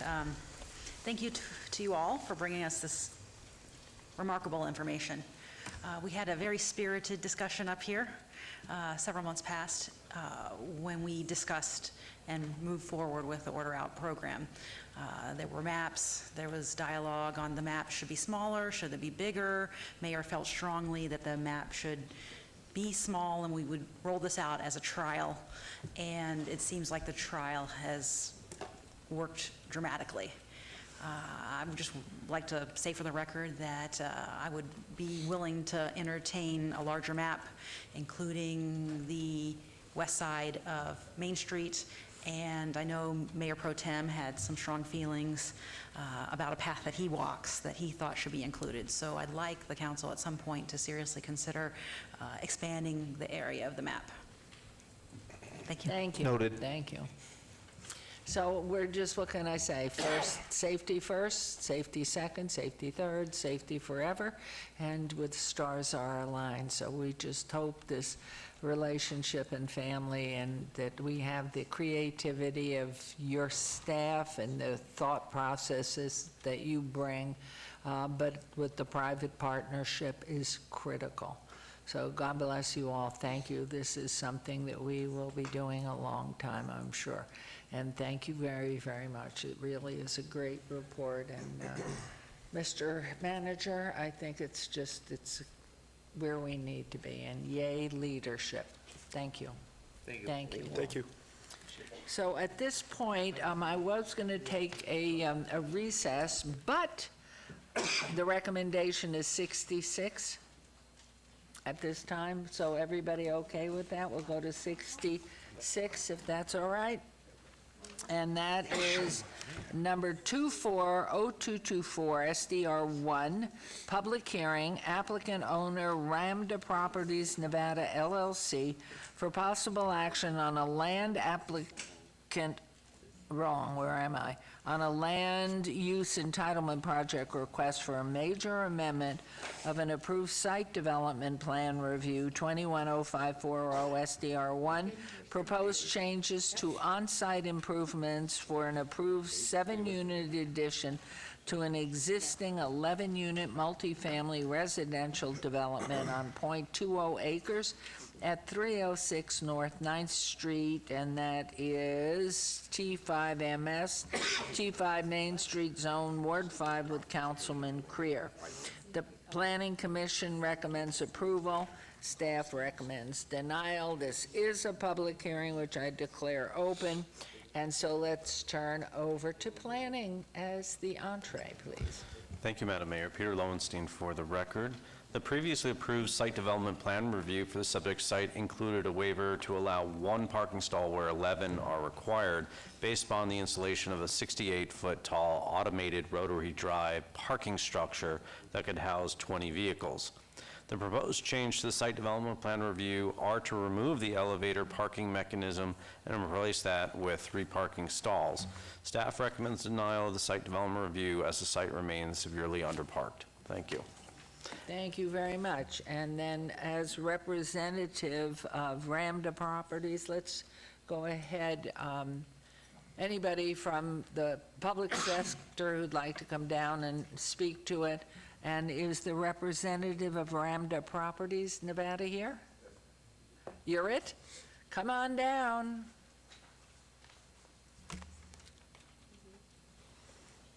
Good morning, everyone. Good morning, and you will let us know who you are. And Michael- sir, if I could trouble you to take off your hat, I'd appreciate it. Thank you. He's hiding And his that's head. fine, you're very handsome, with or without that. Please go ahead, sir. Hi, Michael Banzi, representative for Ramda Properties. How are you this morning, everyone? This is Bruce Langston, also. Mr. Langston, how Bruce are you? Langston, representing Ramda Properties also. Wonderful. Do you want me to turn this over to Councilman Creer at this point, or? Talk about the project? Yeah, you want Yes. to turn your mic on? You want to tell us what you're doing? Well, what I appeared on the June 18th meeting, it was basically, I know this property has been in your guys' hearts and minds and a problem child for a very long time. I was asked back in August to come in and try to get it cleaned up and get it moving in the right direction. It was filled with homelessness and drugs and crime and filthy and all those types of things. So I came on board. We got all of the tenants that were in there evicted. We got it cleaned up. We got it secured. Fencing, boarded everything up, got it secured. When I had a chance to look at the plans finally that were done long before I came along, the approved parking structure in the back, although I love parking structures and I love storage containers, in fact, I had a project with someone you know, Mayor, a few years ago downtown we were going to do. And the problem with the parking structure is that it doesn't fit. The parking structure, it sits right on the edge of the alley. It takes a, excuse me, a 25-foot run-up for our vehicle to be able to line up with the parking structure elevator to pull in and lift it. Well, it's a 15-foot alley. There's not 25 feet. And it's a 70-foot tall structure, which doesn't fit the area. I mean, it just doesn't work in that space. Excuse me. So when I first took over, I had a meeting with Tom Burkhart and with Steve Swanton from Planning and Zoning. And I explained this all to them, and they said, we completely understand. We were kind of on the fence about the parking structure originally anyway. So they said, if you can find an alternative situation, we would be willing to look at that and not stand in your way. So I went and found an alternative parking situation. There's a parking lot across the street of the corner of 9th and Stewart that she leases spaces to tenants. We are willing to provide those spaces to our tenants, pay for them, and not have any on-site parking, excuse me, or on-street parking. So we're just basically asking to just not have to build the parking structure. That's it. Oh, thank you.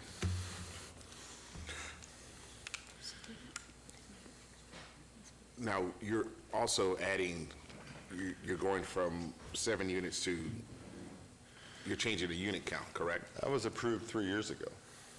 Yeah, but are you changing the unit count as of this item here today? No. This has nothing to do with units. This has always been about parking. And I've tried to make that clear for the last week and a half in all my emails and phone conversations, and nobody has paid It's attention. only about the parking. Huh? Your comments now are only about the parking and That's this all this- arrangement well, you have. Okay. That's all this was ever about. Even the June 18th meeting was just about the parking. Right, but I mean, the item, it says for an approved 7-unit addition to an existing 11-unit. And that's been wrong. Through you, Madam Mayor, we used the original header that was public notification header that was part of the original site development review, and so that's reflective of that original request. This request is a major amendment, is the reduction of the parking facility as the applicant has stated. So the number of units is what was previously approved, is just renoticed here, but there is, as part of this amendment, there is no additional units. It's what was previously approved and then reducing the parking. Okay, you should probably go to, before we do it, they should probably go to planning, then public Yes. comment, and then we'll come back around. Okay. So Yeah, I've sent emails and tried to convey that. so. Okay, are you finished with your presentation? Yes, sir. Okay, great. We're going to turn it over to planning, and they're going to read it in officially, and then we'll open up public comment. All right. Through you, Madam Mayor, you want the presentation again, or do you want? No, are you fine with what you presented to us? Yes, and if you have any added conditions, I can read those. Well, we'll get to that. Now, we'll open up to the public, and if there's members of the public that come down who would like to give comment on this, then please do. We'll give you 3 minutes.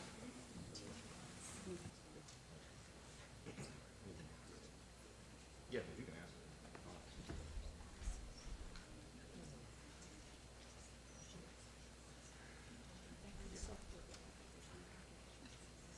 Okay, you want to pull the microphone down a little? Okay, great. And then restate your name for the Good record, afternoon, please. Mayor Goodman, City Council members and staff.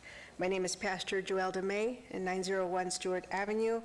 As mentioned this morning through the proclamation from the City of Las Vegas, Amistad Cristiana Church has been a part of the downtown community since 1985. The church would first like to thank the City of Las Vegas, Councilman Creer, the City of Las Vegas Code Enforcement, and the City Las Vegas Metropolitan Police Department Downtown Area Command for their combined efforts in August and September of 2023 when squatters had occupied the apartment complex next door to the church. They had participated in drag activities, and they were requested to leave that area. So thank you. Thank you so much for your arduous work in that. I did want to mention that the majority of the church's services are in the evening, and that is from Monday through Friday, including Saturday and all day on Sunday. And yes, even though we are located downtown, we love our church. And as you heard from this morning's events, we're thankful to have this church in that corner. But the church does have several concerns regarding the changes that will be coming forward from the apartment complex next door to the church. We are here to preserve the integrity of the church, and for now and for our future generations. And the protection of the sanctity of the church and its congregation is our request today.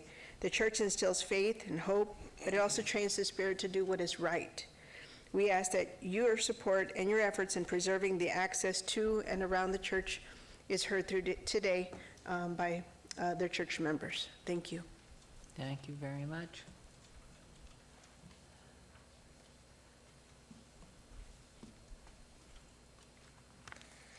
Good afternoon, Mayor Goodman, council members, and staff. My name is Sharon Gonzalez. My address is 5873 Bunch Street. I would like to start off with a moment of gratitude for all the support, effort, and time that you contribute to the city of Las Vegas. I'm here today to talk about the parking concern in our neighborhood on Stewart Avenue. The impact on the accessibility of the church due to limited parking could affect church attendance, participation, and visitors, which all should be considered before approving this amendment. Parking for residents for a downtown residential bedroom or studio is 1.25 spaces per unit. That would require 23 parking spaces on a property with 18 units. On this property, there are 2 regular parking stalls and 1 handicap parking stall. Parking for guests should be 1 space per 6 units. For 18 units, this would be 11 to 19 additional parking spaces for guests alone. There are no parking stalls for guests on 306 North 9th Street. A waiver of Title 19.09 Form-Based Code Standards was approved through the Site Development Plan Review. Since 1949, church members have parked along 9th Street on the east and west side of the street and along Stewart Avenue on the north and south side, directly across from the church. When the church is full on Sunday morning and Sunday night, the members may even park farther. The church community is thriving with elderly, adults, youth, and children who all arrive to attend church services throughout the week.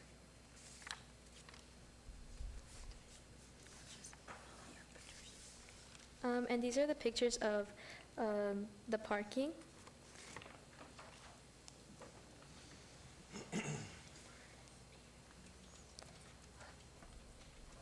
This is parking on Sunday mornings. And if you can see, they go all the way down. You can see it more on this side as well.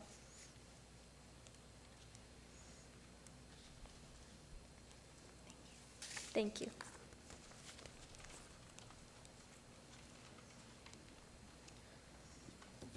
Good afternoon, Mayor Goodman and City Council members.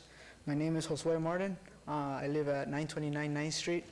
A perpetual parking agreement for the use of parking spaces on an on-off-site parking lot provided by APN 139-32-612-085, known as 900 Stewart Ave, is the parking right across from church where the neighbor talked about. May impact the church in the future. The parking lot may change ownership over time for tenants of 306 North 9th Street.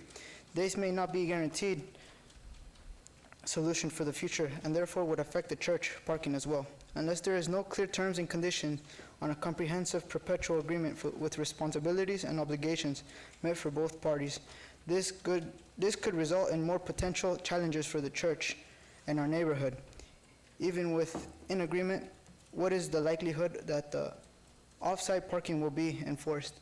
And as you guys may know, sometimes we have the Mint 500 or like the Life is Beautiful around the area. So sometimes the parking, like Sharon said, sometimes it's hard, you know?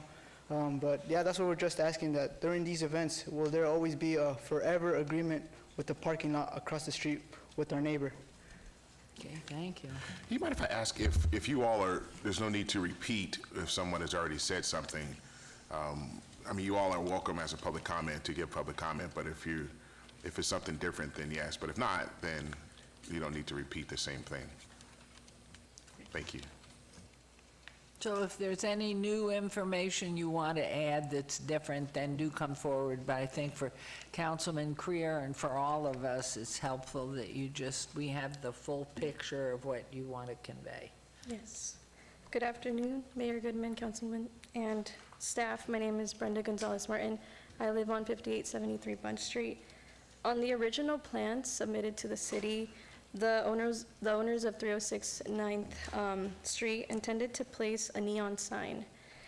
And placing this sign, it was going to be in the shape of a martini glass. But placing such lights or signs near a house of worship could send conflicting messages to the public about the purpose and the atmosphere around the church. And quite frankly, this is disrespectful and contrary to the solemnity and reverence that is expected around a church. Although the plan for this sign has been discarded, our concern is more so the intention to place any insensitive or inappropriate logos or signs that detract our efforts from being able to maintain a solemn and harmonious environment. That is all I have. Thank you. Thank you. Thanks. Good afternoon, Mayor Goodman, the council, and the rest of the staff. My name is Dion Rohr. I own 4428 Thompson Circle Drive.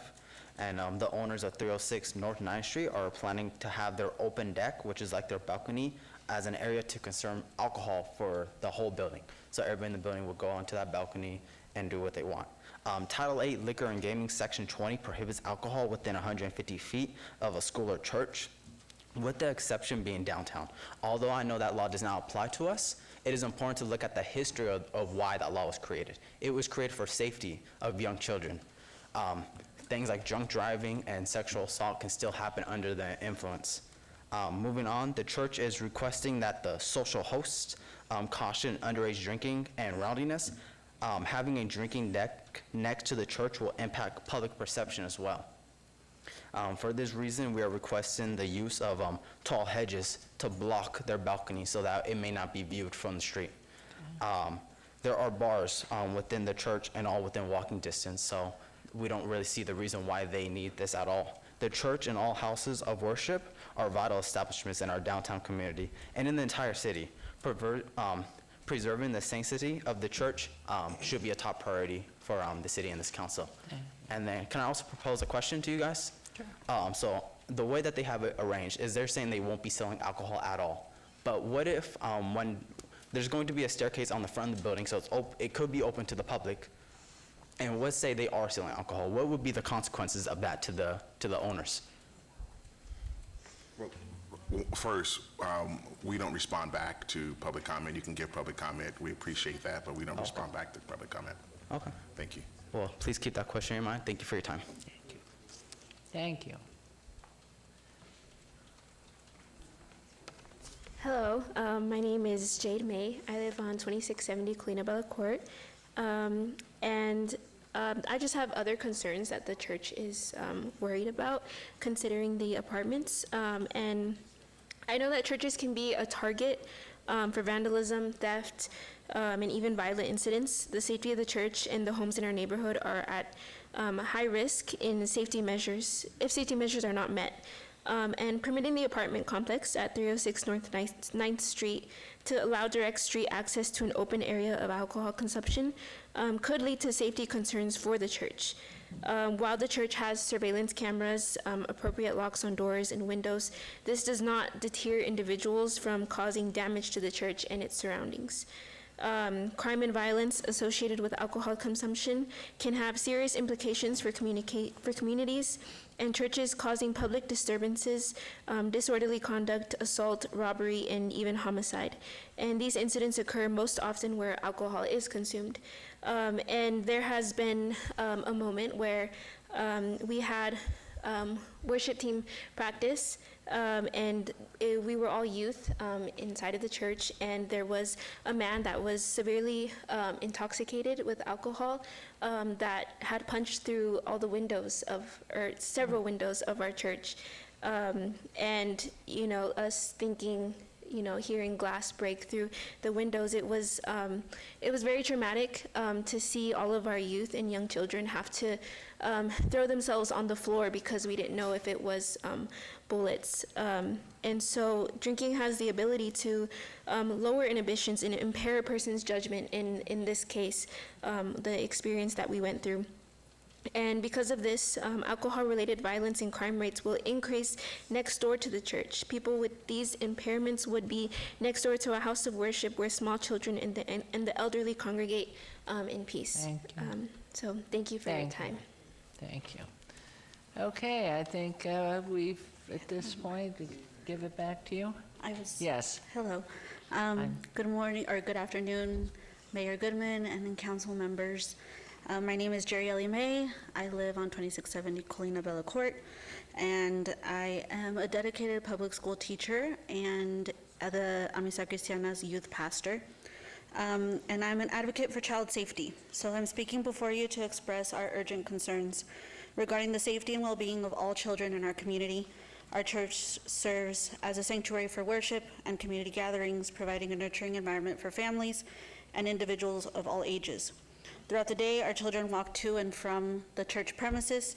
Unfortunately, we're facing this challenge that could jeopardize this safe space of worship.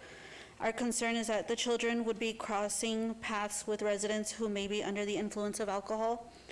The situation is further exacerbated during evening hours when our church hosts night services, band practices, and vigils that extend late into the night. The risk of encountering intoxicated individuals or being exposed to other associated dangers is unacceptable and deeply concerning to our congregation. Moreover, we're not only concerned about our own children and youth, but also the well-being of those who will reside as tenants in these apartment buildings. Every child deserves to live in an environment free from the negative consequences of alcohol consumption, including violence and other potential dangers resulting from neighbors or guardians being under the influence.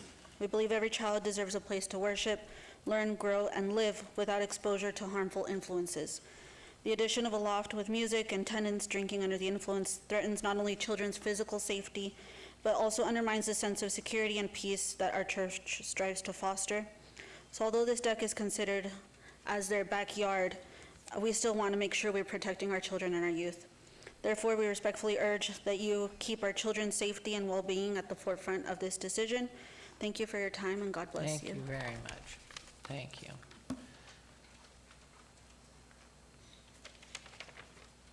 Hello, good afternoon. My name is Jamie Escobar. My address is 739 Wind River Drive.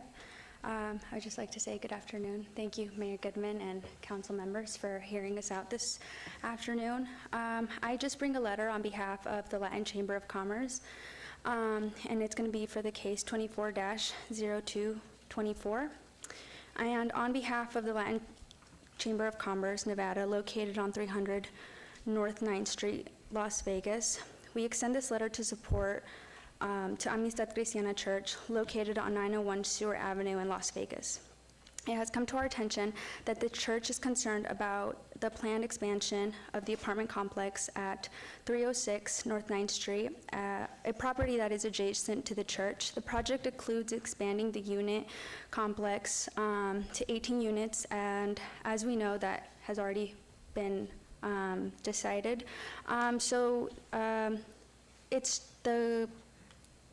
We just know that the consideration to the existing, that they have limited amount of parking available, and the complex is currently, it only has 3 parking spaces on site with no room for additional parking. So this planned expansion will further complicate the already very limited parking available to the street in the area. And moreover, the project includes the development of a loft above the apartment complex, which is visible to the church. And so, as we know, the multicolored martini glass has already been discarded. And so all of this, it does appear as advertising just to people down the street. So as a church that has a very strong presence in that location for nearly 30 years, I think it is a valid concern for our church and our church members. These members include youth and families who will be negatively impacted by attending a church that is adjacent to a property that not only condones alcohol consumption, but also boldly promotes consumption, including if this sign were to ever be accepted by the council and or with the street side access. So as nearby neighbors, a longtime member of that community and strong advocate for the Latino community, the Latin Chamber asks this council to reconsider and not allow this project to proceed as proposed. Sincerely, Peter Guzman, President and CEO of the Latin Chamber of Commerce, Nevada. Thank you for your time. Thank you. Anyone else from the public? Okay, I'll close public hearing. Any comments, questions from council? Yes, wait, Councilwoman Bernie? Thank you, Mayor. First, I just want to say thank you to all the young people who came out and testified. You did a great job, and the future of Las Vegas is bright. There have been several things that our speakers mentioned, the sale of alcohol, the martini glass, and so just for the record and for people watching, I know what's on the record for our vote today is just a request on the parking variance or number of parking spaces, but can you just also clarify the other issues that were mentioned, like, is this property selling alcohol, or will it be allowed to sell alcohol? Is the martini glass design still in discussion? Please. Through you, Madam Mayor. So, as stated, yes, the major amendment is specific to the parking situation. There is no land use entitlement for the sale of alcohol at this site. I'd have to double check the form-based code transect in which this is in to see if they could even apply for an application, but in a traditional neighborhood style transect, that most likely is not possible. Once again, I have to double check that, but they would need a land use entitlement to have a privileged license to be able to sell alcohol. I think as the signage concern, that was a design element that was a part of the original site development review. If the applicant is choosing not to put that as part of their building permit package, that if that agreement has been reached with the two parties, then that's between them. As right now, I do not have a condition of approval removing that element. Let's see, is there anything else that I may have missed? And again, I guess we have already approved the expansion of units previously. That is correct. Okay, it's yours. So my understanding is we approved it, but you needed to add the parking, and that you're asking for a variance today about the parking. So you guys approved it, I think, with the inception of having the parking structure as well to meet the additional Right, units. right, but you're not doing that. You are No, asking for a variance. We're asking to remove the parking structure because Yeah. it just doesn't fit. And we agree. I mean, the martini glass was part of the parking structure drawings, which if the parking structure goes away, we don't want to have a martini glass. It was something that they were trying to just really make it an ultra-modern type of a building down there. If it was on Fremont Street, I'd say great, but where it's located, it wouldn't make any sense to have that type of a structure or advertising or anything like that. And there is no rooftop bar, there is no alcohol, there is no I understand that. consumption. My concern is the parking, because I know the martini glass went away. But I would love to see you remodel this, but to add more units and not have the parking, I've gone down there, and there's absolutely no parking now. So unless you have a contract with someone. We do. You have a written contract that you are able to park, and how many spaces is that? We were required to have 11 spaces for the expansion, and we have a contract with the parking lot across the street. We have 2 parking spaces in the back, which is what Planning and Zoning asked me to come up with, and 1 handicap van accessible space when I had a meeting with everybody about 3 months ago. And then they said if I can find something within 300 feet that has an alternative parking situation, that we can have a viable option for it, then Planning and Zoning, Steve and Tom Burkhart's office said that they would absolutely not stand in the way. That's what I did. Have we seen- You guys have that contract in record somewhere. Do you have a contract? We haven't signed it yet because we're just waiting for. Okay, thank you. Yeah, it's just from the owner saying that she'll rent us as many spaces as we'd like, but I asked her to rent us between 8 and 10 spaces.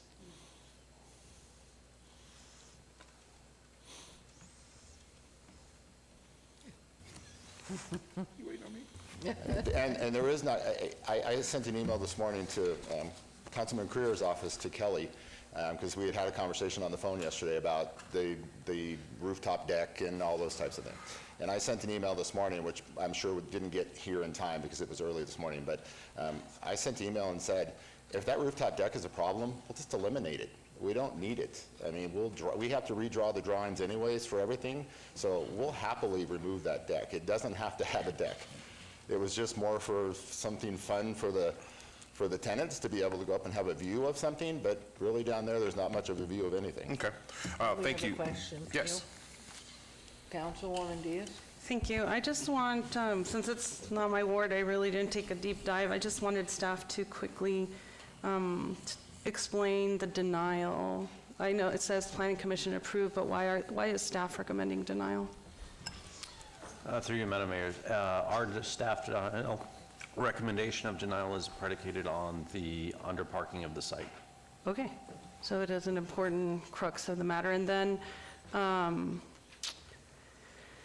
don't know if we have, but I do remember that our law enforcement friends asked us for support to clear this particular building. And I know it was Councilman Ward and Councilman, I remember calling you and telling you, hey, law enforcement is asking for city support in clearing the building. And so I wanted to know, since I know that take place, have you done anything with the building since those actions were taken? Have you remodeled, rented, activated the space? No, we, like I said, when I took over in end of August of last year when I was asked to come in, we came in. I worked very closely with Sergeant Rich from Metro. We were at the property every day. He actually helped us walk through the eviction process and some things to get the folks that were in there illegally removed. It's been cleaned out. It's been secured. It's had a security fence put around it. I keep the weeds cut down every couple of weeks.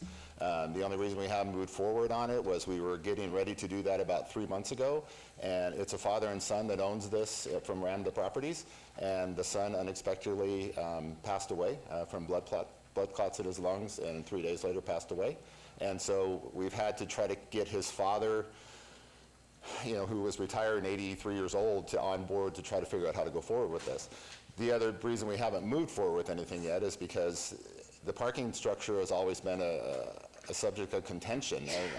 Like I said, when I first took this over, I had a three-way phone call with Tom Burkhart and Steve Swanton from Planning and Zoning and explained this to them and said, this parking structure makes no sense. And they said, we agree with you. If you can find, like I said, if you can find an alternative, we're not going to stand in your way. And that's what I did. I found an alternative. And Steve even said that and Tom said, well, the city has alternative parking situations. We might even be able to find you places to rent. So I did what I was asked. And I've tried to do everything asked of me since. And we just, it's $560,000 to build this parking structure if we have to build it. They'll never get that money back. No. Okay. Thank you, everyone. And I understand everyone's concern. First, let me thank all the young people for coming out as well, concur with what Councilman Bruni says. It's really great to see our young folk being engaged in government and the process. And I want you to know that your voice is heard and is appreciated. And you'd be surprised. You always think that your voice is not heard or makes a difference, but it does make a big difference. So thank you all for coming out today. Just a couple of things. One, it was positioned as if this building was a tavern being built next door to a church, and it is not. No, sir. It's important, I got it. It's important to get that and make that very, very clear. This is a private residence that is being built, that has been approved, and if someone decides they want to have a glass of wine or if they want to have a beer in the front of the building, sit there, I would imagine they would have every right to do so. If they wanted to go upstairs to a rooftop, they would be able to do so. If the neighbors who live across the street from the church decide, or down the street decide to have a drink, they're within their right. It's a private residence. They are not selling alcohol. They are not charging admission to get up to this rooftop.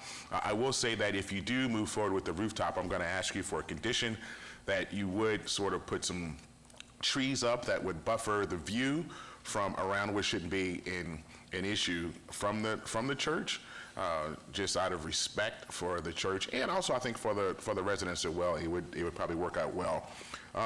If you look at this building and if you look at downtown and the issues that the neighbors and the residents have faced is because of the homeless issues that is faced there, the squatters that are there, the dilapidation of the buildings that are there.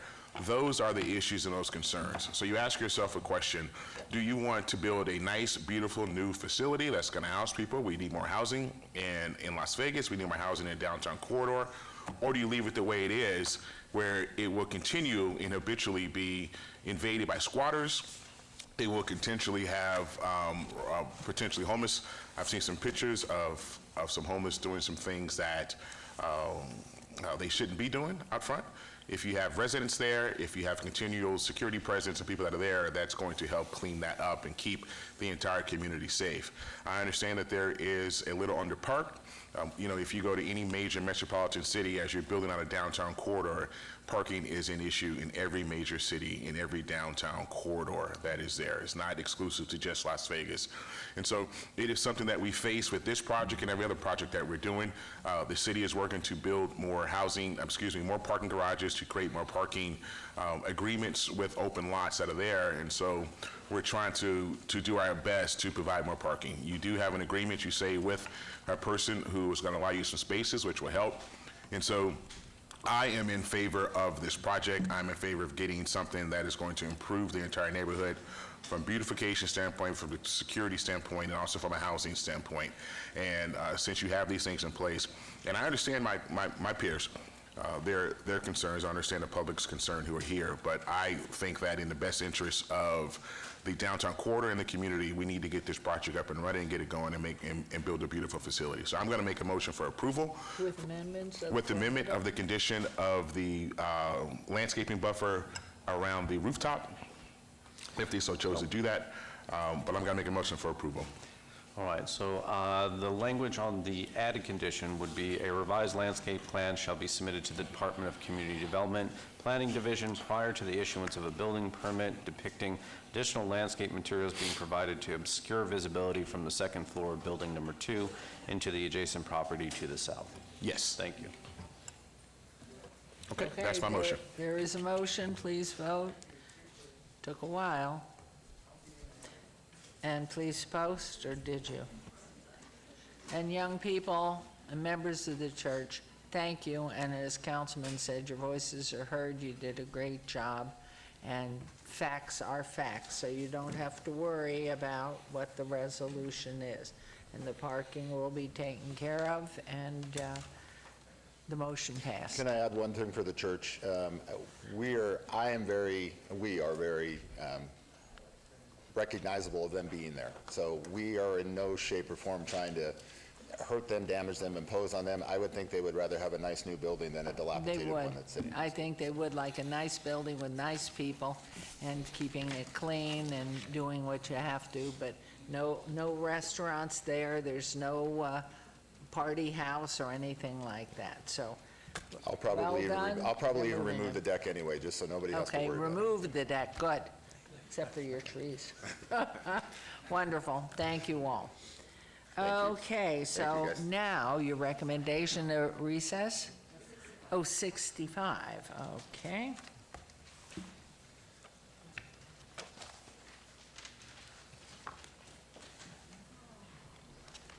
Okay.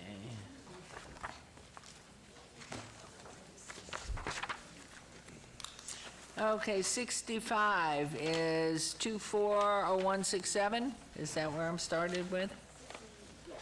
Okay, on the following land use entitlement project requests on 5-acre portion of 5807.07 acres, generally located in the southeast-southwest corner of Shamba Road and Ann Road, number 65A, 240167ZON1, from CV Civic to C1 Limited Commercial, 5 acres, number 65B, 240167VAR1, to allow 1 loading space where 2 loading spaces are required, side A, and then number 65C, 240167VAR2, to allow a 36-foot residential adjacency setback where 60 feet is required for building 3, a 15-foot residential adjacency setback where 60 feet is required for building 2, and allow a 10-foot rear yard setback where 20 feet is required for building 1, side A. Number 65D, 240167VR1, to allow an 80-foot wide lot width where 100 feet is required on side B. 65E, 240167 SUP1, proposed car wash, full service, or auto detailing use, side B. Number 65F, 240167 SUP2, for proposed drive-through use, side B. 65G, 240167 SUP3, for proposed 4,500 square foot alcohol on-premise full use, side A. 65H, 240167 SUP4, proposed 4,000 square foot alcohol off-premise beer, wine use, side B. 65I, 240167 SUP 5, proposed gaming establishment restricted use, 1 to 5 machines. Side B, 65J 240167 SUP 6 for proposed gaming establishment restricted use 6 to 15 machines. Side A, 65K 240167 VAC 1 petition to vacate Bureau of Land Management right-of-way grants generally located east and west of Chambord Road alignment, south of Ann Road, north of Hammer Lane.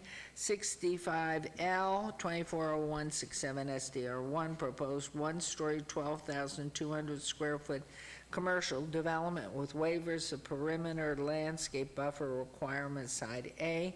65M 240167 SDR2 proposed one-story 5,500 square foot commercial development with a waiver of perimeter landscape buffer requirements. Side B. The applicant is Umar Malik, the owner is United States of America. The Planning Commission recommends approval on the entire land use entitlement project. Staff recommends approval on 240167 VAC 1, denial on all others. These are in Ward 4 with Councilwoman Polensky, or public hearings, which I now declare open. Is the applicant or representative present? Good afternoon. Robert Cunningham, 6030 South Jones Boulevard with Tanny Engineering, representing the applicant. Thank you. Do you want to go ahead, or Mr. Floyd, do you want to go with the city first? Sure, Mayor, happy to go. Seth Floyd for the record. Mayor, as part of this project, the applicant has proposed to vacate Bureau of Land Management right-of-way grants, which staff can recommend approval of with conditions, as all Title 19, NRS, and technical requirements have been met. The applicant has also proposed to develop a commercial development spanning both sides of the Chambord Road alignment with a variety of commercial, alcohol, and gaming land uses, prompting multiple special use permit requests. Associated with this proposed development are variances for residential adjacency, loading zone requirements, a variance for lot width requirements, and waivers and exceptions for landscaping requirements, which are all self-imposed hardships. As the proposed development is contrary to the goals and policies of the City of Las Vegas 2050 Master Plan and necessitates multiple variances, waivers, and an exception for landscaping, staff finds the proposed development would not be harmonious and compatible with the surrounding area. Therefore, staff is recommending denial of the requested rezoning, variances, special use permits, and site development plan reviews. Thank you. Okay, thank you, Mr. Cunningham. Now your turn, please. Thank you. First, I'd like to show you where this site's located roughly. It's 5 acres of what was purchased from the BLM. There's a lot larger BLM property here, but only 5 acres is what we're talking about, highlighted in green here. This is the 215 Beltway here. This is the Ann Road interchange right here, and the street that comes north and through our site is Chambord. Ann Road is a 100-foot wide right-of-way, and so is Chambord in this area.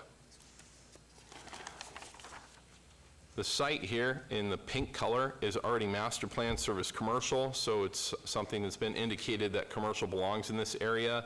It's located right at the exit of the freeway. What we're proposing here is I'm going to turn this north so everyone can see. This is Ann Road to the north here. This is Chambord that diagonally cuts our property like this. So we are this property is really challenged, to say the least. It has a 100-foot wide right-of-way, not just hitting it one side, but diagonally running through the entire property. It's got approximately 12 feet of elevation difference on each side of the road here, so it's pretty steep, and there's washes and channels that run through the property as well.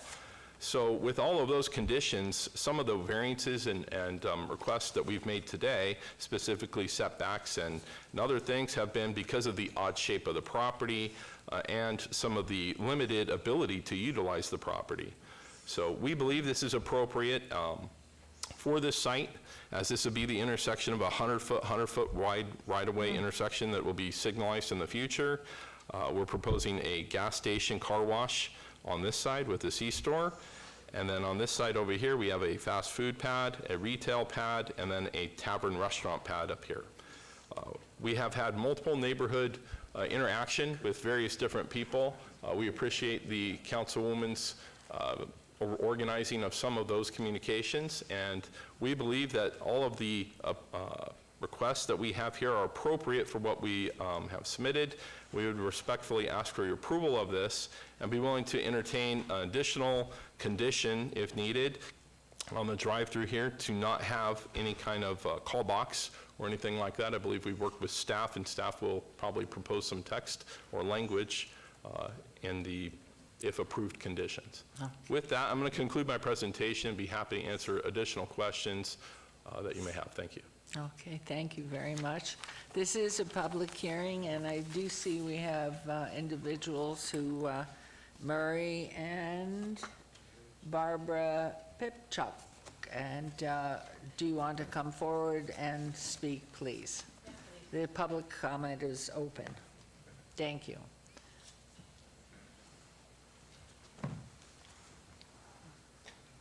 What time is it? Good afternoon. You want to Mayor. pull the microphone towards you, please? Thank you. I'm a little nervous here, so Don't be nervous. bear with me. And I just had one eye done with cataract surgery, so. Oh, wonderful. You can see everything then. With one eye. Not yet. For your information, I did send a very Your detailed name, letter though. to the Planning Commission. Name. Oh, Barbara Pipchak, Thank you. 5366 Pico Viejo, Wonderful. Las Vegas. Thank you. My name is Murray Pipchak, 5366 Pico Viejo Street, Las Vegas, Nevada. Thank you. Okay. Granting of the zoning variance and special use permits of 240167 are first contrary to the staff's recommendations to deny.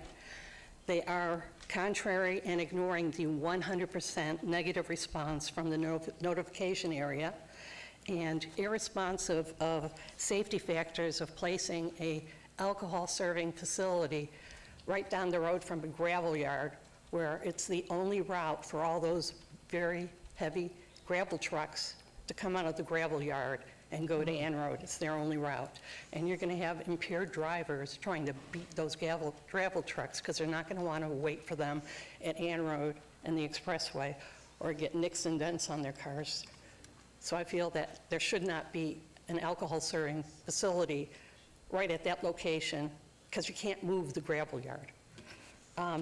But first, let's go to the spot zoning issue.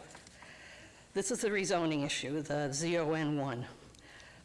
The staff at page 19 to 52 have already stated that this is the middle of a single-family residential neighborhoods. If you look at what the applicant has submitted, on one side you have the house is already built. You have Montalado and Montalado North. The other side, they're presently East side on the east side. of Schaumburg. We're west. East side of Schaumburg. We're west. The east side of Schaumburg, you have A new a new subdivision already going up of townhouses. Those are the long sides of the property. Then you have road, and you have half of Hammer Road, and then you have, if you extend a Hammer Road, there's a little bit of undeveloped property. It's all residential area. It's this little 5-acre portion. If you count the road, that probably takes an acre out of it, so it's two 2-acre portions, almost all residential property. Now, it's part of a 58-acre parcel. If you had gone north, wouldn't have a spot zoning problem. If you went south, probably wouldn't have either, just would have had a little portion of residential. But he picked the 5 acres right in the middle that's completely surrounded by houses. And it's small. Now, if you look at what is it called? The Unified Development Code talks about. In your code, spot zoning is rezoning of a lot or parcel of land to the benefit of an owner, which it would be for this applicant, for use incompatible with surrounding land uses that does not further the general plan. And that's exactly what your staff has told you that this would create. The parcel surrounds civic, single-family compact lots, and single-family attached. Amending the subject site would create a spot of C1 limited commercial in an area strongly consisting of residential zone properties surrounding the subject site. Rezoning the subject site would be contrary to the intent of the general plan. They also say that growth and development factors in the community do not indicate the need for the appropriateness of the rezoning. Now, spot zoning is also a chicken and the egg situation. It's also a legal concept. The courts can use this to overturn zoning.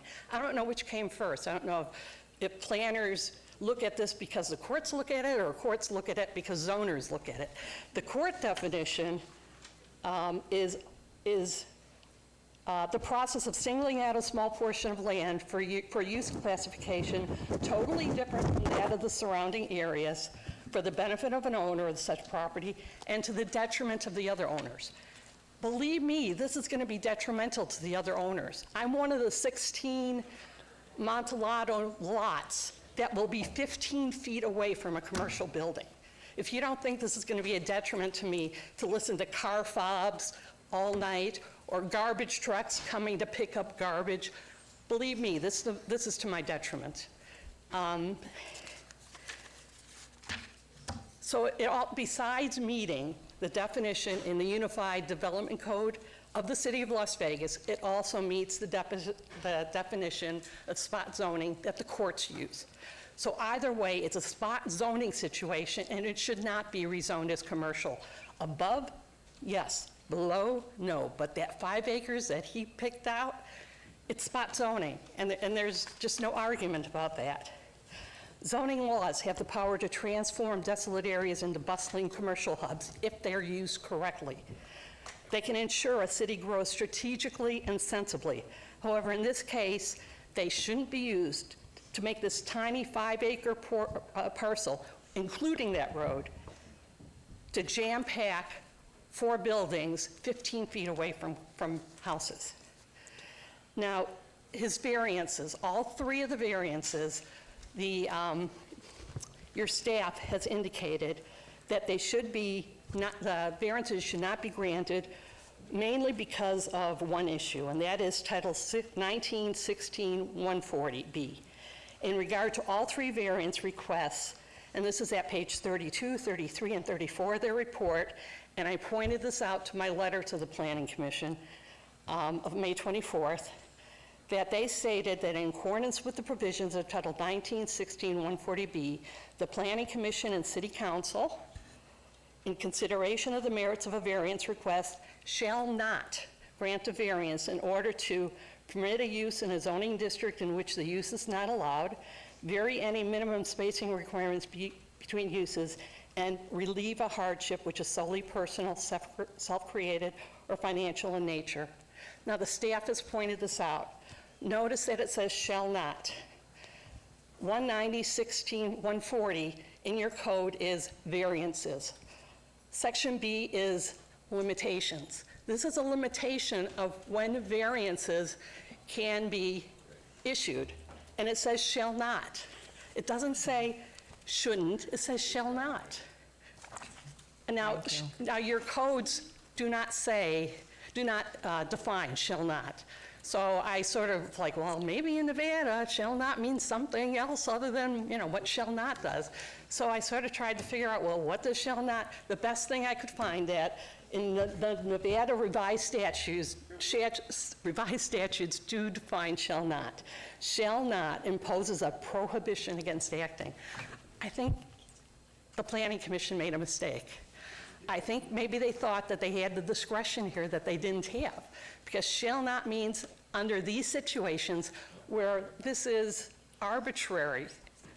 What he's trying to do is arbitrary. They can't do it, and they did it by mistake. Thank you. With his variance 1 was, well, the same comment was made to all 3 variances. The variance 1 was for loading spaces. Variance 2 is the important one. That's those setbacks. That's the setback, particularly the setback of instead of 60 feet that the commercial building is supposed to be away, that buffer between commercial buildings and residential buildings, it's a calculation depending on the height of the building. And your staff calculated that, and it's supposed to be 60 feet according to the size of the building he's proposing. So the one commercial building, building number 2, is supposed to be 60 feet. He asked for 15 feet. That's a 75% reduction that they're granting. That's a lot. My house is going to be 15 feet away from a commercial building. Now, the other one that he was granted was building 15, well, the tavern is a side yard. The other one was for 36 foot instead of 60. That's still, what, 45%? That's still quite a bit. So those people are gonna have a drive-through. So they're gonna be hearing the, what do you want? 35 feet away from their houses, from the back of their houses, instead of 60 feet. And now, if it's 60 feet like it's supposed to be, if they have that buffer, that sure makes it a lot better. For me to have a commercial building 60 feet away, it sure will help. Maybe those garbage trucks coming to pick up the refuse, it'll be a little bit better. Hearing the car fobs, opening up the cars and car doors slamming, if it's 60 feet away, maybe that'll help out, but. Thank you. This is really ridiculous. After your staff calculated those amounts, they said, again, as a subject site is undeveloped, staff finds this hardship to be self-imposed. Remember, this is desert. They can do whatever they want. They can draw up these plans however they want. It's desert, it's a blank slate. That's why these variances are that's why your staff is saying this is all self-imposed, okay? He can draw it up differently. Something my husband found out. You have the ability to see what we're looking at here? Sure. This is the aerial that It was up somewhere. You're there. they changed it. This was the aerial that he put with his first set of plans. Okay, notice, I think he knows that he's overdeveloping the property. Notice how many buildings are shown? See 2 buildings? And that tavern is in the middle of the property on the west side, right here, this tavern here, okay? So he sort of knows that this is each side is 2 acres. It really could only fit 1 building, and it's not right up against our houses here. It's out near the street, okay? Now, I did this. Misleading. Yeah. This is how it ended up, if you can see these red boxes here. He moved the tavern way out, bottom part of the property, okay? He moved the tavern way out and stuck 2 more buildings right up. That's the only way he can squeeze 3 buildings on that little 2-acre piece of property, is by using that residential setback. Okay. He's overdeveloped the property. Now, had he stuck with his 2 buildings, he wouldn't have needed all these variances that are self-imposed and not allowed. What else? I'm trying to cut this down because I have a whole bunch here. I did a lot of research on this. If you notice where it says subject property and it's pointing to that big area. The applicant does not own that big area. The applicant does not own the big area to the north.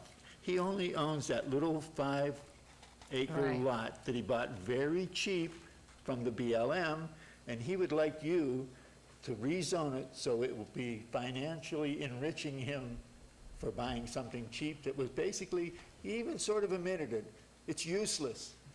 There's large natural drainage runoff through that property. There's 3 of them, one at the south end, one in the middle, and one a little further north. Okay. Well, thank you. I know you spent a lot of time on it, and hopefully Councilwoman has all the information in her file. I think you've covered it pretty well, unless there's Just one thing, one thing. Here, this is his site plan, okay, that he did, and I just added a few things here.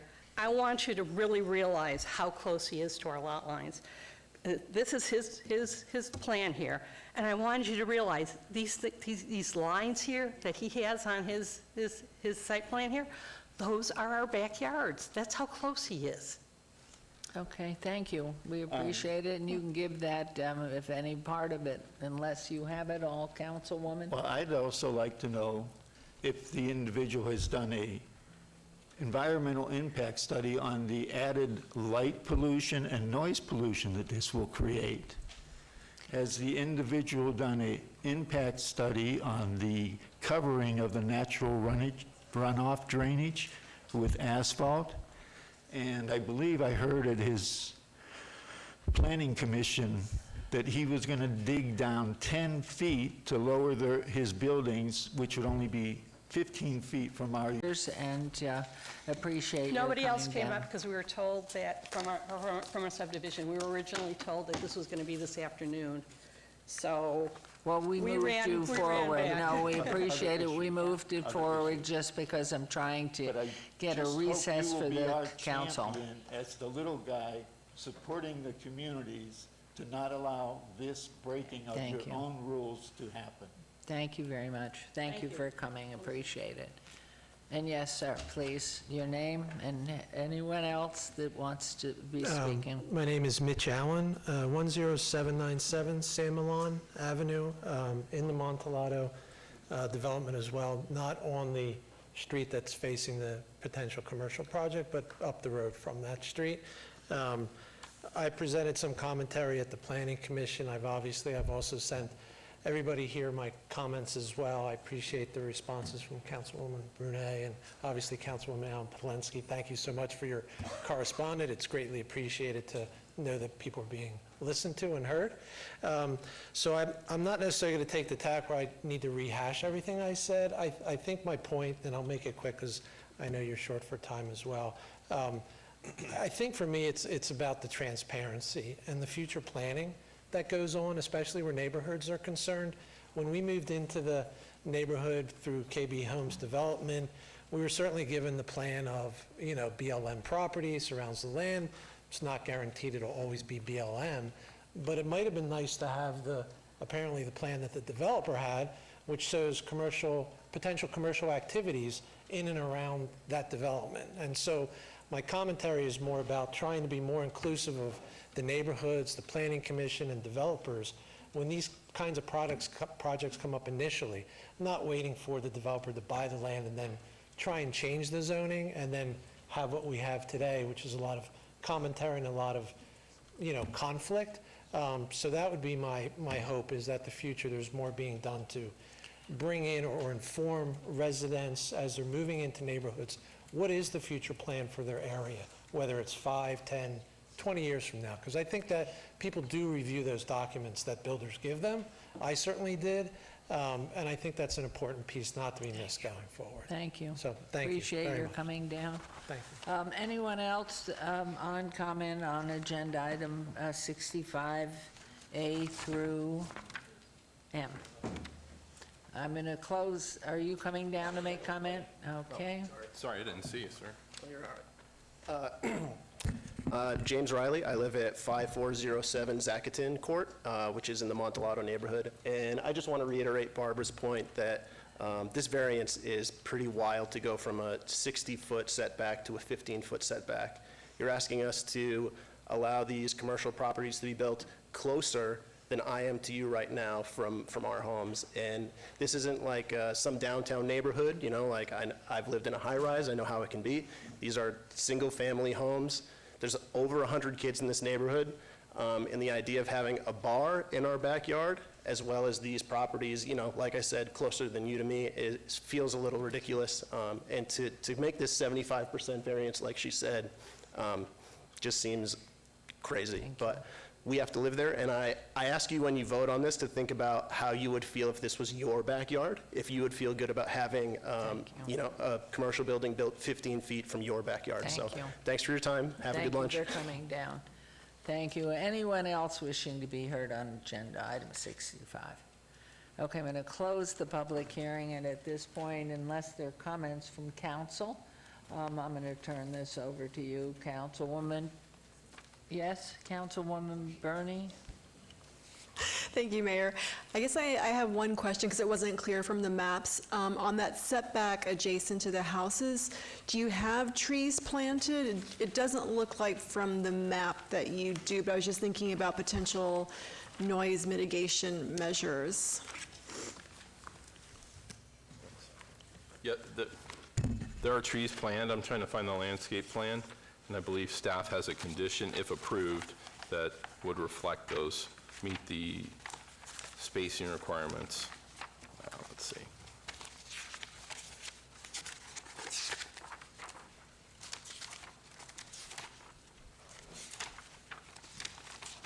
Yeah, for some reason I can't find my landscape plan, but yes, there are trees planned. I'll show you on this plan here. There are trees planned all along this property line here. And one of the things too that was brought up that I would like to show is there's a great difference. The homes that sit to the east of, or the west of us are elevated above this site, and this site slopes up quite a bit towards these homes. In order for access in this site to work, elevation have to be lowered on this property. Let's see here. Yeah, lowered on this property such that we can have access from Schaumburg to the site. So we'll be lower than them. We have one-story buildings proposed, and they sit approximately 6 to 7 feet above us in elevation at minimum. So it's anticipated that there could be somewhere in the neighborhood of 12 to 14 feet of elevation difference from our property where our buildings are located to where their properties are too. So, and then in between that, there would be trees. Okay, thank you. All right, Councilwoman.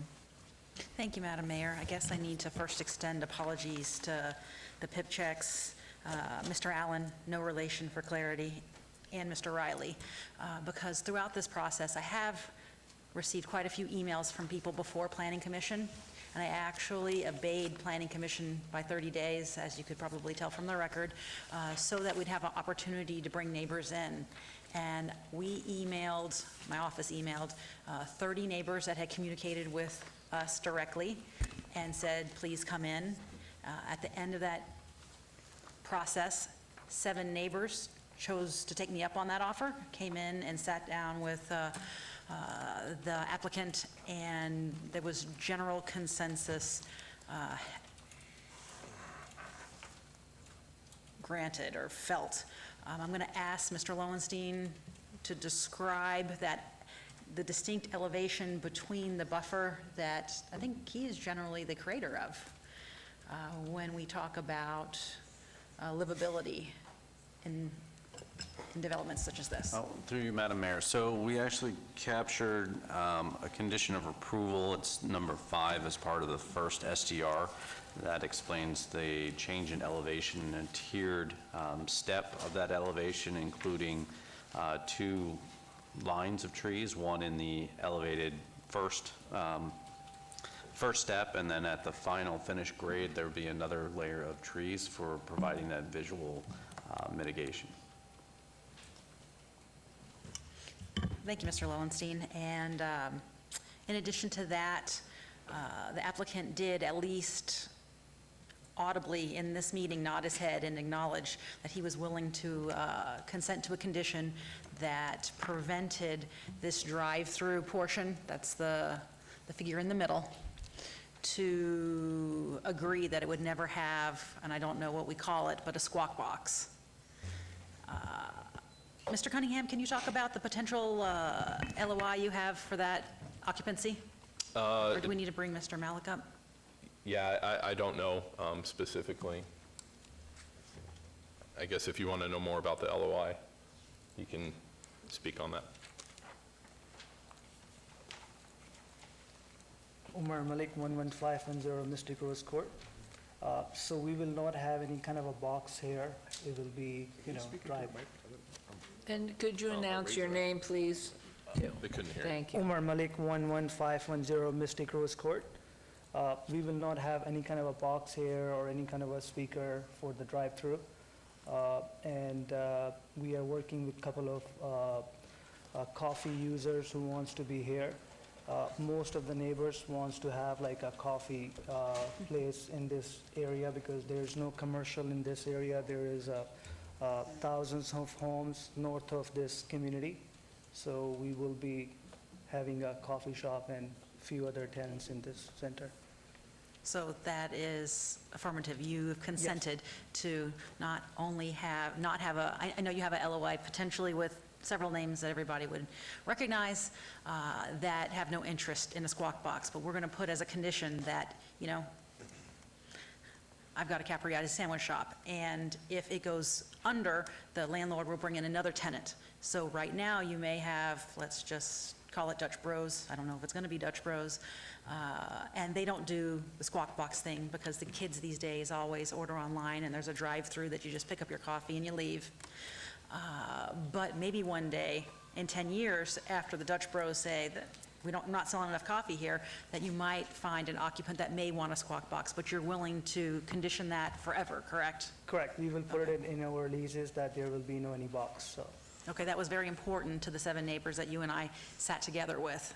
Correct. And they came to consensus.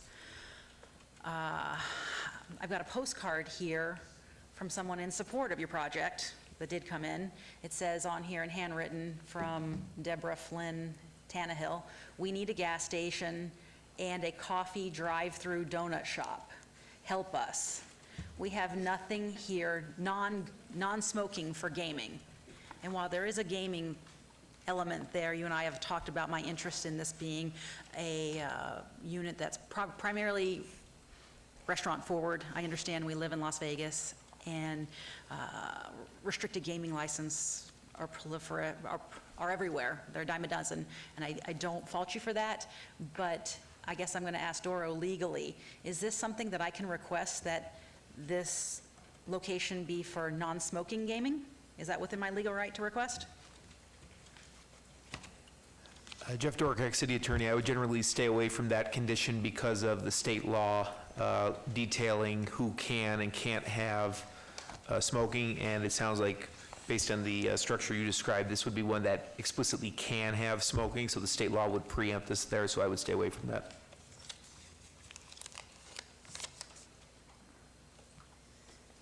Okay. To honor the work that we've all done this far, and again, I send my apologies to the neighbors who were excluded, not intentionally, but through timing-wise, I do feel we need to move forward. I do feel like planning has done a lot of work in an effort to split that elevation so there are 2 lines of trees to separate this as a buffer. There was a lot of discussion whether that upper elevation trees would then, the trees grow to block their view, but the neighbors at the time said we are unconcerned about future growth of trees. Mr. Malik said if that happens, that he will be happy to come and cut the trees back to ensure their view. I know that in this meeting, I've had lots of meetings with developers and neighbors, that Mr. Malik was probably the most I've ever seen as accommodating to neighborhood requests. So I appreciate your flexibility and willingness to listen.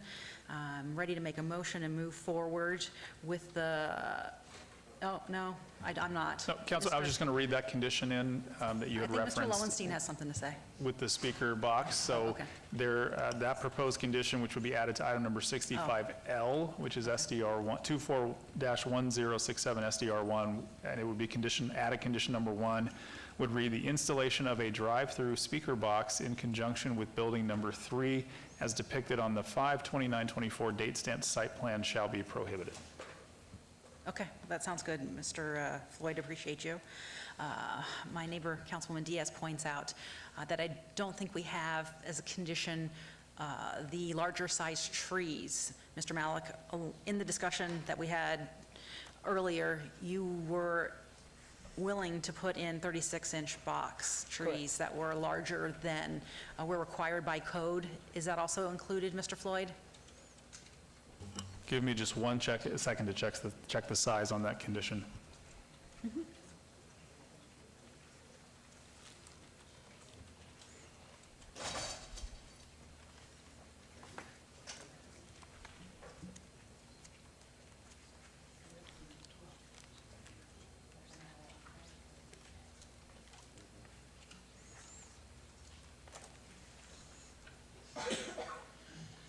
And I apologize, it's a 60-page staff report with lots of applications. I will find it, I promise.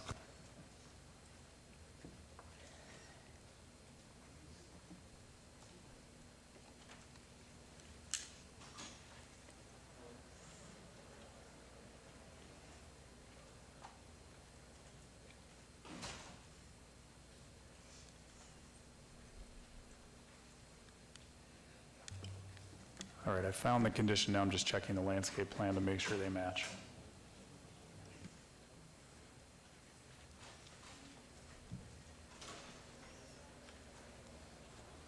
And while you look, Seth, do you mind if I speak over your thinking? Please do. To speak to Mr. Allen's point about planning, city planning in general. just northwest of where these residents live and the applicant. In addition, when Mr. Malik bought his land, the sale of 505 acres took place in that far northwest corridor and was purchased by Olympia Companies. So in that area, we have done a tremendous amount of public outreach. We have held many, many meetings to talk about the design of these 505 acres. We're planning an exceptionally wonderful adventure park coming. Mr. Jansen is building, in his wisdom as the former Director of Public Works, She Mountain Parkway through that area. So I don't want any of you to think that growth isn't coming, because growth is coming. We do as much as we can to be transparent and an open door when talking about designing this. Mr. Jansen, are you ready with Mr. Floyd? Thank you for buying me some time, Councilman. I appreciate that. Yes, we are ready. So the condition on the two SDRs just defers to our default code, which would be 24-inch box. So if your preference is to have 36-inch box. Mr. Malik promised in the meeting 36-inch box trees, so I'd like that to be written into condition. Yes. We will add a condition to, actually, Peter wrote it, so I'm going to let him read it, but we'll add that to both 65L and 65M, so that all of the trees reflected on landscape plan are 36-inch box, but I'll let Peter read that condition. Right, fairly straightforward. All trees are to be a minimum of 36-inch box in size. And that would be a condition added to the two applications that Mr. Floyd identified. Yes, and also for clarity, in this meeting, your HOA president, Mr. Zabo, was involved. It was his wife that was so adamantly wanted 36-inch box trees. So you did have representation there in a larger sense, but I understand that. Try to make the process as open as possible. And Mr. Allen, if you will reach out to me personally so we can discuss the growth in the entire area, because you're right, you deserve to know, and I'm your representative, and I will spend as much time as you like going over it with you. Okay, so for the motion, if the mayor will entertain it. Ready? At this point, if we go any further, I'm going to take a recess for 20 minutes because we have a very, very heavy, lengthy schedule. Never dreamt moving this forward that we would be this length on this item. So it's up to you, Councilwoman. Do you want to move your motion and do that, or let us take the recess, which gives you time to chat privately with planning on your plans rather than take time from council to have to wade through it? Your choice here. No, I don't think it's appropriate to hold everybody hostage. We need to continue with this item and move on with the meeting. I move to approve item number 65, A through M, with the conditions that staff mentioned earlier. Okay, there's a motion. Sorry, ma'am, the public hearing's closed. Oh, and have closed, yeah, I did close the public hearing. I'm so sorry, but I had already closed it. So there's please vote and please post here where we are.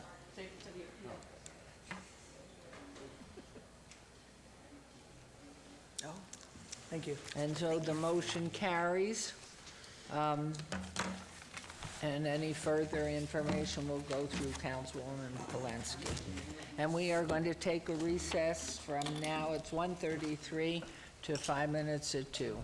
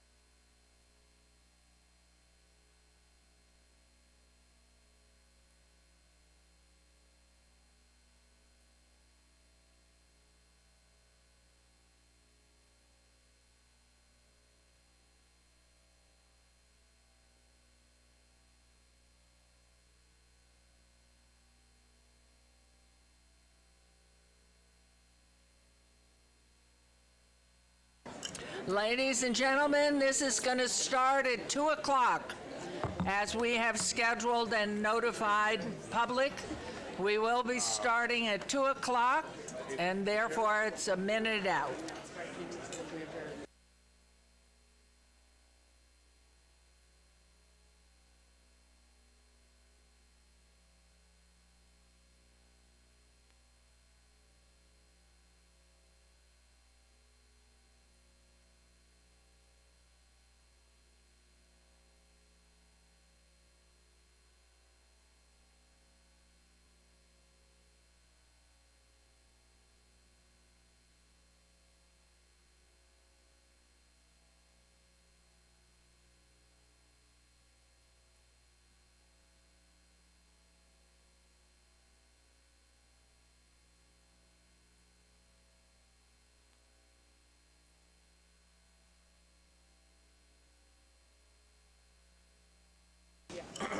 Okay, it's 2 o'clock.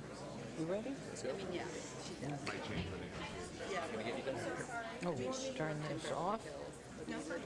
You're just going to pass those out? Okay. Good afternoon, everyone. It is 2 o'clock, and we are reconvening from our recess. For those of you who are outside or in the Now Cafe, we are sorry you're outside. We are moving along here, and I am going to begin our agenda item 63, and I want you to know this is agenda item 63 and 64, and we have this appropriately set out that we will hear the presentations. I will read into the record, and then we will be hearing from the applicant for 20 minutes. And then for those comments on the other side, we have already notified everybody that they will have the same 20 minutes, which has already been determined, that we have individuals who have gotten together and decided how those 20 minutes will be divided. Then there will be public comment with 1 minute each.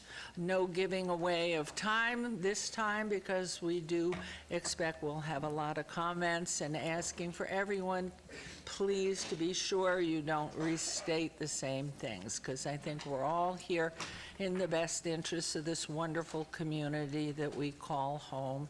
And this is truly probably just about a building, a facility, a project, and we want to make sure we're doing the right thing. So, Ms. Lasovich, hello, and let me get started with this. We are going to start off, though, once I've read everything into the record, hearing from our Director of Planning, Mr. Seth Floyd. So, this is item 63 through 64. And 63, 240072, on the following land use entitlement project requests on 20.00 acres, southeast corner of Hickam Avenue and Grand Canyon Drive. Number 63A, 240072, GPA 1, from DR Desert Rural Density Residential to PF Public Facility. Number 63B, 240072, ZON1, from U Undeveloped DR Desert Rural Density Residential, General Plan Designation to CV Civic.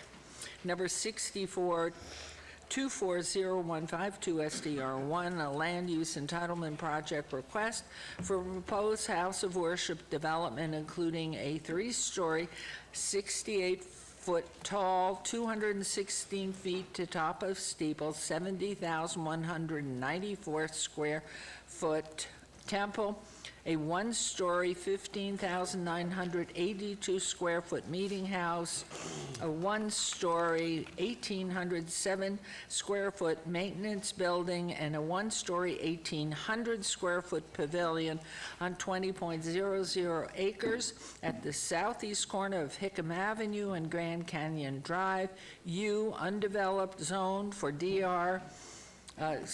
Zone DR Desert Rural Density, General Plan Designation, proposed CV Civic. The applicant owner for both items is the Church of Jesus Christ of Latter-day Saints.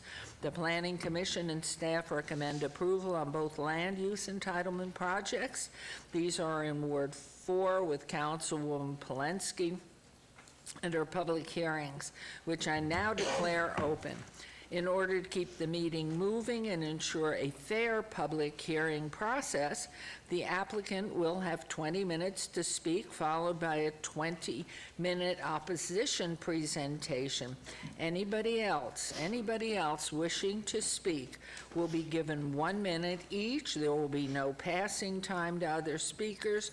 And please do not be repetitive. And when you come forward, please state your name clearly for the record and indicate if you reside in the city or the unincorporated Clark County.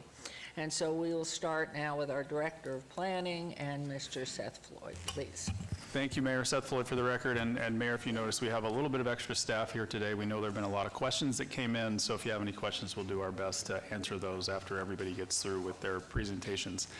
Mayor, with regard to land use, the subject 20-acre site is part of Planning Area A2 as defined by the 2016 interlocal agreement between Clark County and the City of Las Vegas. The terms of the interlocal agreement are explicit in disallowing amendments of the general plan or rezoning properties in Planning Area A2 for the purpose of permitting commercial and industrial uses and residential densities above 2 dwelling units per acre. However, the interlocal agreement is silent with regard to the allowance of public and quasi-public uses, including religious land uses on these properties. Religious land uses are allowed in every standard zoning district within the City of Las Vegas. However, within the current U undeveloped zone or any R prefix zoning district, the church house of worship use is not permitted on sites larger than 5 acres. The proposed CV Civic District is designed to accommodate such uses on larger sites than 5 acres. The appropriateness of development on CV zone properties is determined on a case-by-case basis. The CV zoning district conforms to the proposed public facility land use designation of the general plan, which allows for public and semi-public buildings and facilities, civic uses and spaces, infrastructure, and utilities. Staff therefore recommends approval of the requested general plan amendment and rezoning. The subject site is not located in the Rural Preservation Overlay District within the city's jurisdiction and is not subject to Clark County residential adjacency standards. Lots north of Hickam Avenue within the city limits zoned RE, Residence Estates, and west of Grand Canyon Drive, zoned RD, single-family residential restricted, are also not located within the Rural Preservation Overlay District, but are considered protected properties in relation to the city's residential adjacency standards. The temple and meeting house buildings are in conformance with the city's residential adjacency standards. Per Title 19, church steeples, utility transmission lines and towers, wireless communication towers, small wind energy systems, and municipal utility facilities are exempt from the 3-to-1 slope requirement that determines the maximum height of structures and minimum setbacks from protected properties.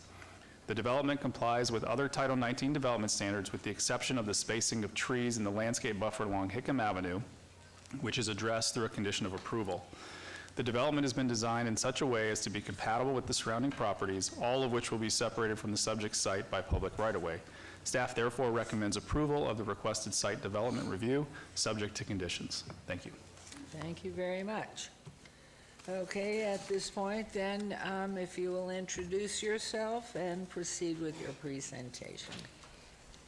Good afternoon, Mayor and members of the City Council. My name is Jennifer Lazovich, 1980 Festival Plaza Drive, and I'm here today representing the Church of Jesus Christ of Latter-day Saints. You see me hitting my phone because I am timing myself. I've heard your rules, and I've got my timer going as well. On the aerial in front of you, the site where the church would be located is outlined in yellow. It would be 20 acres. Immediately to the north of the site would be Hickam Avenue, and then north of that in blue would be a school site that is presently owned by the Clark County School District. There are some vacant and undeveloped residential lots, or I should say to be developed residential lots, and then over here there are 2 existing single-family homes. As you move to the east, this is TP. TP is also a 60-foot wide right-of-way, and again we have a blue color across the street, which is land that is owned by the BLM, but which the Clark County School District has a reservation to do a school site in the future. As you come to the south, in green, we have a piece of property that has CV zoning on it. It is presently being used by the Las Vegas Valley Water District. And then you have, in blue, another school site that is owned by the Clark County School District. And farther south of that is Alexander, which is a 100-foot wide right-of-way. South of Alexander, in this area down here, is property that has been zoned RCL with lot sizes of approximately 3,800 square feet and a density of 6.7 units to the acre. As you move this way, in green right here is Majestic Park, and as you come back up north, this is Grand Canyon. Grand Canyon is an 80-foot wide street. Directly across from us are lots that will eventually be developed for residential. As you continue to the west, you have Lone Mountain itself, and you also have Lone Mountain Park here in green. And then, of course, farther west is the 215. The site itself is located within an interlocal area. It is defined in the interlocal agreement as Area A2. The interlocal agreement's purpose, because there's some patchwork of land designations out here in the sense that some are in the county and some are in the city. So the goal of the interlocal agreement is for the county and the city to work together to try to have some type of cohesive development out here. When you read the interlocal agreement, specifically in the area that's described as A2, it is very, very specific as it relates to the type of, for residential projects, the lot sizes and the density. It is also very, very specific that it prohibits any commercial or industrial uses. But what the interlocal agreement in that section is completely silent about is churches, schools, and parks, things that you typically find in neighborhoods and communities. Nothing, it is completely silent. And in fact, the reason why I went through where all of these uses are is Lone Mountain Park is also in the interlocal agreement area, and it's a park. So the point being is that churches, parks, and schools belong in communities. They are thought of being in communities, and the interlocal agreement is silent with respect to that. Your staff, in their analysis, determined that this application does not violate the interlocal agreement. There are 3 applications before you today. There's a general plan amendment that would take the site from desert rural to public facility, a zone change from undeveloped to civic, and a site plan review for a temple and a meeting house. Speaking specifically to the general plan amendment and the zone change, the site is not located in a rural preservation area. The site is about 600 feet away from Alexander, which sits to the south, and the site is surrounded on 3 sides by land that is either owned or in some way controlled by the Clark County School District.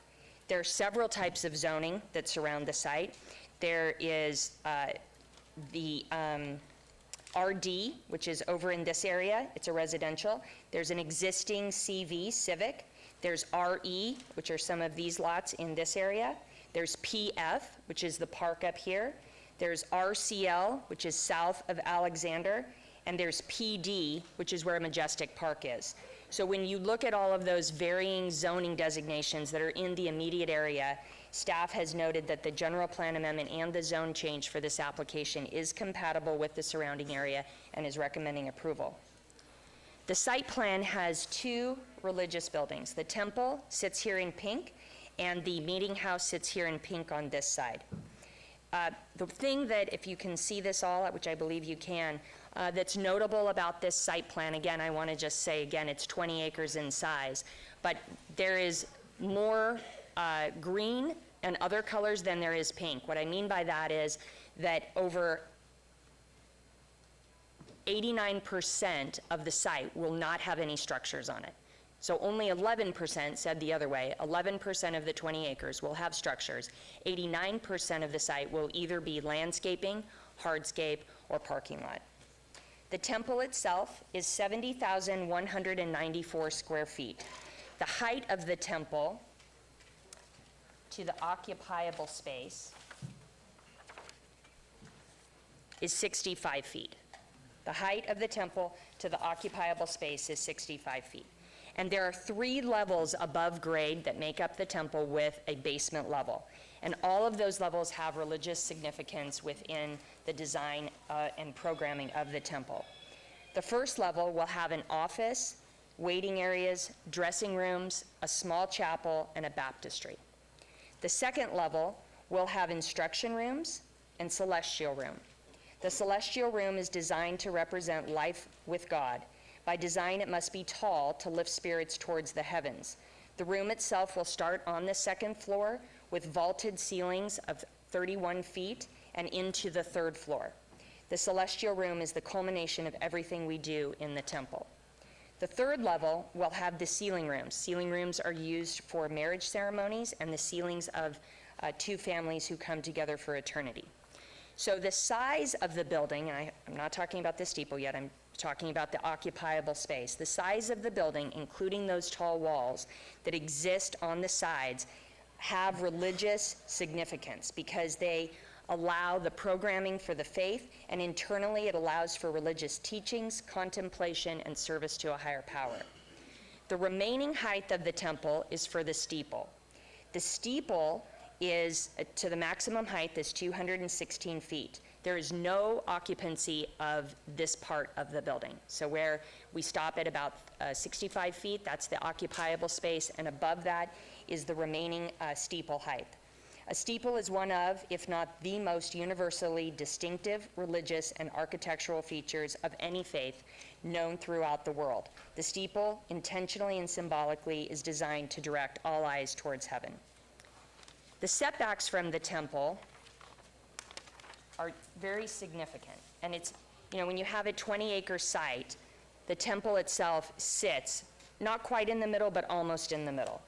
So, as you remember, as I walk through what all the uses are around the site, starting on the west side, from the temple, the edge of the temple, to the property line of where the homes are, is 447 feet. If you move to the north, the temple edge to the property line of, and directly across from the temple, is the future site of the Clark County School District site. So directly to the north of us, that distance is 248. As you move to the east side, this is a distance of over 700 feet to, again, where the BLM land is located and the Clark County School District has a reservation. And then to the south, again, we have the school district property over here. That total distance is about 200 feet coming this way to the south. The temple and temple grounds are closed on Sunday and Monday. And I want to just make something clear because this will come into discussion later on some issues. But the temple, if the temple is closed, and when does it, that happens at night when that temple is closed, but it also occurs on Sundays and Mondays. The only people that will be in the temple on Sundays and Mondays could be maintenance workers, but overall the temple itself is closed to members. There is a fence that goes around the portion of the site, not the entire portion, but the portion of the site that includes the temple. So when the temple itself is closed, the gates that allow a person to either walk through or drive through into the temple grounds or onto the temple grounds will also be closed. So that part of the site will be closed on Sundays and Mondays or at night when the temple is closed. The temple's hours really are from Tuesday through Saturday, about 5 a.m. to 11 p.m. We have volunteers. The volunteers come in 4-hour shifts, and they typically arrive before 6 a.m., and they typically finish, the last volunteer shift typically finishes sometime before 11 p.m. The temple will not serve food. There is no food there of any kind, and the front door of the temple will face towards the west. Here's what the temple is not. The temple is not a mega church. A mega church would be a church that on the inside of it has a tremendously huge area where a lot of people could congregate all at one time. The temple does not have that. It is not designed or programmed to have that. It is not a place for carnivals or festivals or a place where you'll hear loud music, and it is not in any way, shape, or form a homeless shelter. What the temple is a place for worship, reverence, and sacred ceremonies. A place where you may see a bride and groom taking pictures after a sealing ceremony, and a quiet place where members of the church perform their most sacred duties. The meeting house sits on the east side of the site and includes approximately 15,982 square feet. Meeting house is similar to what you see when you drive around a lot of neighborhoods. The main structure is 27 feet, and the height to the top of that steeple is 67 feet. That building, the meeting house building is similar in size to where the neighborhood meeting was held, which is at Alexander and Buffalo. The meeting house itself is primarily used on Sundays for worship services. So again, the temple is closed on Sundays and Mondays, and the meeting house is, I'll say, has its most busy day on Sundays. Again, as you have driven around these, and I hope that as this application has moved through the system, you've just taken a look, if you've seen meeting houses in and around your drives around town. They typically do not get a lot of cars throughout the week, except for a Sunday, and maybe on a Wednesday night there are some family night activities. But typically, the meeting house has little to no cars in the parking lot, except for on Sundays. The last two buildings make up the grounds building here and the pavilion over on this side. The landscaping for the site is very robust. As you can see, there's of course a significant amount of perimeter landscaping, and then when you are on the site itself, there's a significant amount of landscaping on site as well. The site itself exceeds the tree requirements required by code. We are providing 203 trees where 158 trees are required. When you look at that site, and remember I had explained earlier that it's a 20-acre site and the majority of it doesn't have any buildings, there's almost 8 acres of landscaping throughout the site. That's what you see on this. The additional areas, we consider these the hardscape areas. While they don't have landscaping, they aren't areas that have parking stalls, but we consider those to be hardscape areas, and they go with the design of the temple itself. The hardscape areas are about 2.5 acres of the entire site. One thing to note, importantly, the church has made the decision for the entire site to use concrete instead of asphalt. The reason why that's something notable to point out is that the use of concrete instead of asphalt reduces the heat island effect by about 20%. The parking on the site, we do have over 500 parking spaces throughout the site. This is a co-located site where it has the temple and the meeting house at the same time. So the church wanted to make sure that there was ample parking when the temple uses are occurring, that there's ample parking when the meeting house is being used. And as a reminder, when the temple is closed on Sundays, the gates here are also closed. So this becomes the area of parking for the meeting house. And then, as I mentioned, the front door to the temple faces west, so this becomes probably the more likely area where people will park for the temple itself when the temple is open. The lighting. The meeting house, there will be no light on top of the steeple for the meeting house. There is no light on top of the steeple for the meeting house. The lighting there's been much discussion about the lighting for the temple. This is an exhibit that gives kind of a bird's eye view of if the temple was lit up. What you need to look at are the areas that are in green as you move up the temple. It's wall wash lighting. The reason why this exhibit is important is because of any concern about spillover lighting onto adjacent properties. This exhibit is intended to show that the lighting as it lights up the temple doesn't glow outwards, doesn't even glow outwards within our own site, let alone crossing the public streets that surround us. This is probably hard to see, but this assumes that the temple, it is nighttime, and it is, again, probably difficult to see, but these areas in green reflect the lighting of the temple. As you can see, even if you come to this edge of our parking lot or this edge, there's no lighting that bleeds over. And then this gives you a rendering perspective of what the temple would look like lit up at night. It is meant to be gentle and only light up the temple portion and not the areas surrounding it. The applicant has provided both a traffic study and a pedestrian study to the City of Las Vegas. Both have been reviewed and accepted by the city. That's somewhat out of order. Typically what happens is that a traffic study would be conditioned if and only if the entitlements were approved, but we've certainly gotten a lot of questions and concerns about traffic, so we wanted to go ahead and supply a traffic study. In addition, the city requested a pedestrian study, have that reviewed by the city, and those have been accepted by the city. The off-site improvements, we will be putting in the 4 streets, TP, Hickam, Grand Canyon, and Florine. The driveways will come off of Grand Canyon, 2 off of Hickam, and 2 off of TP. As we've moved through this process, which has been going on for a handful of months now, We've heard a number of comments and questions and concerns, and by no means is this an exhaustive list. The neighbors are very articulate, and they will express their own views, but this is a summary of some of the things that have been notable to me. One is reduce the height. 2, move the entire project somewhere else. 3, change the access points from Hickam to Florine. Eliminate the blinking red light if one is required at the top of the temple. Eliminate the easternmost driveway on Hickam. Create a larger buffer on the north side of the site. The north side of the site would be towards Hickam. Reduce the lighting on the site at night, if not eliminate the lighting on the site. Overall traffic concerns with the number of parking spaces that we have, and a general concern that the site itself is not open to the public. In response to these comments, we offer the following statements. The temple and meeting house comply with Title 19 as it relates to residential adjacency standards. So again, the meeting house and the temple, to the occupiable portion of the temple's buildings, meets Title 19 requirements, but steeples per your code are expressly exempted from height requirements. All of the grounds will be accessible to the public except for Sunday and Monday when the temple is closed or at nighttime.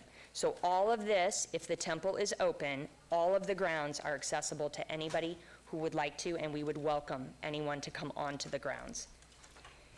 We are unable to move the Hickam access driveway points over to Florine, although we did look at it. And the reason why we are unable to do that is because the site slopes from Florine towards Hickam, so it's higher over on the south side. And as a result, that would impact our drainage. And if we did that, it would actually require us to raise the site, which then in turn raises the height, and we didn't want to do that. So we wanted to just follow the natural grade of the site the way it is today, not artificially raise it. We do need to do whatever is required by the drainage study, but it is not our intent to raise this site, and it is part of the reason why we chose to take access off of Hickam rather than force access onto Florine and have us have to raise up the site more than we absolutely need to for drainage purposes. We can eliminate the easternmost driveway. We could do that if that's something that the council is interested in. If we closed this driveway, that would mean we'd continue this landscape buffer, and it would only be the easternmost. And the reason why that's important is because, again, as I've mentioned, this portion of the temple is fenced. On Sundays, when the meeting house is at its busiest, it would mean that the only 2 driveways that could be used are off of TP. So it is something we could do, but I just want to be honest and upfront about how that would perhaps change a little bit of the traffic pattern on TP. There are 2 existing residential homes to the north of Hickam. They sit right about here. And they are directly across from the site. We could take 18 parking spots, that's roughly right in here, and increase that landscape buffer across from those 2 existing homes. So it would take that landscape buffer to something closer to 40 feet. We are deferring installation of streetlights on TP, Hickam, and Florine. And for the streetlights on Grand Canyon, which we're required to put in, we are going with an upgraded design. This is one of the designs that the city of Las Vegas considers, I don't want to say an upgraded streetlight, but they do have these, and so it would be appropriate for us to use one of these designs, and these streetlights would be put in along Grand Canyon. We have submitted and received an acceptance of the traffic and pedestrian study. We've agreed to turn off the parking lot lights across the whole site from 11 p.m. to 5 a.m. The only exception to that is that they will have some motion sensor for safety reasons. We have also agreed to submit documentation to the city that demonstrates that all installed lighting meets the spillover provisions of 1908-040H. The intent of that is to make sure that something that you're doing on this site is not spreading to the other side. We will reduce the concrete, and we are planting more trees. For purposes of the Planning Commission, we turned in a petition with over 3,000 signatures from Las Vegas residents and 730 from county residents. Today, I'm going to submit a binder with an additional signatures that represent over 2,000, specifically 2,069 City of Las Vegas residents and 1,057 Clark County residents. I would like those in the audience who are here in support to stand. And while they are standing, I want to turn in a binder also to the city clerk that summarizes a lot of my presentation and includes our LUPA requirements to address some of the comments that were raised at Planning Commission. And my final summary, after careful consideration by your staff, they have determined that this application complies with code and is harmonious and compatible with the surrounding area.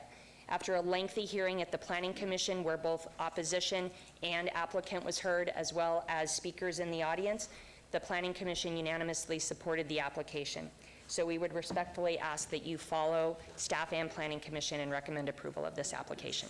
Thank you. Thank you, Ms. Latsovich, and we will add 1 minute and 16 seconds to the other side. What I'm going to ask you to do is, rather than get the questions from council at this point, they may have already made notations of things that aren't clear that you could answer. We'll go ahead and hear from those that are speaking from the community, different on the other comments. And then if you'll just have a seat somewhere up front, we'll ask you questions, and we'll ask them questions. And thank you, Ms. Lasovich. So at this point, Mr. Dorkak, we have gotten, because I asked you to make sure that those who are making comments on the other side, that you would speak to them so they know exactly. They will have 20 minutes, 21 minutes and 16 seconds also. How is it divided, please? Thank you, Mayor. Jeff Dorkak, City Attorney for the record. As you mentioned, our goal was to create a setup that was as fair and transparent as possible. The applicant always gets to speak to lead off. What's going to come next is actually extra. It's not required, but we wanted to make sure the opposition was represented. To that point, we know Mr. Nathan Taylor and Ms. Valerie Jewick have been two people that we've heard from at the city in terms of the opposition. So each of them will have 10 minutes, and as the mayor said, approximately, 38 seconds. So we'll see if Luann can pull that one off. But 10:38 for the clock for each of them, and then who's going first, Ms. Jewick or Mr. Taylor? And I would add, Mr. Dorkak, it would seem to me that if between the two of them as the designees, if one doesn't use up their portion, certainly in this case as part of that 21 minutes and 16 seconds divided between the two of them, that the other person can use it to finish the full allotment. 21 minutes. Yeah, that makes sense. We'll watch the clock. Okay, 21 minutes and 16 seconds is the clock. No, together, the entire. And then we will, afterwards, I'm going to ask our council then if they have any pertinent questions while you're all here and listening to this, to have your moments of the questions from council, and then we'll have the public comment. Everybody, as I said, 1 minute. So are you ready? We good? So they're getting a half of the 21 minutes and 16 seconds. Can we start Okay, now? so if you'll announce your names, both of you, Hi, please. Valerie Jewick. Mayor, Do you live in the city portion, or are you in the? City, ma'am. Okay, and sir, you are? My name is Brenton Marsden, and I live in the county. Okay, thank you. In the county island there. That's correct, ma'am. And how close are you? Are you on the north side or the south, east, west? Which side of the project do you live? I'm on TP Lane, roughly about 100 feet away from the project. And East County Island. And you, ma'am? Me, I live about a mile away, but I use the equestrian park. But I mean, which way? On the east side, the west side, the north side? I live on the east side. Okay. Okay. I'm just hard of hearing, I'm sorry. Okay. May I start? So we'll go ahead and we'll notify you certainly at 10 minutes. Okay, And you, if ma'am. you have that you're not using and you're finished, we'll give it to Mr. Taylor. Thank you. Okay. Thank you. Today, we're going to present Wait, and evidence. start all over, your name clearly for the record. Please. Valerie Jewick. Thank you. Today, we're going to present evidence that the area that we're talking about is in the RNP, and we consider it protected property. The master plan chart indicates in green that DR, RNP, and R are in the Rural Preservation District. If you follow that over, it shows two X's that permit zoning categories, and they are U and RE only. If you keep following it over to CV, there's no X there. CV is not allowed in the DR area. The next map is RE district, is consistent with the policies of the DR. Churches on the site larger than 5 acres shall not be permitted in a U or R district, which this is. The planning map shows the RPN is south of it, so it's surrounded by RPN. The Northwest Rural Preservation Association map shows it's in the RPN. We're missing some maps, my friend. 250 general plan map identifies that it is in the DR and RE residential area. The Lone Mountain Master Plan area map also shows that is in the green in the rural preservation area. The Centennial Hills interlocal map shows that it is green in the rural preservation area. Keep going. The future land map also shows that it is green, rural preservation area. Yeah, just keep showing them those. The Ninth Circuit Court has ruled that denying a church's zoning application did not violate our LUPA, substantial burden provisions. The court identified the bedmark principles that agencies may deny zoning applications for religious use for legitimate zoning concerns. The winning evidence in that Douglas case: cite inappropriate traffic problems, decreased public safety, incompatibility with the quiet neighborhood. Important evidence from the DOJ: our LUPA does not exempt religious assemblies and institutions from local zoning laws. Our LUPA is not a blanket exemption from zoning laws. Religious institutions must apply for the same permits, follow the same requirements, and go through the same land use processes as all other land users. We supplied you with 11 cases. 2 of those cases were from LDS, which they also failed in court, reference zoning laws. On the 2020-19th, the Douglas case went through the Ninth Circuit Court. It basically mirrors ours, but we're on steroids. And that church lost. The zoning won. What was their evidence? Negative impact, dark skies, project not compatible, does not preserve the character and integrity of the neighborhood, generates pedestrian and vehicle traffic, will be hazardous or conflict with existing anticipated traffic. In that court case, they said no substantial burden, no RLUPA. The laws say they cannot just have free reign. The Great Bible Way Temple case, they say no such free pass for religious land use. Substantial burden must place more than an inconvenience on the religious exercise. It must place significant pressure, which actually coerces the religious behavior. That's not happening here by following the zoning laws. The 2000 Hubbard case says churches are private clubs, operate for the benefit of its members, not open to the public. All cases clearly state that churches are mandated to follow zoning laws. The Master General Plan outlines preserving neighborhood character, branding, and quality of life. Ensure rural character is preserved. Lone Mountain has its own chapter in this thing. Focuses on low density and preservation of ranch-style neighborhoods. The city has placed safeguards to ensure compatibility with the surrounding areas. The plan indicates the interlocal agreement and Dillon's rule are important.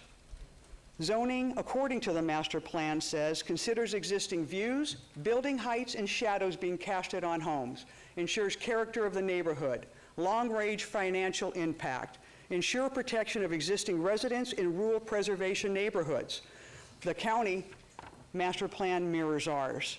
The interlocal agreement must remain 2 homes per acre. It says shall not accept any GPAs, rezone, or special permits to allow industrial commercial uses. CV is an industrial commercial. It does not fit in the neighborhood.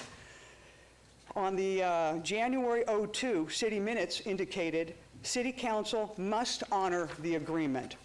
We are setting precedent with the IA. The City Attorney Jerbick, we're bound to be honored by the IA. Could potentially be a lawsuit if we do not. This will bind the city and county. Councilman Mack said, the bottom line is we're trying to set a precedent for the Northwest that will set a precedent throughout the community. Councilman Brown said, city and county acknowledges we will protect and preserve.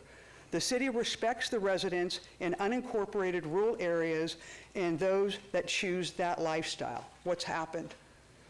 Land use and rural neighborhood preservation, element plan. Objective is the preservation of the rural residential area. Intend to protect rural residential communities from encroachment. Each plan has planning categories that must be compatible and in agreement with the master plan. This is not. This plan clearly identifies the RPN and the DR that they are the same. They are considered rural.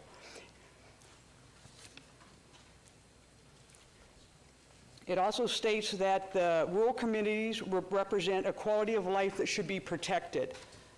The CV, on 3/2024, Peter, Lowenstein, Deputy Community Director. A church falls under a specific zoning district. That is, churches on sites larger than 5 acres shall not be permitted in the U or R districts. That is what this district is. The temple is not.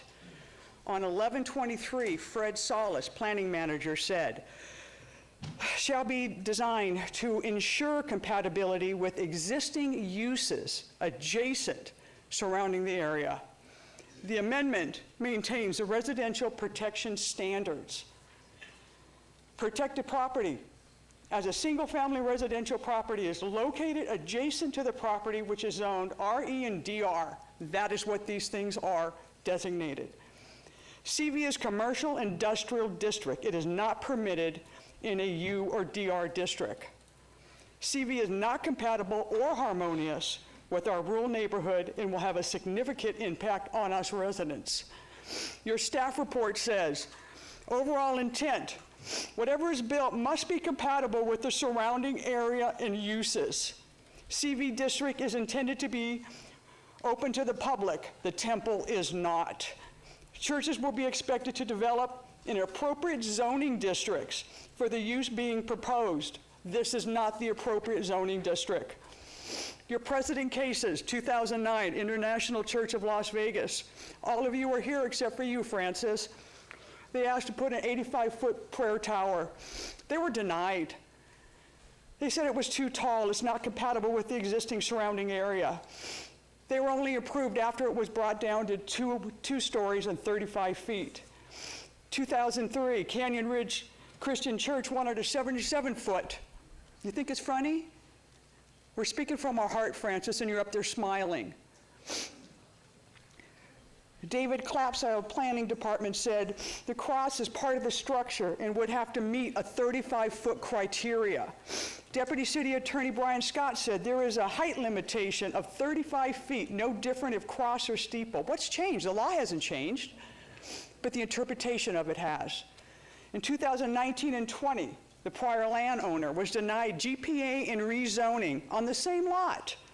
Does not conform to the interlocal agreement, does not permit and is not permitted in the zoning district. In 22, Church of God was denied, not compliant with the surrounding area. April 2024, Century Communities denied the same day the LDS was approved, denied in the rural preservation area like us. They only asked for a medium-low density change, not a CV change, industrial change in our rural neighborhood. Said it did not meet the 2050 master plan, neither does this. The LDS are not the victims here. They're not. The residents are being victimized. Their property rights are being violated, and the LDS doesn't care. They don't care. And we wonder if you care, because the laws say you can't do it. But we're told you're going to do it. You don't care what the community says. We're not rich. We're not politicians. We don't have $200 billion. But you know what? These people bought there believing they were going to have what they were going to have for the rest of their lives. And you sit there with no empathy for them. Zero. It's just another thing to stamp. But you're destroying their homes. They were there first. Mayor, submit these to the record. Thank you.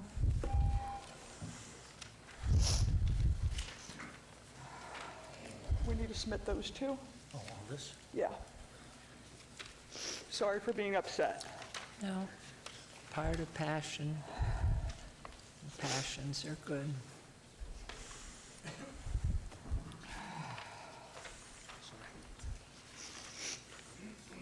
Can I give them this? Yeah.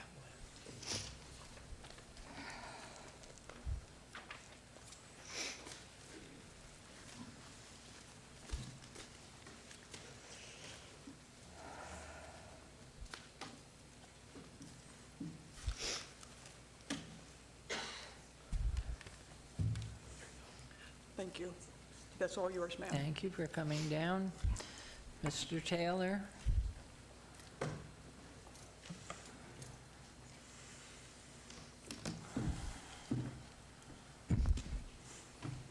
Good afternoon. Mayor, council members, Nathan Taylor, 8414 West Farm Road, representing about 70 of the neighbors. I'm going to set my timer too, just to make sure Okay. I don't go Well, we over. got So you up I'll there. hit start. Okay. As a Las Vegas native, someone who's worked in land use consulting for over 20 years, I have to tell you this is probably one of the most difficult issues I've had to work on. The one thing I think that bothers me the most, being from Las Vegas, is kind of watching neighbors get pitted against neighbors, and that bothers me as someone from here. So I just wanted to put that on record that I just find that really unacceptable and really sad that it got to this point. In my opinion, I think that a lot of this could have been avoided had this process been fair for the property owners. And I'll go through that. I think fairness is important. When you have something of this great impact being proposed to property owners, it involves some serious considerations all around. I want to kind of talk about how we got to where we are here today and talk about the fairness issue. And my opinion is what it is, right? But I got to lay it out here on the record so that you know. And everything I'm going to state is fact, because that's what I'm supposed to do. The applicant only held one neighborhood meeting. And in my many years of doing land use consulting, I've been asked by this council and other councils many times to hold multiple neighborhood meetings for a variety of reasons. They not only held only one neighborhood meeting, but they held it at their place of worship with their members present. In my opinion, that's unacceptable. Regardless of what the religion is, that's unacceptable. Neighborhood meetings should have been held at a neutral location where we normally hold these types of meetings. There was a second meeting held.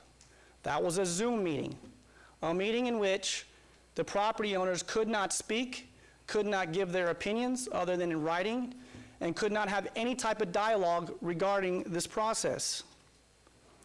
Then there was a third meeting. This meeting was referred to as a round table.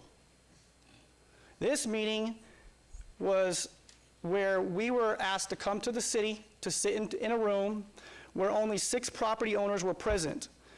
And we, and myself as a representative of the homeowners, was not granted the ability to bring certain homeowners that I represent to the meeting. I was told that I have to just show up and whoever they invited is allowed to be in the meeting. One of the first things said in that meeting was that, as a housekeeping item, the first thing said was, this is not a negotiation. That was the first thing said in the meeting. Now, I was brought into this to negotiate this project. That's it. It was the only reason why I was brought into this, to negotiate the project, to make this work for the property owners. Then we go to our final meeting, which was last Friday. That meeting was facilitated by the applicant's representative. Let me take this opportunity to say that Jennifer Lazovich has some of the best, most unbelievable integrity of anybody in this business, anybody that comes before this council.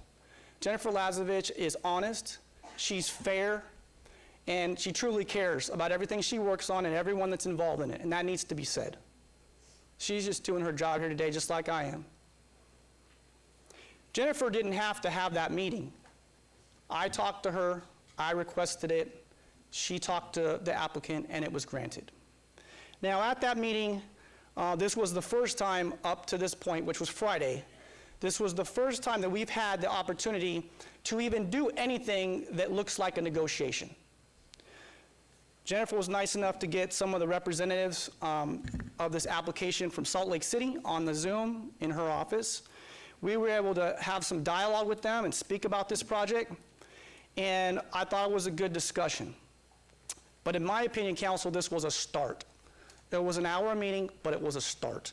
And I think, if anything, having a start is better than having an end. And so that's where we left off on Friday. One of the things we talk about when we speak about land use is it harmonious and compatible, what you're bringing before the council? In this case, this project is not harmonious and compatible with the existing development. This is surrounded by a very rural part of Las Vegas, a very unique part of Las Vegas, and this project just doesn't work. And they're asking for this zone change, this GPA, all of this in an area that's desert rural, as you know, that is zoned for 2.49 dwelling units per acre. If approved, we do know that this will introduce something of commercial into the neighborhood. There's no way around that. These buildings are international destinations. They're not just visited by local people, they're visited by people all over the world. It will increase traffic, we know that. We know that it'll forever change the landscape of this area, of this community. We also know that the views that are there now won't be there anymore. We also know that there will be light pollution. There's no way around that. There's so many other ways that if this is built, that it will impact this neighborhood, that I would need much more time that I don't have here today. So I can't get into all of those. But these are people's lives we're talking about. This is their largest investment. These are their homes. This is their community. This is where they chose to live because they knew they would never have a building like this built next to their homes. That's why they built these homes. That's why they moved there, because they knew that this was never going to happen. We've been pretty consistent, and I've met with all of you, and I appreciate your time. We've been pretty consistent over what we've been requesting. We've been requesting 3 simple things up to this point. And one was to hold this item for 30 days, to not have it heard today, to not have it voted on today. And I explained the reason I was asking for the abeyance was because I wanted the applicant to have a second neighborhood meeting. I felt like the neighborhood deserved that much. You know, throw them a bone or something, right? You know, a second neighborhood meeting, I think, would be appropriate in this situation at a neutral location, which I've already mentioned. And then I think 30 days would be enough for us to work with the applicant's representative to maybe have some more negotiations, to maybe get somewhere. I think that 30 days was enough. That's why I didn't ask for more than that. We're not here today saying don't build anything on this property. We're not saying don't move a rock, don't move dirt. That's not what we're here for. We've been consistently in saying that we're okay with them building a temple here. Completely okay with them building a temple here. I want to make that clear. Build a temple here. Just not one of this size. This is a monstrosity of a building. I mean, come on. 216 feet high, 70,000 square feet, additional buildings, 500 parking spaces. I mean, I've never seen anything like this close to this type of neighborhood in the city. This thing it's a big building. This is not appropriate. It's just not appropriate. We wish we could be standing here in front of you today supporting this application. I would like nothing more than to be standing here saying, Mayor, Council, we support this application. I would stand behind Ms. Lazovich and say, we're here to support your temple design. We're here to do whatever we can as a community to stand behind you. That's not what we have here today. We have a lot of homeowners here that just don't want to see what's being proposed built. In closing, I will say this, that the City Council, you're not obligated to vote for this project as presented. No one's guaranteed a GPA. I've done GPAs myself. No one's guaranteed that. No one's guaranteed a zone change. No one's guaranteed a site development review as presented. These are things that have to be approved by you because you find them suitable, you find them harmonious, and you find them compatible. In this situation, it's not. I can stand up here and cite a lot of court cases. You probably don't want to hear that. There was one in Douglas County, and they did rule that you did not have a burden based on a religious use to vote on an application like this just because it was a religious organization. You were allowed to follow your zoning law. You're allowed to do what you feel is right. We wind up coming back here, I do hope we come back here, depending on what happens today, and we're all on the same page on what's being built here. The impacts that this is going to have really in southern Nevada and this northwestern community is going to be great in nature. And I just hope that we can try and get somewhere where everyone's, on the same page, that we're in agreement, and that we don't have a lot of hurt feelings. I know not everybody can get 100% of the things that they're asking for. I understand that. But I would sure like to see this come to an end to where, somebody gets something, not someone getting 100% of everything they're asking for. And so with that, I would just hope that you would take my comments into consideration, Mayor, and thank you for the time. Thank you very much.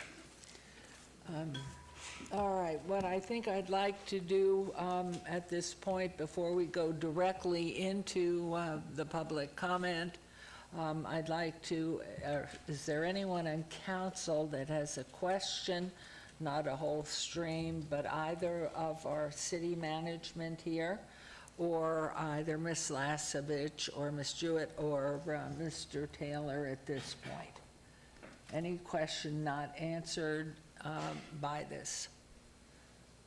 No, I guess we're okay. So at this point, and any question from staff here that you're clear? Okay.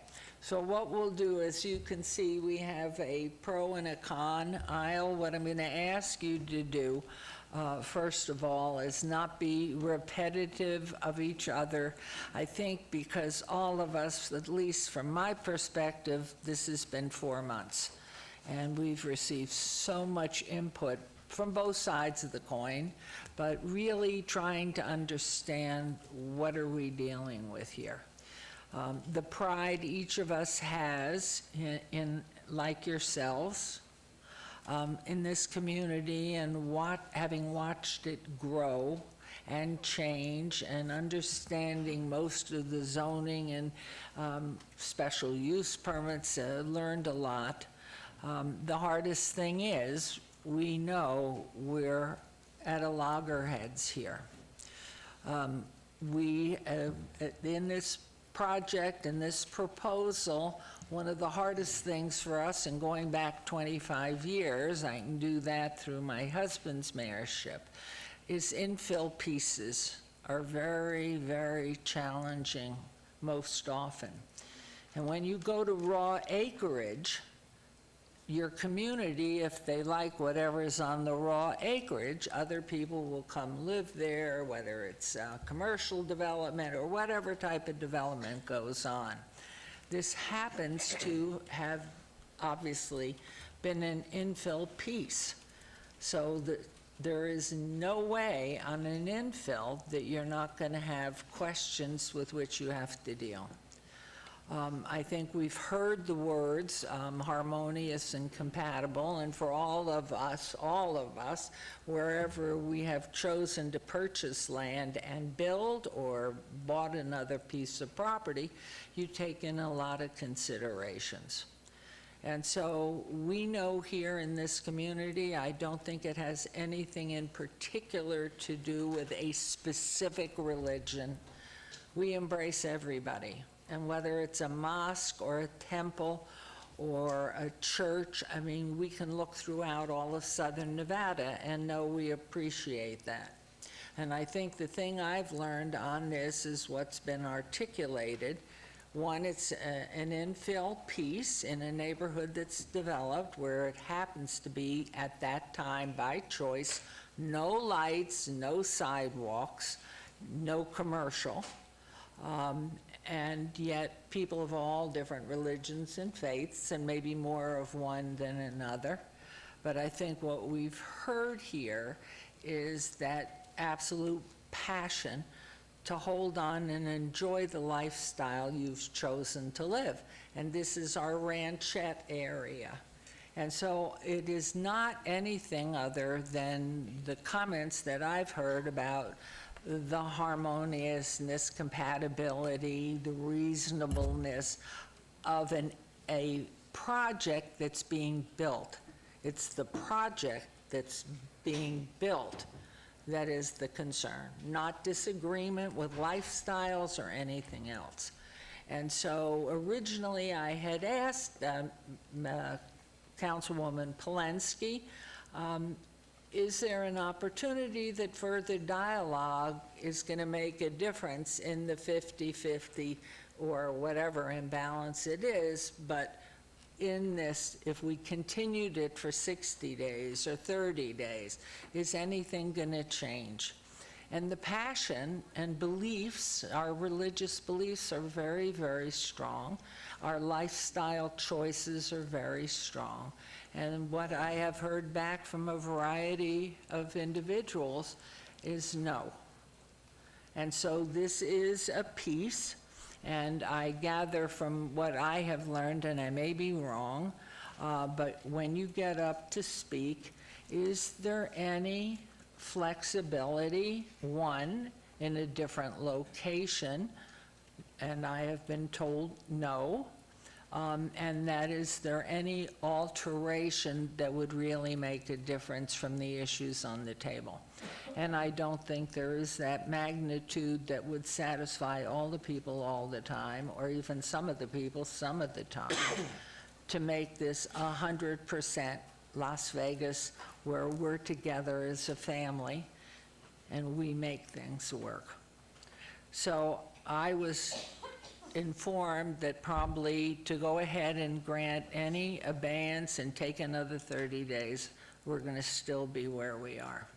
And for all of us who've watched the past few weeks in the political process, that split there is a hard time. It's a hard time all the way around.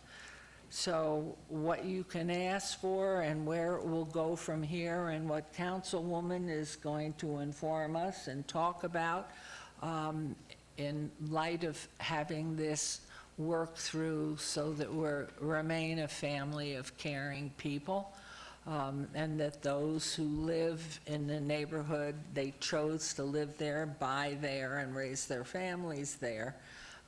Is it just going to come to be that this is going to be, and you'll either stay there or move, and others will move in? Or is there any flexibility that can meet, so it can be harmonious or not? And is there any other site? And for all of us who love our diversity, and having seen the magnificent temple on Route 5 in San Diego, that is absolutely the most outstanding building and center, and it's just awesome.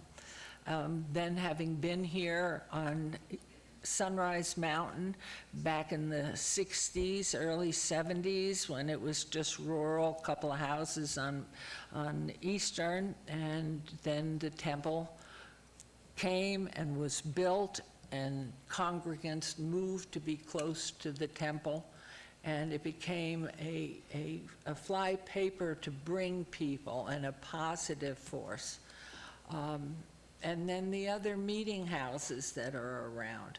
And I think the only thing I'm hearing from everybody, it has nothing to do with belief or challenging one religion from another. It is all about the size of the temple in their location. And from what I'm hearing, that is the entire issue.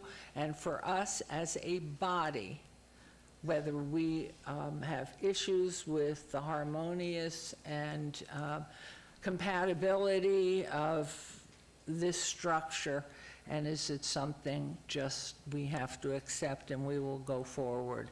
Or is there any way that we can pull everybody together? I know we have wide open land in Ward 6, and I know you welcome everybody in Ward 6 and in raw acreage and not infill.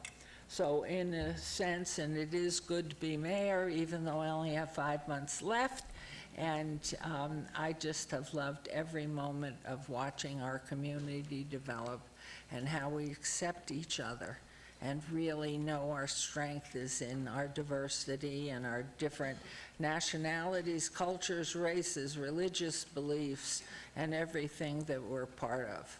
And there is also the word that you've all heard of progress, and watch Las Vegas grow and develop. So with that, I'm going to ask, and we're going to try to keep this to a reasonable time tonight.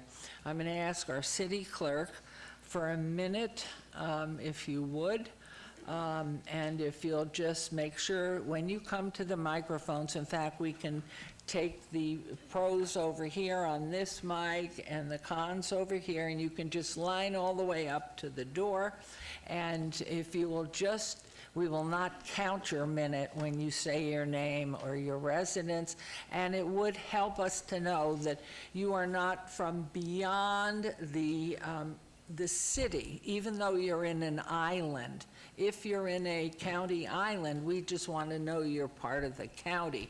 But if you've come in from Henderson or Boulder City because you definitely just believe, please leave the city people that live in the confines of the city, or let us know you're from beyond the city confines. And those of you who are in the county island, you're part of our city too.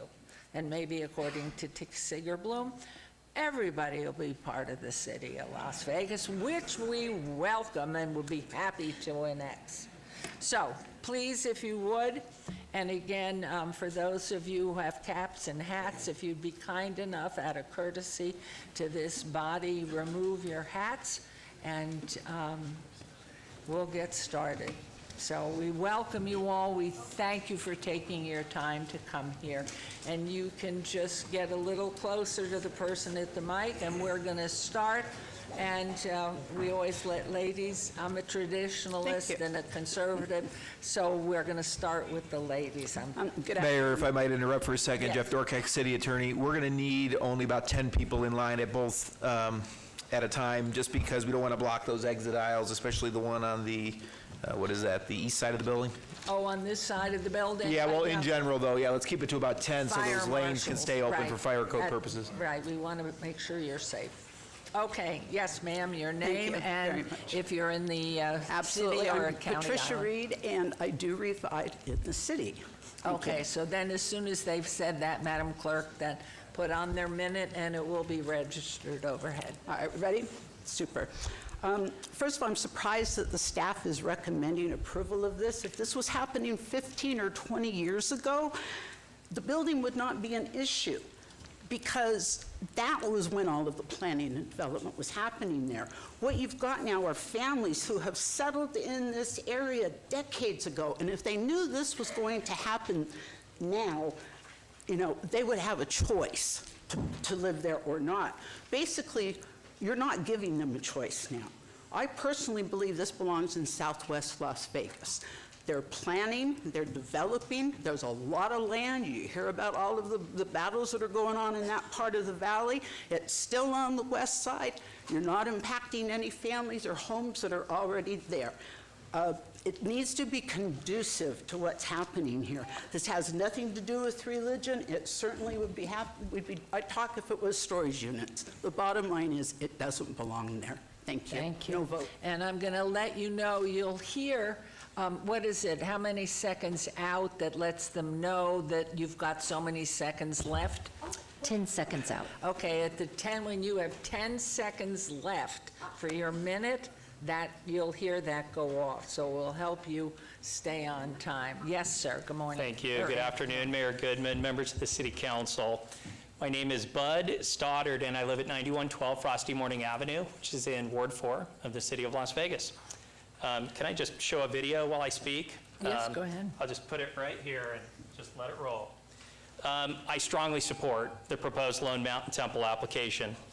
I serve as the president of the Las Vegas, Nevada Lone Mountain Stake of the Church of Jesus Christ of Latter-day Saints. Our stake has 7 congregations in the area immediately surrounding the proposed temple. I'm confident you've heard about this event, the thousands of people from our local community who packed the plaza for the Planning Commission in May. And I've personally spoken with hundreds of members of my stake who strongly support the construction of this temple. They live in the area. We hope that you will consider the voices of these thousands of individuals who have signed petitions, written letters, submitted comment cards, and shown up here this afternoon in addition to the voices of whom you will hear today. Thank you. Thank you. Wow, that's impressive. Thank you. Hi, my name is Randy Gordon, and I'm biased. I live in the neighborhood less than a mile from where this temple is proposed to be built. I live southwest, but basically I live just southwest of Alexander and Grand Canyon. So I would ask anybody that's voting on this possibility of a zoning change to say, have you been to Alexander and El Capitan? Do you know where those two cross streets are? Because there is an LDS church right there. And that LDS church at El Capitan and Alexander is aesthetically works with the surrounding neighborhood. This proposal, this building, does not aesthetically work for what's in the surrounding neighborhood. I'm a surrounding neighbor. I used to live next to a church that needed traffic control every Sunday. And that's my minute. Thank you. Thank you very much. Thank you. Rabbi Mel Hex. Hi. My address is 9324 Red Twig Drive. It's in Summerlin. I think I'm in the city. Yes. You never know nowadays with all the changes that are taking place. When I first came, there was a cliche joke about Las Vegas needing a church on every corner. That's what my generation, when I came in July of 1980, we're all referring to. I've seen major changes, and every decade we've been faced with a different reality. And we started in the 80s, I believe, in asking the question, what do we want to be when we grow up? In the 90s, it began to take shape. We had the corporations come in, some magnificent tourist attractions on our boulevard. Rabbi, thank you. That's a minute. Thank you, Rabbi. I know you, and you would take longer. You're next up. Hello. Goodbye. Yes, ma'am. Can I say one more thing? No. No. Bye. All right, and we're not going to start you till you give your address, and if you know if it's city or if it's in that county island, please. Okay. My name is Victoria Bremner, 7810 La Madra. I live in city and in the RMP. I've lived in the RMP for 30 years in the same home. The applicant's proposal size and scale is simply incompatible with the residential area. They want to build a 20-acre commercial-sized facility, including a 70,000 square foot, 3-story gated compound with 70,000 workspace. I need to read from this, sorry. It's a private members club in the middle of a residential area. Any other applicant with this size, scale, and scope would be swiftly denied and not allowed to build this way. A vote yes would immediately undo decades of work of your predecessors. It would immediately negate years of cooperation and community of the residents of this area have fought for. A yes vote would dismiss over 3 decades of the efforts of everyone prior to you and treating past decisions, protections, and considerations for the actual residents as disposable trash. You are merely stewards of the land and you are short-term. but your decisions have long-term permanent effects. You cannot undo this. We should not be the experiment for a new zoning. Thank you very much. Good afternoon. Good afternoon. Greetings to all. My name is Reverend Deborah R. Smith, and I serve along with my husband, Dr. Welton T. Smith III, the Greater Evergreen Missionary Baptist Church at 1915 Lexington, Las Vegas, Nevada, 89106. I have but 3 words to offer us on this evening, and that is upward, forward, together. Let's build this temple. God bless you. Good afternoon. Hi, I'm Vicki Sharon, 4718 North Jensen Street in the city. We own a custom home on 1 acre and 2 horses, which we ride to the equestrian park at the base of Lone Mountain at least 3 times per week. We are not opposed to any house of worship in our neighborhood. Churches, synagogues, mosques, and Mormon wards and meeting houses are equally welcome, as are parks and schools. We are opposed to changing zoning laws for a private, not public, monumental structure, which threatens not only our rural way of life, but our safety. Increased traffic to the temple site from the 215 Lone Mountain Road exit would make horseback riding unsafe for us. Mayor Goodman, Councilwoman Polinsky, and members of the council, please represent your constituents fairly and oppose this devastating change. Thank you. Thank you. Good afternoon. Mayor Goodman, members of the City Council, my name is Donna Taliaferri. I live at 6280 North Hualapai Way. I have lived in the northwest part of the valley for 30 years. I was honored to sit on the Lone Mountain Citizens Advisory Council for 8 years, and then 12 years as a County Planning Commissioner for Larry Brown. Currently, I am Vice President of the Northwest Rural Preservation Association, and I have advocated alongside many of these neighbors with one voice as we moved the Beltway, kept commercial out, and maintained some of the largest lots in the valley. I, like them, have always advocated for what is right for our area. Although the Northwest Rural Preservation Association, of which I'm a board member, hasn't reached a consensus, I know that there are hundreds and hundreds of residents in the Lone Mountain area who are looking forward to having a temple built nearby. This project is compatible and harmonious with our neighborhood, our community, and Las Vegas, and I encourage your support. Thank you. Thank you. Thank you very much. Hi, Good ma'am. afternoon. Hi, Mayor. Hi. Hi, council members. Back in the 90s, I was part of that group that were forming the rural preservation. I'm a lifetime resident. I've lived here all my life. My family's been here since the strip was dirt. And my name is Renee Newman. Your name? And Renee Newman. And I do live I'm in the county now. I've been in the county 38 years at that island, and we've built in that same zip code. This will be the 3rd time. Long story short, I don't believe that the general plan amendment should be changed and adapted for this project. The project is unsuitable. I don't think that it's proper for that location. I don't know that I'd even call that an infill piece, because it is surrounded totally by rural, and there are portions on the side, as she mentioned in her explanation, that the project itself is backed up to school property. But they've had an opportunity to build a school there, and it's never had the chance to have a school built there. In fact, I'd rather have a school if that was the case.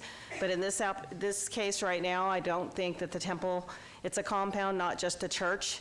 And as was mentioned previous, there's 5 or 6 different churches around that area, and they're all within that certain size. The size and scope of the project is too big for the area. And I do live in an area that's visible. I can actually see it from where I live. And I'm impacted by the traffic. And long story short, my whole family was impacted by the traffic at the Craig and Buffalo when the county owned portions and the city owned the other portion. So thank you. Thank you again. I just hope you vote against the GPA, and it doesn't belong. Thank you. Thank you. Yes, sir. Good afternoon, Mayor and members of the City Council. My name is Anthony Longo. I live in the city of Las Vegas. I also live in Ward 4. I support the proposal application. Some in opposition to this application are citing crime as an issue if the temple is built on Lone Mountain. I'm a retired police officer from the Las Vegas Metropolitan Police Department. I have over 30 years of law enforcement training and experience. I know and understand crime statistics in our valley. I've researched the crime data of the surrounding area where the current temple sits, on the east side of town on Sunrise Mountain.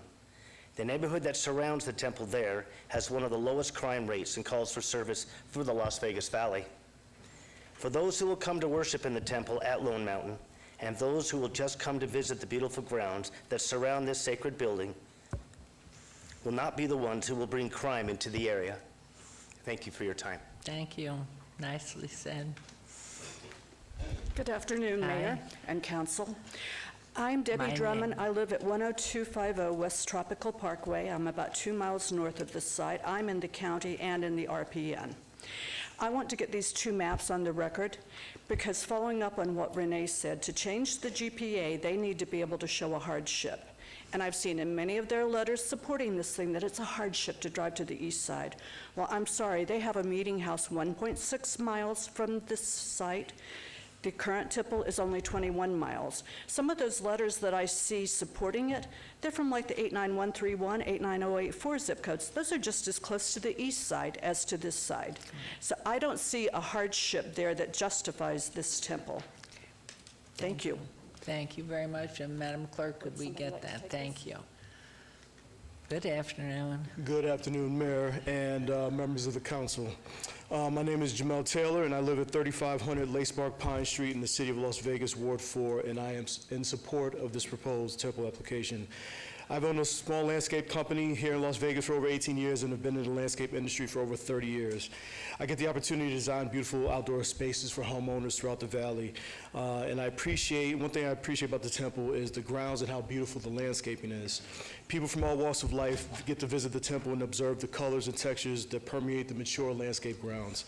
Obviously, when a new project like this is being built and it's being installed with plant material, it's going to look small and immature. And this won't be any different with this proposed temple. However, one thing that the temple is doing is taking these 24-inch box trees that is going to be installed here and upgrading those to 36-inch box trees. This is very significant because not only is the cost going to be more, but it's going to create a situation where it's going to have larger canopies. These trees are going to be bigger in girth and be more aesthetically pleasing.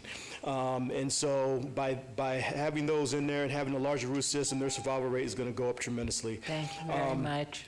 Thank you so much. Okay, Appreciate your time. Thanks. Yes, ma'am. Hi there. City Council. Thank you for hearing me. My name is Stephanie Dahlgren. I live at 4037 Peaceful Dune Street. That is county. I just have a list of concerns. Basically, they start with the plans for a casino-size building, lit 24/7, like the Luxor, in my backyard, and I'm within probably 1,006 feet of it, and that's what I'll see now instead of Lone Mountain. Based on their planting plans, that's going to be huge water usage. Why can't they use native planting? Why can't they make it fit our community better? I'm also concerned about the water drainage and the flood controlling. Concrete is less porous than asphalt, and the runoff coming when we get our flooding rains is going to be much larger than one might consider. As far as there's a flat-out disrespect in the planning and the push for this, for the local zoning that has been in place that everybody living there has had to build to. And I just don't think it's appropriate. And finally, I don't know where it's written that size, lighting, and height is required to worship, but there are documents in the packet showing from an LDS person, LDS communities that have built to community specs. Thank you. Yes, ma'am.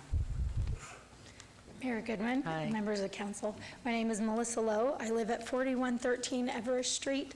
which lies on the corner of Hickam and Fort Apache in the city of Las Vegas, Ward 4. I support the temple application. Our backyard has a clear view and direct view of Lone Mountain, as well as the proposed site. In my opinion, the temple will not block our view of the mountain in any significant way. Rather, I think it will have the opposite effect. I believe the temple will enhance and beautify the neighborhood without distracting from the beauty of the mountain. Currently, the proposed site is a vacant lot that collects garbage and is unsightly. LDS temples are meticulously maintained, and I sincerely hope the application is approved and we can enjoy the peace and beauty it will bring. Thank you. Thank you. I drove by your house yesterday. Oh.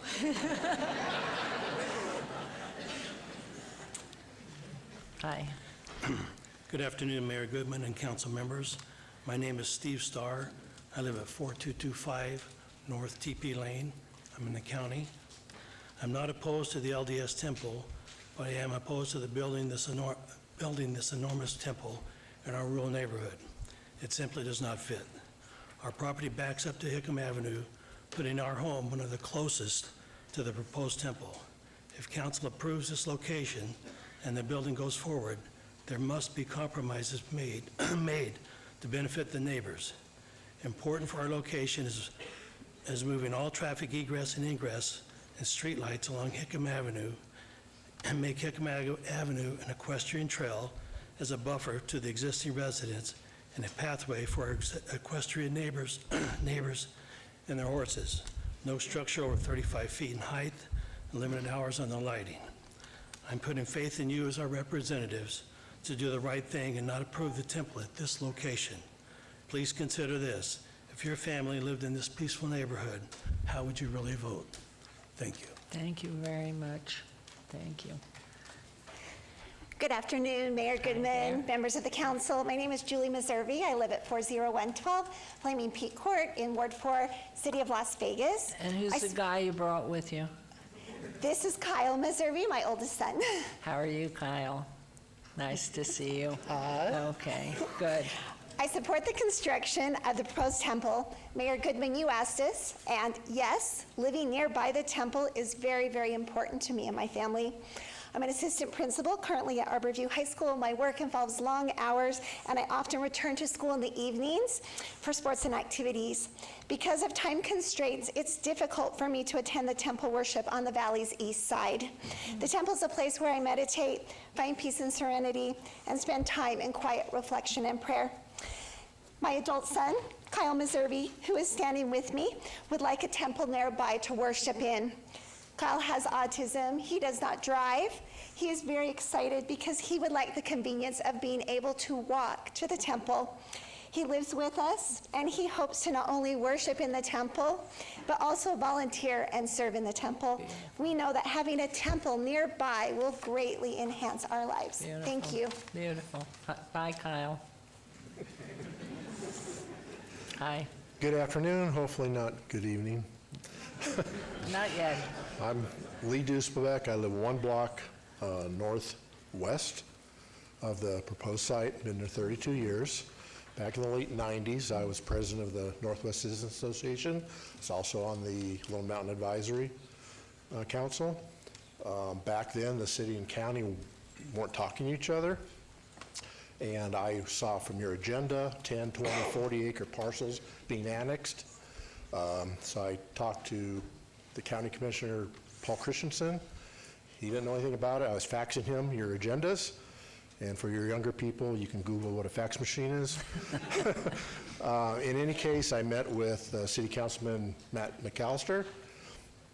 And he told, well, I won't tell you what he told me. It had something to do with hell and snowballs or something. I don't know.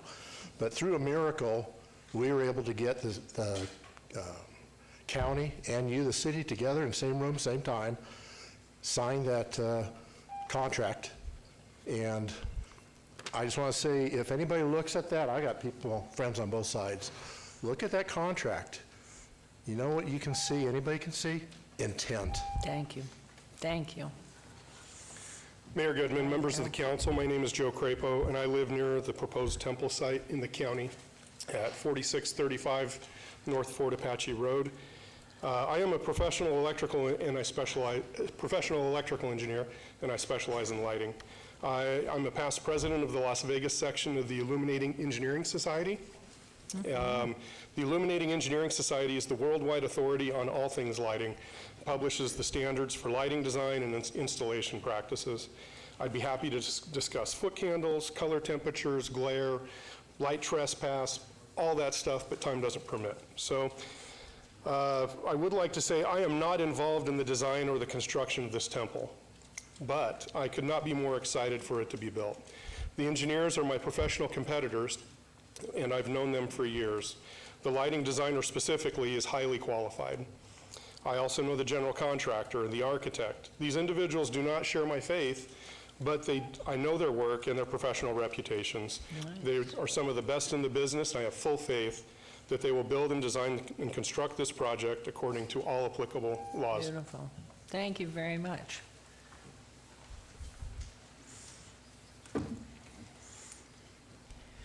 Good afternoon, council members. I'm Mel Goodman. Thank you for giving us opportunity to speak. My name is Todd Gibb. I live at 9613 Bending River Avenue, Las Vegas, Nevada, and I have been in that location for over 20 years. I have been helping these folks with this battle. I look at all the support documents. I look at the opposition documents. I have gone through a lot of the support documents, and I see letters from all throughout the city and different states all across the country. We got the opposition, which has about 6,000 signatures opposing it, and that is this document here, which you have there. I have gone through this because I felt everybody's all over the board. I went through this and highlighted everybody that lived in 89129 that are opposed to Temple. There are 704 people on this list here. I have broken it down into two different maps. I stated within the 89129, my first area was within the 1,000 square foot area. There are 78 homes currently built, 9 vacant landowners of different names, 124 tract homes to the south that are in this area. If you go according to the map, there is 29 opposed and 10 in favor within a 1,000-foot radius of the temple site. We go within a mile. Oh, I'm sorry, I'm over? Yes, and unfortunately, but thank you very much. And unless you get your minutes still, even though you were part of that, you can't, we're not giving minutes. You can finish up your own 1 minute. Okay, great. We'll just finish this, ma'am. Go ahead. No, he can't. You're on. It's your minute. The second square here is within a... Pull the microphone towards you, please. Restate your name. Valerie Jewick. Okay, and where do you live? City, RMP. Okay, now you can continue on the information if you will. This map here is a mile, square mile. And out of that square mile, you have 72 opposed and 20 in favor. We keep telling that it's 5-1 for the LDS. It's not when you pull the numbers and you map them. So that propaganda that we keep hearing, that it's all the Mormons, you know, they outnumber the residents, they do not. These are the numbers. These are from the statistics that were pulled from the form stat, right? Is that what it's called? Yep. And so this just gives you a more realistic, instead of everybody saying we're out more.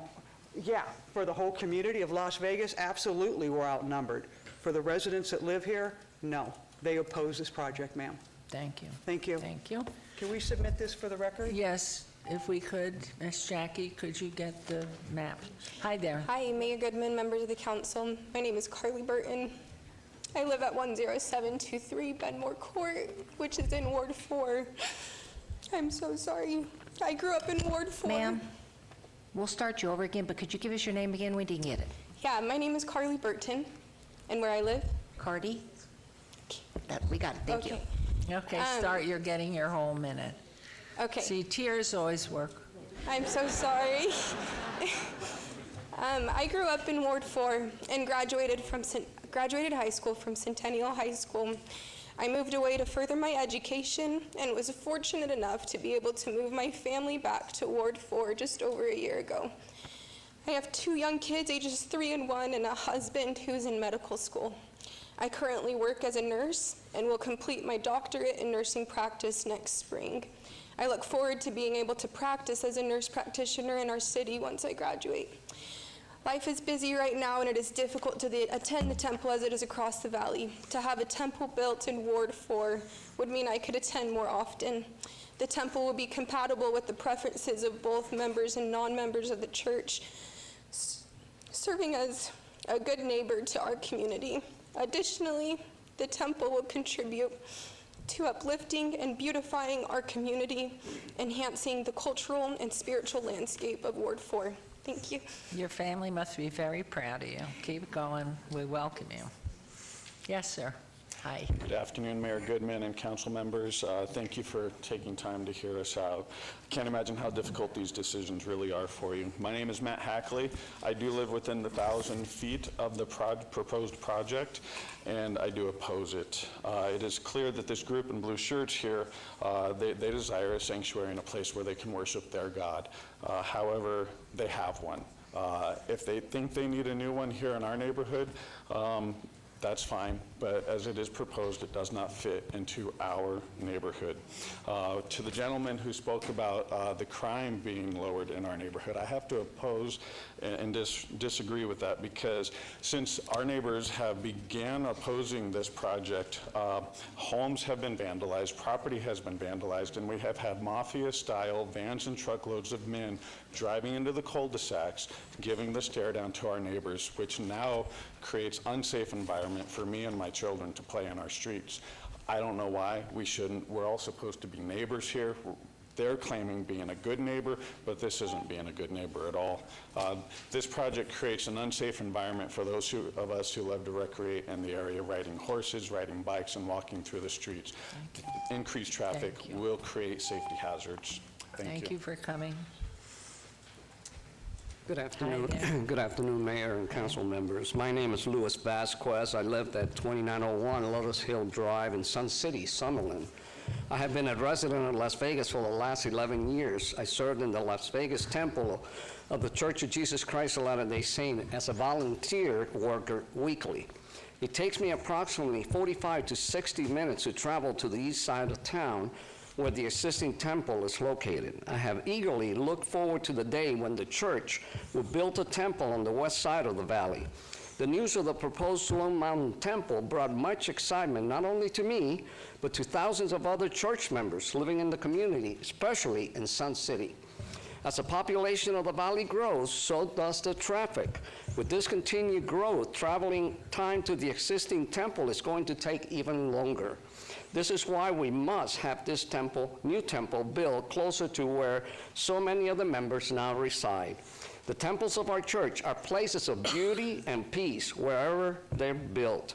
Therefore, the Lone Mountain Temple will enhance our community greatly. I strongly urge you to vote in the affirmative for the construction of the Lone Mountain Temple. I appreciate your time given me to address you. Thank you. Thank you very much.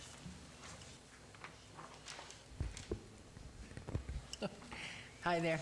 Hi, good afternoon, Mayor, council members, city staff. My name is Catherine Kessel. I live on North Chieftain Street. I'm about a block and a half away from this proposed development. I've been there for 30 years, and I've watched it grow and become what it is today. I would like to say I don't have anything against a temple or any house of worship being built. I have friends in this room who are wearing blue shirts and stickers today. They will always be my friends. I'm not against the purpose of the house of worship. Right. I'm against the things that has clearly been outlined here today. And I believe that there's a lot of valid points being made. I do wonder, and it's been mentioned briefly, what other sites were seriously considered for this project? Because really didn't hear about the formality of all this until it was, and I'm going to use the term bulldozed, it was bulldozed down us that this was coming and this is where it was going to be. So there has been reference to other parts of land, other vacant spots, and I do wonder, and we deserve to know, what other parts were considered that were either chosen, that were not chosen, and why is that? Why is our quiet neighborhood the place this has to be? Thank you. I think I mentioned that in my opening remarks. You so did, and I also want to know. That's it. Okay, that will do. No, no, everybody is getting the same 1 minute. No.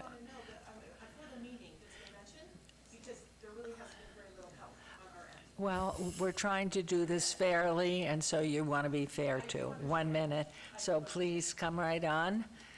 Thank you. It is good to be mayor. It's a little late for you all to file, but I highly recommend it. Sorry. Good I think we afternoon, know Mayor this and gentleman. members of the City Council. My name is Chris Figgins, and I live at 8910 Hickam Avenue, which is in that county island which you spoke of, just a short distance from the temple. I'm sorry to Sir? interrupt you, and can we start his minute again? For some reason, the mic is not high enough for you. You may, well, I shouldn't do that. Lean in. Thank you. Okay. Could you do it again? We need your you to name? repeat your name. Okay, my name is Chris Figgins. I live at 8910 Hickam Avenue, just a short distance from the county, and I'm in that proverbial county island that you talked about. In 2018, my wife and I built a home in the Low Mountain Rural Preservation Area. We love this area, and we're in full support of the items before you. Before we purchased the lot, I did a due diligence with respect to the traffic in the neighborhood. According to the RTC Regional Streets and Highways map, Grand Canyon is an 80-foot street with a capacity of 4 lanes and 36,800 cars per day when built out. Hickam, TPM, Florine are 60-foot streets with a capacity of 18,000 cars per day. This information is public information, is available to those who want to take a look at it. As you're well aware, Fort Apache was recently expanded to a 4-lane road from Alexander to Tropical. In my opinion, this temple will not come close to even reaching the street capacity that are mentioned in this map. I've been going to the temple on the east side of town for many years, and never once have I seen more than 2 or 3 cars come out of that driveway. The temple... Thank you, sir. The temple That's it. is 1 echoing minute. in light of the Thank you. planned streets. I appreciate it. Thank you. Hello. Hi. Mayor and City Council members. My name is Sandy Reed. I live at 3605 Blackhart Street, just outside the 1,000-foot notification zone in the city. I'm a former New Yorker, so I understand the value of space, almost more than anyone. I lived in Manhattan, and I'll tell you, the place that people go to is Central Park. People pay a lot of money to live close to Central Park and view Central Park. Could you imagine taking the Empire State Building and plopping it in the middle of Central Park? The only place that people have. Now, I understand in Las Vegas there are other options where the temple can be built, but for me, who lives right near Lone Mountain, I've been there 21 years, I think there's better location than where the temple is going. There are other parcels, and I just feel that we are not being heard as a group. We seem like a small group, but actually those stacks are not a little bit of a fallacy, because those of us who live close by, most of us, do not want it there. It has nothing to do with religion. It's all about the building. Thank you. And you are being heard. You are being heard. I have, Thank I you. just Oh, wanna you can submit give that something. to our, leave it there, right there in the box for our city clerk. Thank you. Hi. Hi, hello, Mayor and City Council. Lori Figgins, 8910 Hickam Avenue. I'm in full support of the proposed temple, as I truly believe that it is the perfect spot as a beautiful buffer between the rural preservation area and the high-density housing that has already begun to be built on the north side of Alexander. My husband has worked in the Clark County DA's office for over 34 years. He worked with many city and county officials, and we've been asked to read a letter from one of those former officials who could not be here today. Dear Mayor and City Council, my name is Jay Bingham.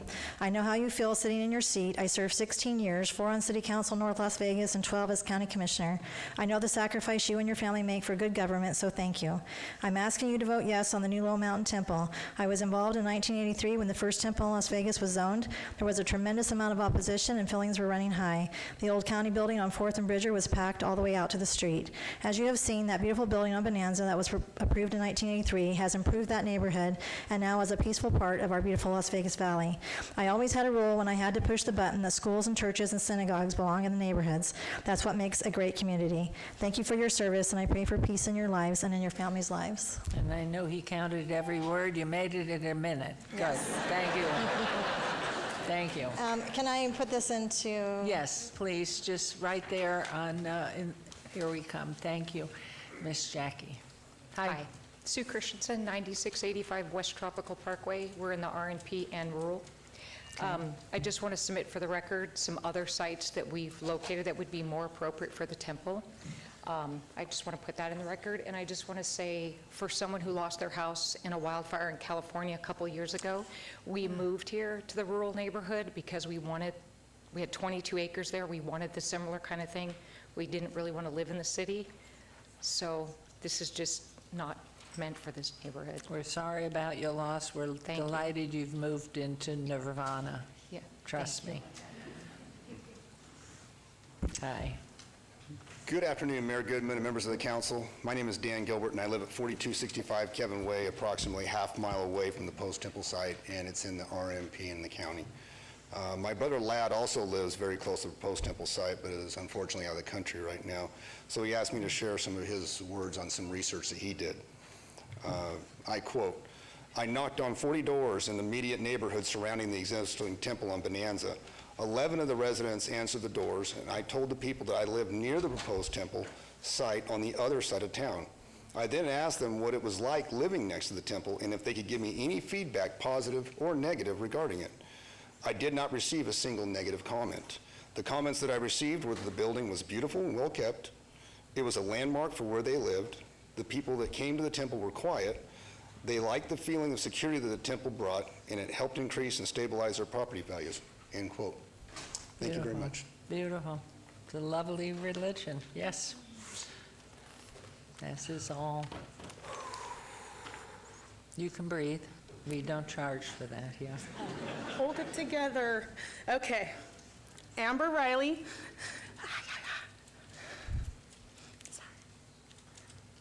Address. Yeah. 9826 Cherry Canyon in the city. Okay. We understand city development is imperative. We all need a break from the city sometimes too. Connecting with nature is also imperative. Our family searched and purchased a forever home in this special corner of the valley called Lone Mountain for exactly that reason. Our home is our refuge with many incredible views of Lone Mountain from our windows in our backyard. We wanted a place where we can observe the stars and the planets with our children. We even have a great horned owl that migrates to our backyard eucalyptus tree every winter. A 200-foot, 24-hour-a-day lit up, bright white temple will take it all away from us. It will also take it away from all the hikers that go up to Lone Mountain that are seeking that break from the city as well. They can build a temple, they should build a temple, but make it harmonious with the area. You can give them a sanctuary and not take away ours. Okay, thank you. I submit some shows of how they've compromised before and my Thank favorite you. temple they've built. Oh, beautiful. Thank you. Hi. Mayor Goodman Hi. and members of the City Council, thank you for allowing us to speak. My name is Scott Blazard, and I live at 9375 West Verde Way on a 1-acre lot just north of the temple. I'm a proud third generation of Las Vegas. My children and 10 of my 15 grandchildren live in Las Vegas, and all within this Centennial area. I support the proposed temple application in every way. My career has been in real estate my entire life. I live here because of the lifestyle, lot sizes, and peaceful nature of the area. There are currently over 430 platted, approved lots being built around the temple, just north of the temple in that surrounding area. Less than 2 miles from the site. I'm excited to have these new homes coming. The temple will be a wonderful sanctuary for those residents living now and soon to live in the area. I could not be more pleased to have the temple as my neighbor. Thank you for your time. Thank you. You should go on the radio. You have a great voice. Hi. Good afternoon. My name is Elena Gasca, E-L-E-N-A-G-A-S-C-A. I'm at 8440 West El Campo Grande Avenue, Las Vegas. I'm in one of those pockets of the Clark County, and I'm very sad that the council persons here have not taken into consideration in detail about our situation here. It's not, once again, it's not about religion.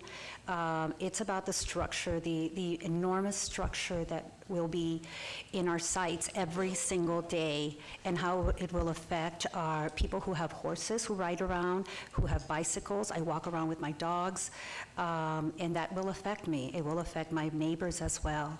I love my neighborhood, and I'm sorry to hear that you have already made that decision when you're still hearing the testimony here. Thank you. Thank you very much. Hi there. Hello. Good afternoon, Mayor Goodman, members of the council. My name is Aurora Murata. I live at 3320 Lingo Street, Las Vegas, Nevada 89129, within Ward 4. I support the proposed temple application. I understand that one of the concerns about the new temple is potential traffic congestion. My husband and I have been volunteering at the temple on the east side of town every Saturday for the past 6 years.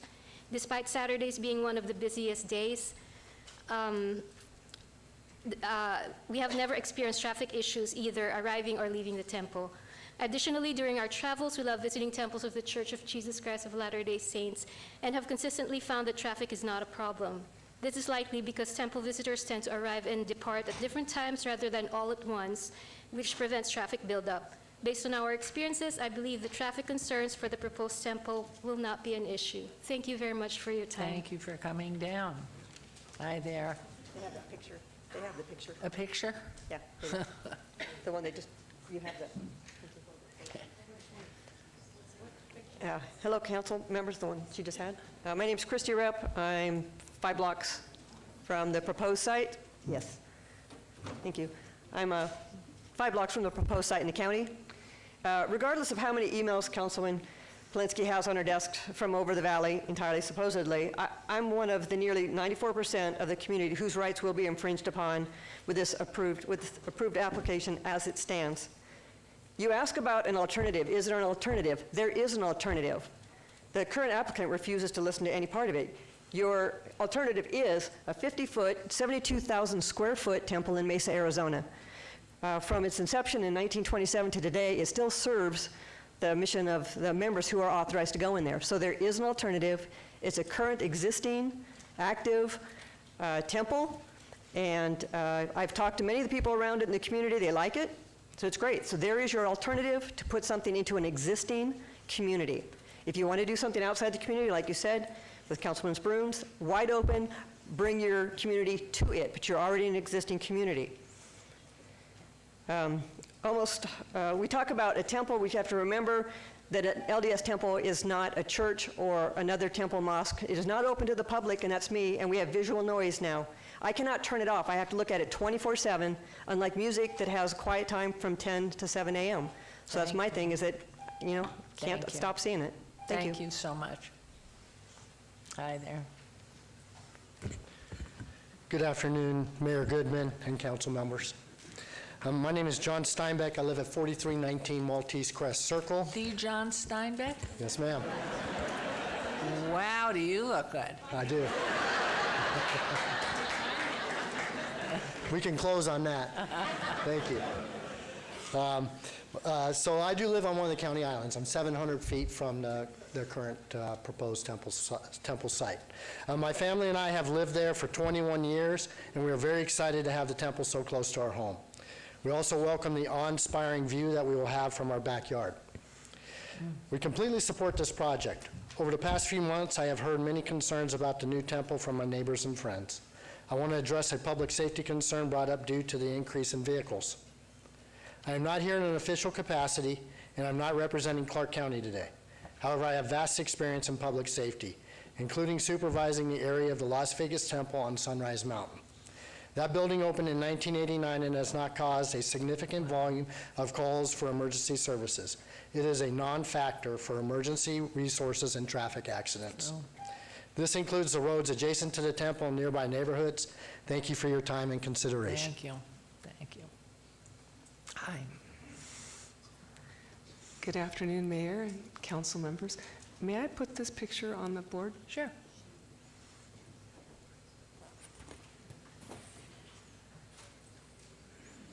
My name is Bridget Salvi. I reside at 7030 North Conquistador Street. I'm actually in the county island, but I'm here as a representative of the Northwest Rural Preservation Association as the acting president. This image would better fit if we had an option to discuss. I was sad to hear what you had said, that should we wait 30 days, we'd be at the same loggerhead. And that is a testimony of how difficult the applicant has been with the neighborhood. In all the years that as a private homeowner in different areas of the valley and here, I have never experienced an applicant that was so resistant to discussion and compromise as this applicant. So as a representative of many people in the Northwest area, as a Northwest Rural Preservation Association president, I would ask the council to please encourage the applicant for further discussion, that it falls on your lap to have the applicant rise up to negotiate something more pleasing. This would work. Thank you very much. Thank you. Thank you. Hi. Mayor Goodman, I like your style. Thank you for your humor. That sometimes disarms people. When you live by Appreciate life, you have to have humor. it. Isn't that right? Well, it's good to talk to you today, and council members, thank you so much for your time and for your service to the community.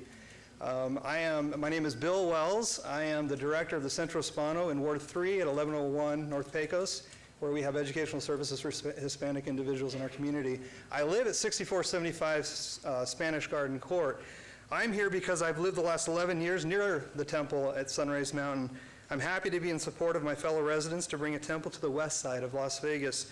The area surrounding the temple on Sunrise Mountain has been part of my walking at night and running in the morning for many, many years. I've heard concerns about the increase in traffic, and I can say that that is not an issue at all on Sunrise Mountain, serving the whole of the Las Vegas community. The only traffic we see really is in the morning when people are going to school and parents are taking their children to school. And that we have several high schools down Hollywood and elementary schools and a middle school right in the area. I love the rural setting. I love running. I love walking the area. It is rural. There are horses around. I own horses. It's beautiful, especially like the nighttime walk because it is so quiet. The temple allows for individuals, anybody, to walk around the grounds, and my daughter goes there to find peace and rest. Thank you. I invite anyone to go there and just experience the same thing. No, it is. It's lovely there. Thank you.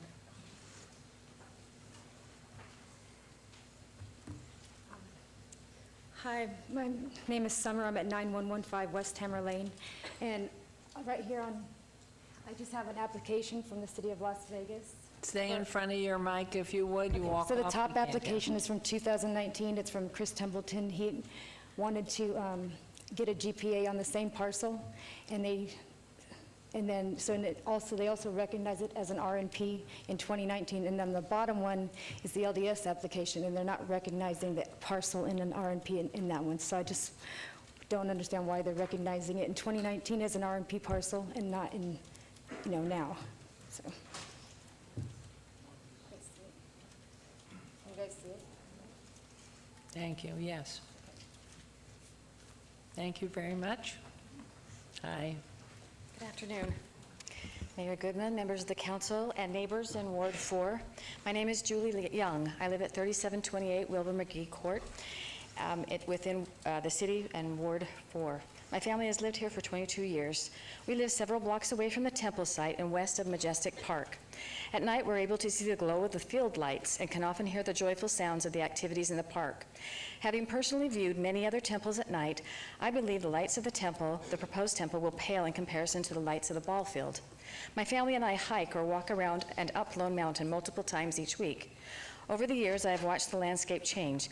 As subdivisions, homes, and apartment homes have been built, change happens. And I believe this change, the temple, will add to and not detract from the beauty of the surrounding area. I imagine this surrounding area will experience an increase in value as the temple will bring a peaceful, clean, well-kept property, amplifying the beauty of the area. To the neighbors, I have not yet had the pleasure of meeting, though you may not feel the same with regards to the spiritual fulfillment I will feel. I hope and suspect that we have more in common than the lovely place we chose to live and the passion we share for the future of the area. I look forward to meeting and getting to know you. I support the proposed temple application. Thank you. Thank you. Very nice, thank you.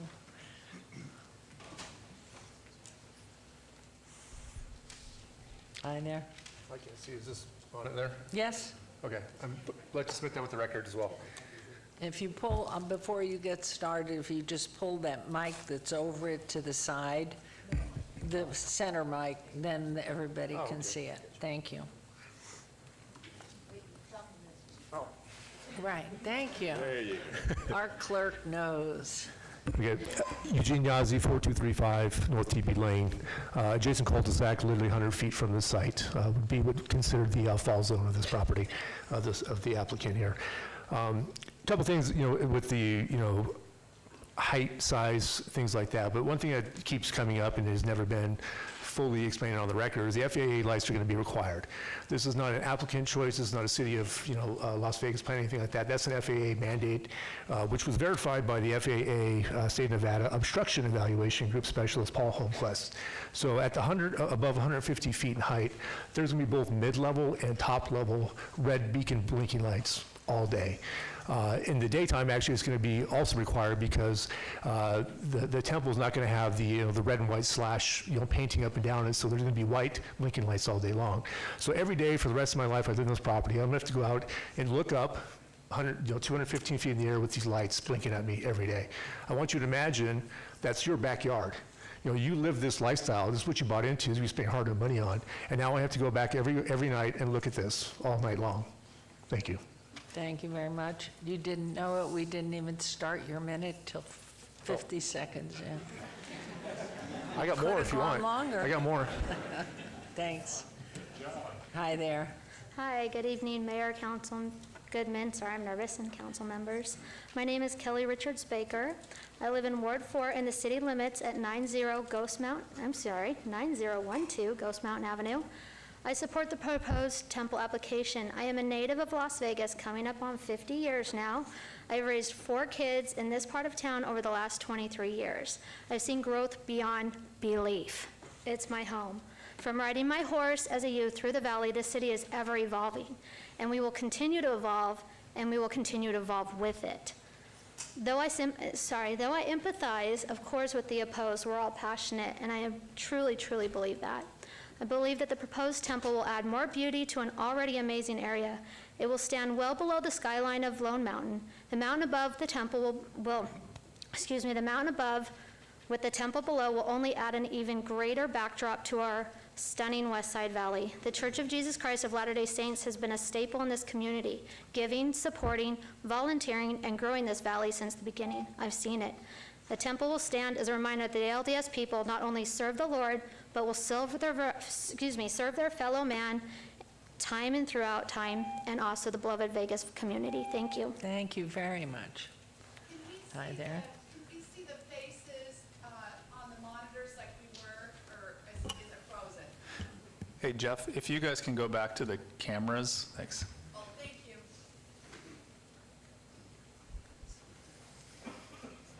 Hi. Mayor, council people, thank you so much for your time. My name is Carol Cheney. I live 416 steps from the proposed temple. I live in my forever home. I do also have a business in the county in the city for the last 24 years. I'm a family practitioner, and so I want to address the health concerns with the light. Mr. Yazzie touched on the FAA beacons, but in regards to not only light pollution, but the negative effects to the health of those in the surrounding area with lights on 24/7, it impacts our circadian rhythm, our immune system, and our health. Those lights, City Commission talked about 4,000 Kelvin. 4,000 Kelvin are blue lights. We all are now knowledgeable of the negative effects of blue lights. Many of us pay extra to have those in our eyeglasses. So when we talk about not only the negative effect on human beings, what about domesticated and domesticated animals, our ecology, our wild birds, our whole area? I'm asking, please, do not allow anything over 150 feet, not only for the FAA beacon, but the lights need to be turned off at 11 p.m. Thank you. I'm entering all of this into the record, please. Fine, thank you. We'll Thank get you. that from you. Thank you. Hello. Is this working? All right. So hi, my name is Tyler Brady. I'm a third-generation Las Vegas native and live at 4081 Turquoise Falls in the city of Las Vegas, Ward 4, within 500 feet of the new temple site. I'm the owner and broker of Luxury Homes of Las Vegas and personally sell over $100 million in residential real estate every year personally. This makes me one of the top 10 real estate professionals in Southern Nevada. I mention this because I know where the temple site was when I purchased this parcel. I'm trying to make sure I bought close enough to raise the value of my next property. My intentions, so my family also owns parcels and lands neighboring the new temple site in St. George, Utah, which those have also increased majorly in value. I'm in favor of the temple site being built as it will help property values and give a constant reminder to everybody to do what is right. Thank you guys for your time. Thank you.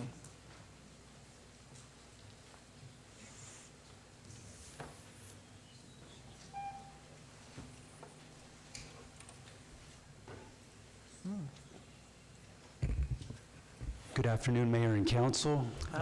Thank you for letting me speak today.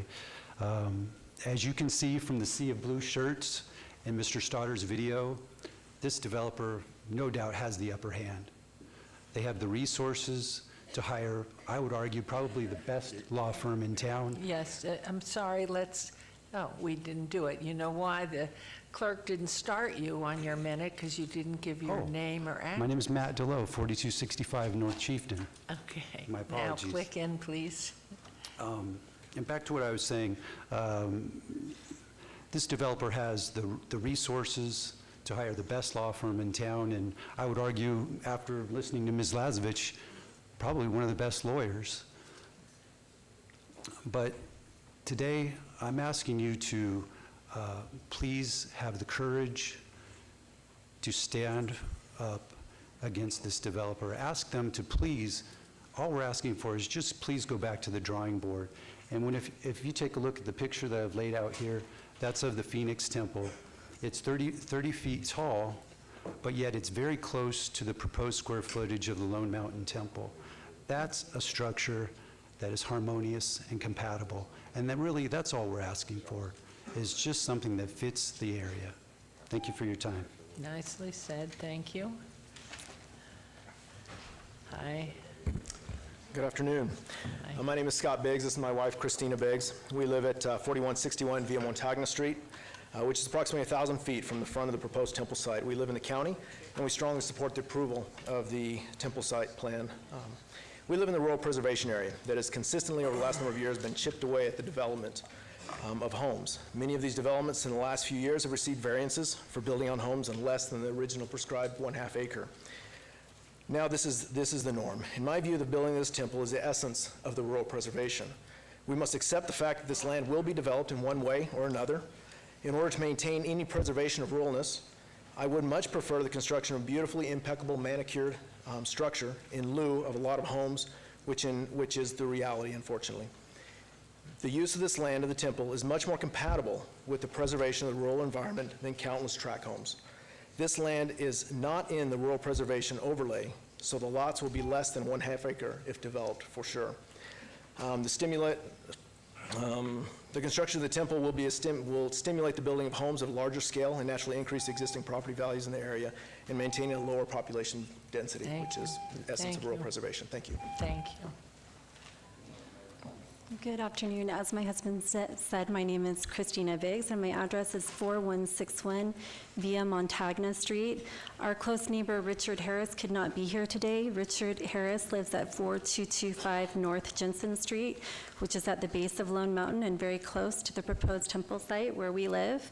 I'll point it out here. Just right there. I drove by that one, too. I would like to provide a copy of his letter in support of the project for the record. Thank you.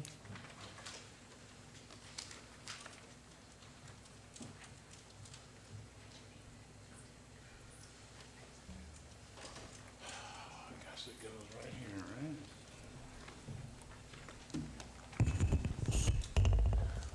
I'm not gonna my name's Harry Van Gorp. I live at 5724 Centralia Street at the corner of Ann Road and Durango. You're not in front of a microphone, so we're... My name's Harry Van Gorp. I live at 5724 Centralia Street in the city, Ward 4, Las Vegas, in Centennial Hills, at a master plan community since 1995, when there was nothing in Centennial Hills, at the corner of Ann Road and Durango. I've been there for 29 years, and I'm on the board for 25 years.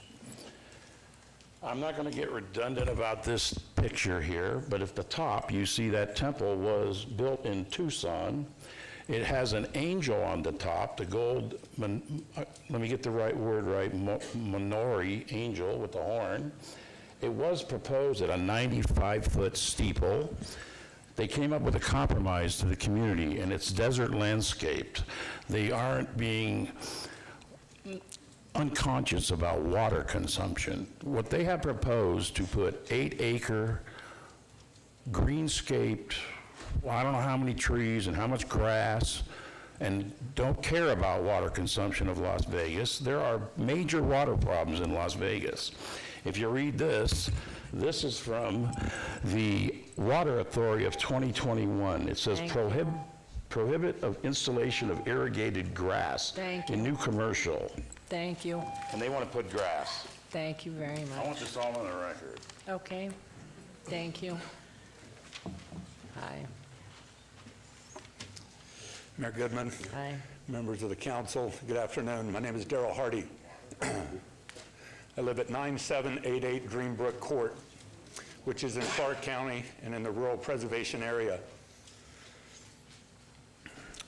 I have lived in the Northwest Valley, an area, for 28 years, and I'm a fourth-generation Las Vegan. I fully support the proposed Lone Mountain Temple application. As a contractor for 40 years who specializes in commercial finishes, I review hundreds of project drawings each year. Projects rarely ever come close to upholding the high standards of design, construction, quality of materials, or workmanship sourced for temples. This includes utmost care for every detail. Temples are unique among all buildings and constructed to last hundreds of years and bring added value to the surrounding neighborhoods. I know that the Lone Mountain Temple's presence will bless this community and stand as a beacon of light and goodness for all. Thank you for your time. Thank you for coming down. Well, I think we're at a point, Ms. Lasevich. You and I had a conversation. I know that conversation. I don't forget. I'm like something that never forgets.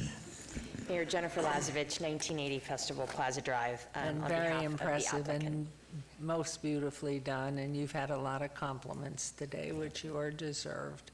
And you are hardworking and kind and considerate and respectful, and we certainly, sitting here, appreciate it, and having known you over these years, you do an excellent job, and I want to commend Mr. Taylor, Ms. Jewett as well, and all of the people who've spoken here today. We all deserve the privilege of having faith. Some choose not to have faith. But I have to tell you, it's wonderful for us sitting up here today to feel the respect, the warmth, the love for this community that all of you have given here. And a lot of it is your leadership. There have been suggestions made. I'm not sure where we're going to head at this time, but first I'd like to ask you to make your comment to those being so patient and in line. I'm sorry I don't have popsicles for you all, but we can't afford it. So your comment, if you would, in case there's somebody that really feels they have to. Yes, thank you. So as we understand and we appreciate the balance that has been given and afforded to... Wait, you have to say your name again for the Okay, record. Jennifer Lazovich, 1980 Festival Plaza Drive. We appreciate the balance that has been given by the council to those who are here today in support of this application and to those who are here today to express opposition or concern with it. One of the things that I committed to do, you can see there's a lot of support in this room. There's a lot of people who took the time, because we didn't want to be repetitive, to have individual and unique comments, but I did commit that we would keep this balanced. So perhaps if the opposition has concluded with their public hearing comments, we will conclude with ours, unless there is an expertise on a question that is asked where I may need to ask somebody to come up. What I'd like to say is there someone that is on the pro side here that really feels we've missed hearing something that council really needs to hear specifically, and if there is someone who does feel that. I see somebody walking, and I am going to ask somebody who's walking, before you take a microphone, to step back. Would you please listen to his comments and see if that's fact? Sure. And meanwhile, I'm going to look to council to see, before we proceed on, do you have any comments you'd like to make at this point? Okay. I will ask you to do that, but do you have any burning anything? Okay. We're going to find out from Councilwoman Bruni, a comment that you just wanted to make before we go back to Ms. Lasovich. You'll wait. Okay, thank you. Okay, while I don't know, I know everybody here standing up has a very important point that they want to make, and that it's come from their heart, and they've spent a lot of time working on it. I would like to, I think, have just this gentleman come up and speak. There has been, in the beginning part of the presentations from the neighbors, there's been invocation of our LUPA, and he is a lawyer that specializes in that somewhat, and so for 1 minute, I would like him, and then I think that we can conclude our side. Thank you. Please, if you'll come forward. 1 minute. That's hard for a lawyer. We'll see, yes. No, we'll not see. 1 minute. Good afternoon, Okay. Mayor Goodman and members of the Las Vegas City Council. My name is West Allen. I am a resident of Ward 2 in the city of Las Vegas. I'm also an intellectual property attorney and a constitutional lawyer who recently served as the national president of the Federal Bar Association. I rise to talk about the Religious Land Use and Institutionalized Persons Act, often referred to as RLUIPA. It is a federal civil rights law founded on fundamental principles of our United States Constitution, and in particular, the First Amendment. Applying this constitutional-based law to the facts of this case strongly militates in favor of approving the Lone Mountain Temple project. RLUIPA applies to local governments and forbids governments' decisions that substantially burden religious exercise. It is a municipal decision. If a municipal decision does burden the applicant, then the government is then required to show that there is a compelling interest to impose that burden. Generally, that interest requires substantial threat to public safety, peace, and order. RLUIPA further creates municipal liability when the RLUIPA is not followed closely and First Amendment is not adhered to. I take more time if we had it, but to be clear, the federal law of RLUIPA is applicable in this case. Therefore, with the Title 19 being satisfied, I encourage to avoid potential constitutional federal civil rights issues, I'd strongly encourage the council to adopt the application. Thank you. And with that, don't go away. I'm going to turn to our city attorney for any response there, or concurrence, or whatever you would add. Our LUPA is one of the 3 legal topics that we're keeping our eye on with respect to this item, Mayor. I know we're going to probably get a couple questions from the council on it, so I don't know that I necessarily want to respond in general right now, but we're keeping track of an arbitrary and capricious decision. We're keeping track of whether or not we would do anything that would amount to a taking of their property, and then as the gentleman pointed out, the federal RLUPA is the last topic that we are also cognizant of with this item, and I'll be available for individual council questions from the dais as we proceed. Thank you very much, and thank you. Thank you. Appreciate it. Thank you. No, I'm sorry. At this point, I want to hear from Ms. Lasovich because we had a conversation. You already had an address in the beginning plus the extra minute. So if you would, let's come back here at this point. I think, Mayor, we've heard quite a bit today, and perhaps the best thing for me to do at this point is stand here and answer any questions that may be directed my way. Okay, thank you very much. At this point, and comments from council, is there any follow-up from city planning at this point? Okay, so let's, before we go ahead with that too, and I have not closed public comment yet, but that's the direction I'm moving. And Councilwoman, please, Councilwoman Bruni. Thank you, Mayor. I just have a couple of comments. I just want to thank everyone who came out and expressed their viewpoints and was very cordial and gracious, so thank you for that. I also want to publicly acknowledge and thank my colleague, Councilman Francis Allen Polinsky. We know that the item that we are hearing today has prompted some passionate views, and according to the city, this is probably one of the most passionate, heated discussion items we've heard in 20 years. And Councilwoman, you've gone above and beyond any requirement in terms of hosting opportunities to hear from neighbors, making yourself available by phone or in your office to meet with supporters and opponents, and hosting town halls and roundtables to share information and facts about the issue. Over the last few months, sadly, you've been attacked. Your reputation and motives have been called into question, and threats of physical harm have actually been cast out into the world of social media. And yet, through it all, you have led with grace and composure.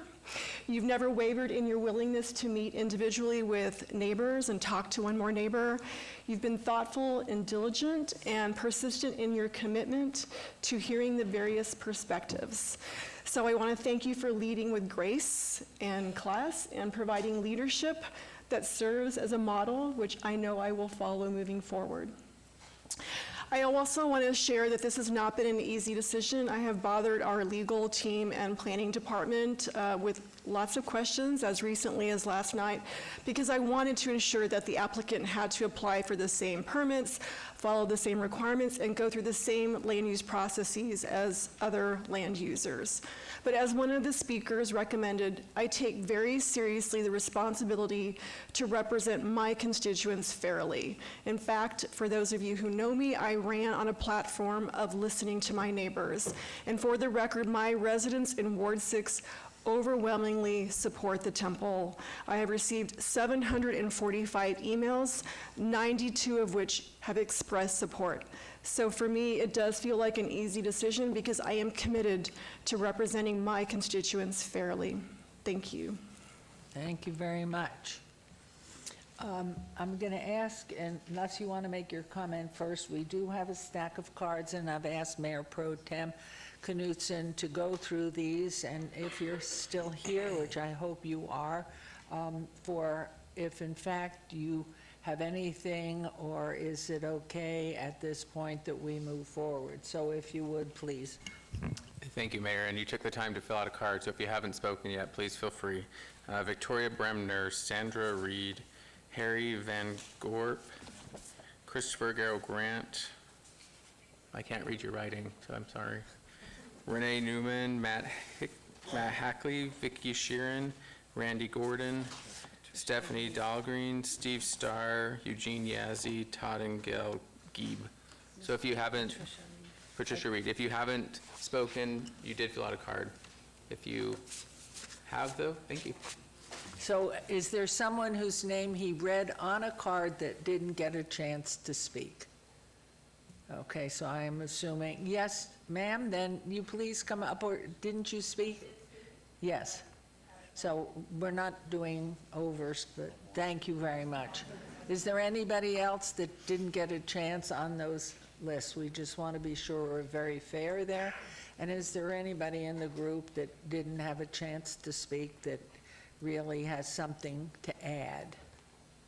Okay, thank you very much. I mean, you can't imagine what it's like to live in this community when you have a conversation going and there's a truth and an honesty, not happiness necessarily, but a compassion to keep it calm and keep control and feel that maybe somebody is listening. So for the suggestions that have been made, the suggestions I even asked, and certainly in front of the client and Ms. Lasevich, exactly what I said at the opening, is there another site? It's not, has anything at this point other than the size of the project that's planned. And nobody's opposed to anything with the religion or anything about it. It's just very large, very magnificent, but somewhere else. And it's only in a more open area where people haven't already invested. And so whether there's any appetite for that or any further conversation that they wish to undertake on any of the suggestions, I'm sure we'll hear through Ms. Lasevich and certainly with Councilwoman Polensky. But to give you back the floor, at this point, we have no one else from the cards, and I think Councilwoman Diaz did want to make a comment, please, and then at that point, I'm going to formally close the public hearing. If you're okay and is there anything more to add that anybody has, except a plea perhaps to hear what was said, know the caring, and if there's no wiggle room, there's no wiggle room, but certainly hoping there might be some. So please, Councilwoman. Thank you, Madam Mayor. Just two points that I wanted to circle back to that were made. Just sparked, it seemed like confusion, because I thought I heard you say something in your opening comments, and then the opposition kind of took me back and said, did she not state that there was a timeline on the lighting? So the lighting has been raised several times in terms of intensity, duration 24/7, and I thought I did hear you in your overall overarching presentation that there was going to be a time limit on the lighting, that it would go dark certain hours and certain days of the week. So I just wanted you to re-articulate that so that I kind of know and keep that at top of mind as we move forward. That's the first question. The second one was also about water conservation, and obviously I sit on the Water Authority Board, and we are trying to make strides forward, but I do know also the heat that we're feeling currently at 120 degrees some days. Sometimes it is because we lack enough tree canopy, and trees require less water than grass. And so I do know that as one of the faces on that board, we do want to make sure we have a harmonious balance and that we don't put in grass, which we know is very water intense, but we do favor trees going into our communities because we know that we need the trees to bring down and cool our valley. So just wanted reassurance that the landscape that is going to be part of this proposed project is also going to be water smart. Jennifer Lazevich, 1980 Festival Plaza Drive, responding on behalf of the applicant. So I'll take the answers to the questions in the reverse order. If you can look at the overhead, please.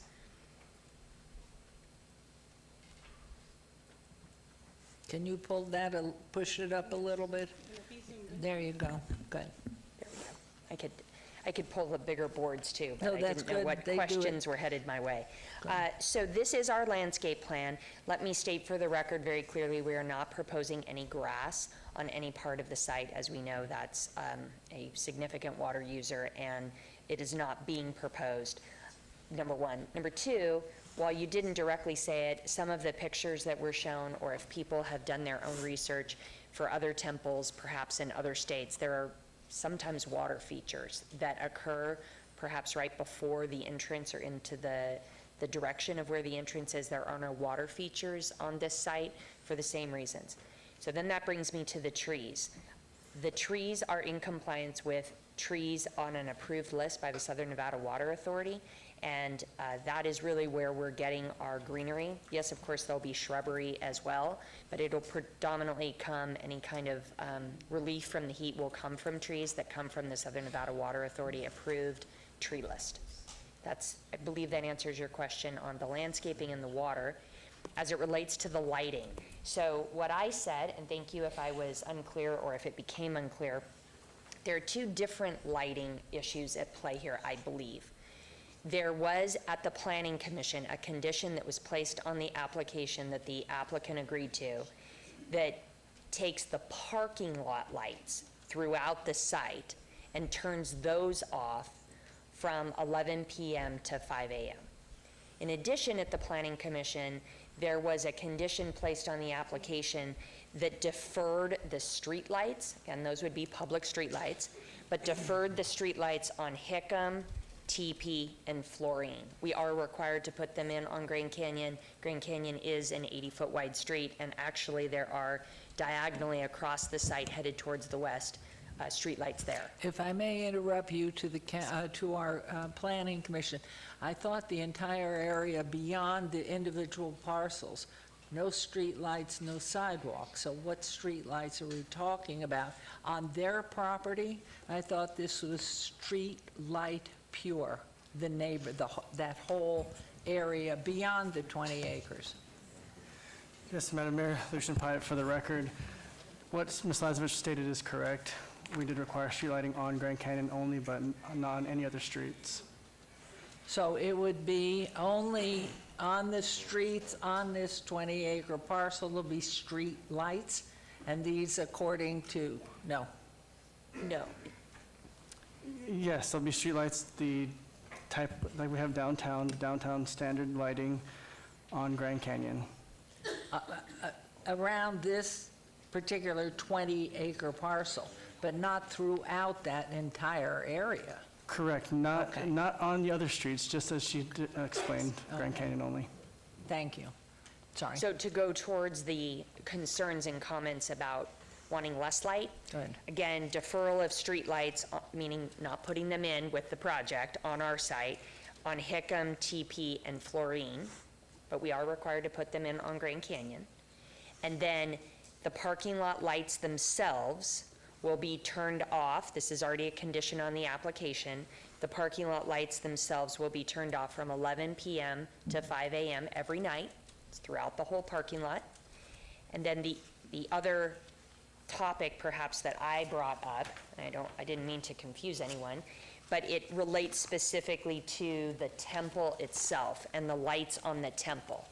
So the lights on the temple are proposed to be, the temple itself is proposed to be lit 24 hours a day. So that would mean, despite that condition about the parking lot lights, we are asking that the temple lights be allowed to remain on throughout the night. This is a lighting exhibit which shows that the lighting of the temple at night does not bleed on to any other adjacent properties, nor does it even cast a light glow when you step too far away from our temple on our own site.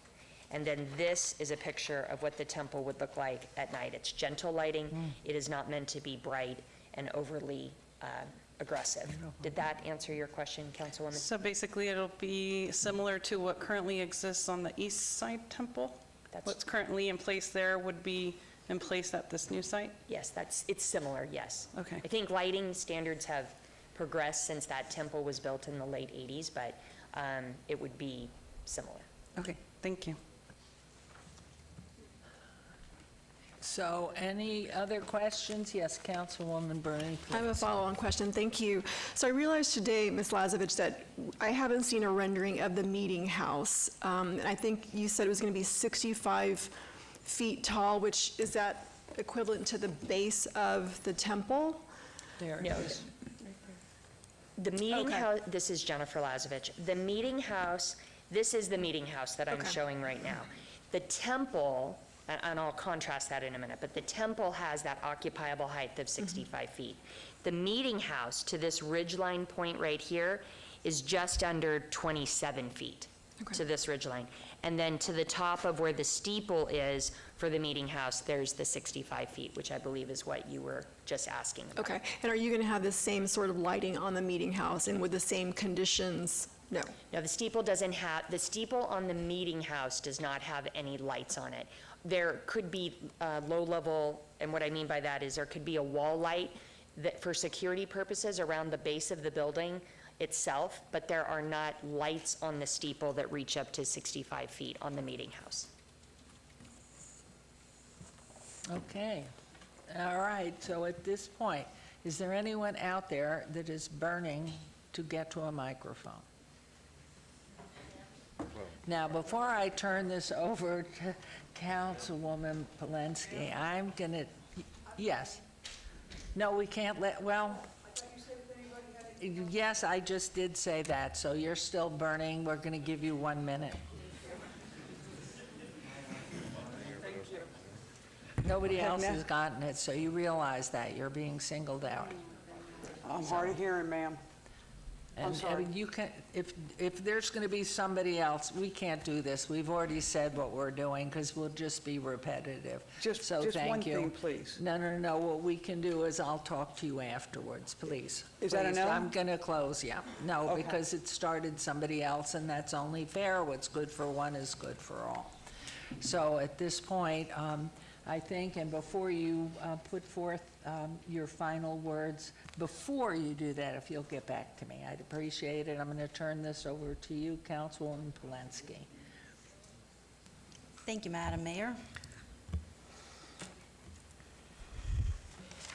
Today marks a significant moment as we gather to discuss the proposed temple from the Church of Jesus Christ of Latter-day Saints in the northwest part of Las Vegas.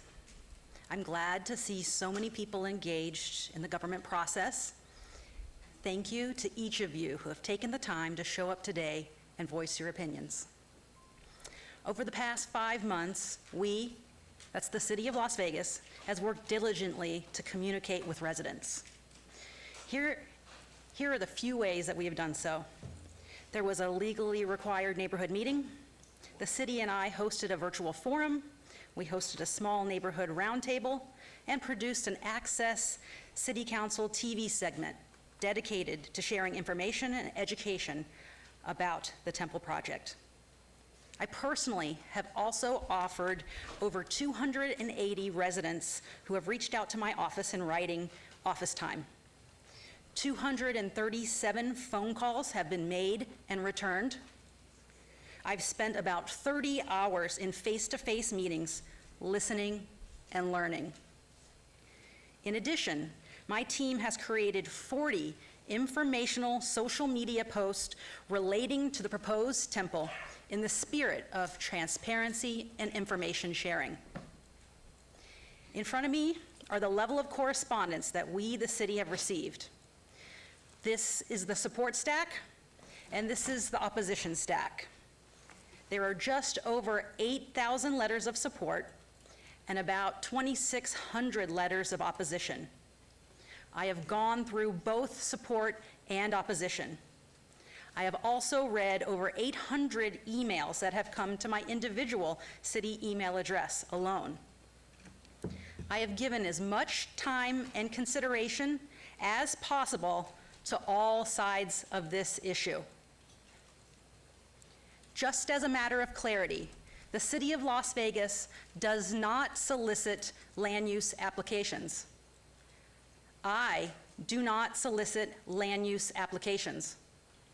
The choice of the LDS Church to select this parcel of land and then purchase it was made independently of me and my role as councilwoman.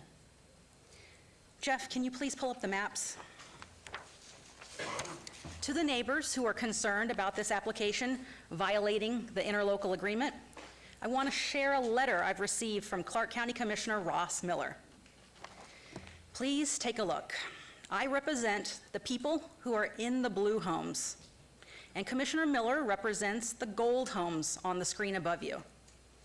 Commissioner Miller's letter states, "Dear Councilwoman Alan Polensky, the proposed temple on APN number 13806, 801010 and 018 is located within the city of Las Vegas.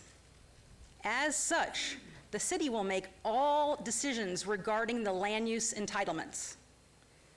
Parks, churches, and schools should be located within neighborhoods. Zoning designations for these type of uses is typical in the county and in the city.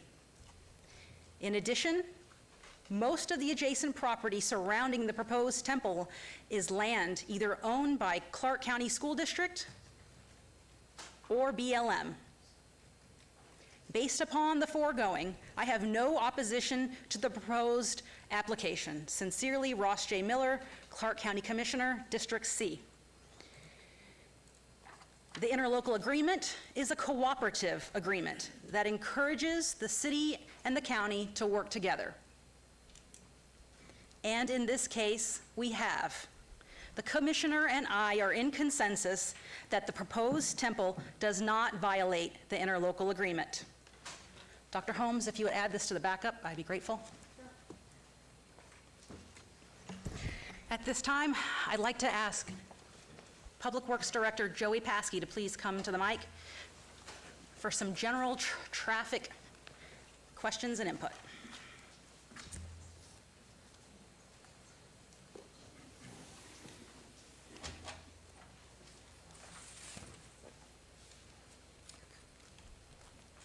Oh, Ms. Paskey, one of my favorite directors here at the city. Thank you. I've heard from the neighbors, and there is concern about traffic. Can you please give us a brief synopsis about the amount of traffic the temple will attract? Certainly. Joey Paskey, Director of Public Works.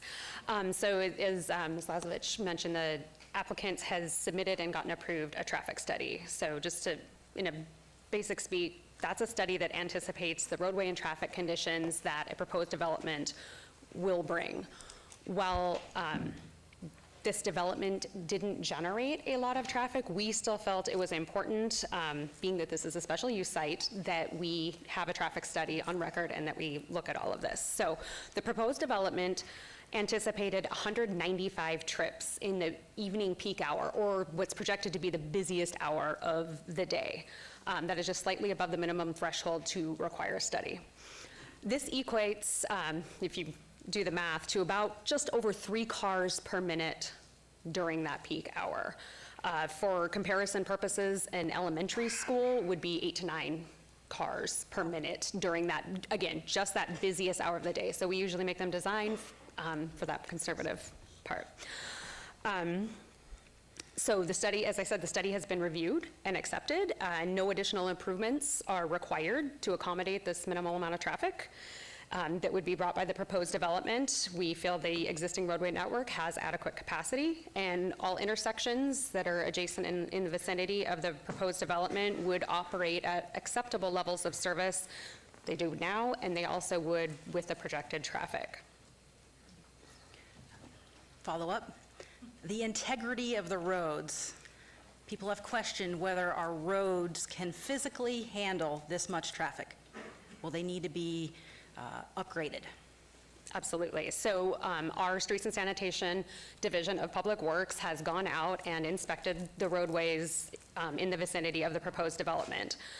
They've looked at Grand Canyon, Alexander, Teepee, and those. And there are some isolated locations that we have some age and environmental related deterioration. However, there's no indications that there are structural concerns with now or with the proposed development. So we do not anticipate that the increase in traffic is going to have any impact on the structural integrity of the existing pavement. Okay, last item. Sure. It was mentioned earlier in dialogue between, I don't know where he went, Mr. Taylor and Ms. Lazovich, the discussion about 2 entrances off Hickam. I'd like to discuss that. Do you, as the city's traffic expert, have an opinion on whether the east entrance on Hickam should be or should not be closed? Okay. Jeff, we need to turn on down here. Thank you. Okay, so what we're talking about is, right now, it was proposed is that there would be two access points off Hickam. And it's being proposed, or possible that if this easternmost was... Discuss it with you. What are your thoughts? Yeah, my thoughts on that are, in the traffic study, they estimated what was going to go in and out of each one of these driveways. The traffic is fairly minimal and would easily be able to be accommodated off these two driveways here on TP if this driveway were to be eliminated. Mr. Taylor, are you in the building? Do you want to come represent your clients on this matter?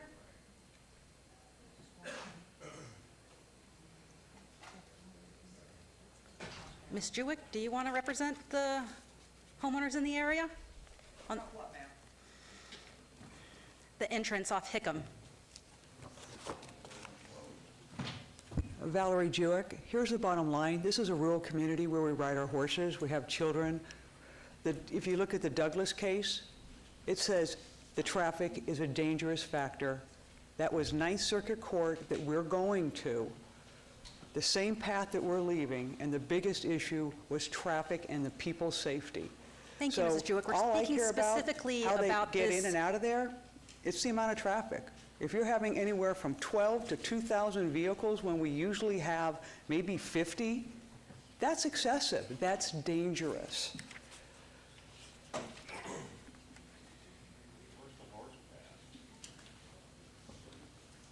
Okay, I guess the neighbors don't want Hickam closed. Then we can table this dialogue?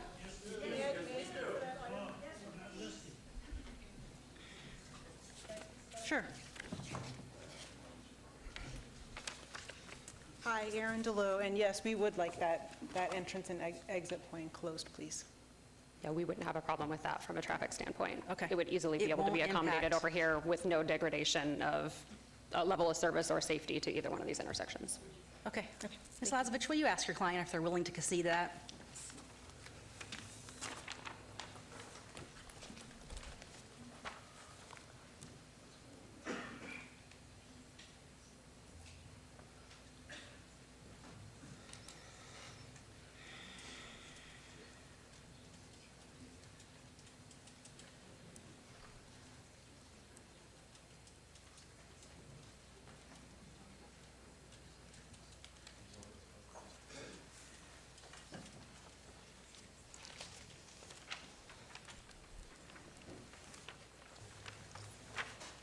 Jennifer Lazovich, 1980 Festival Plaza Drive, on behalf of the applicant.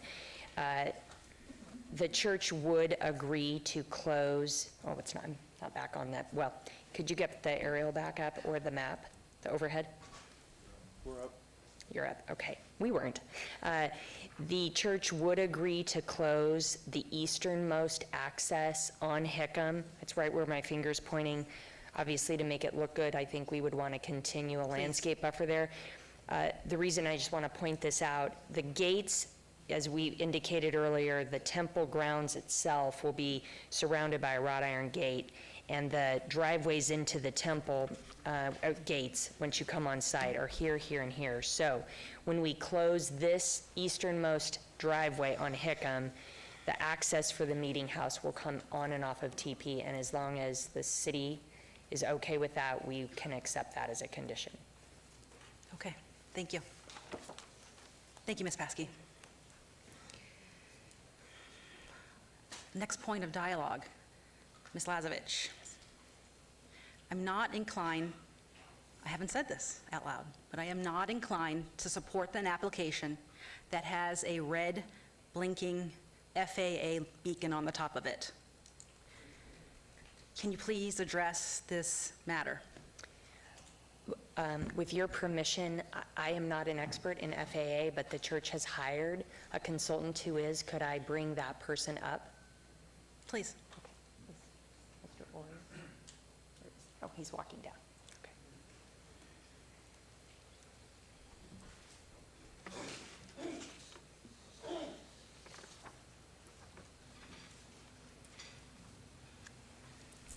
Thanks. Good afternoon. Bob Orry from Tampa, Florida. A little warmer. So we My consulting firm, and we've been working with the FAA for over 35 years now. We do this all over the country. We actually also work for Clark County in permitting structures. So as far as the red light's concerned, anything 200 feet and below will not need a red light from the FAA. Now, that study is still at the FAA's office. The FAA has not ruled on it yet. Obviously, they're the official source, but as far as our opinion is and our experience is, that steeple won't have to be lit under 200 feet. For clarity, a 199-foot building would not have to have a red flashing beacon on top. No, the requirements are, first of all, it's got to be close to about 3 miles from an airport. When somebody spoke earlier about 150 feet, it's got to be a surface close to the airport. In this case, it's 200 feet above ground level. So if you take the ground level, add 200 feet, they will rule that you have to have a red steady light on it. A building height, again, the question, the building height at 199 feet. Will not require a light. Okay. Thank you. That's all, unless any of the other members have a question. That's all I have. Thank you.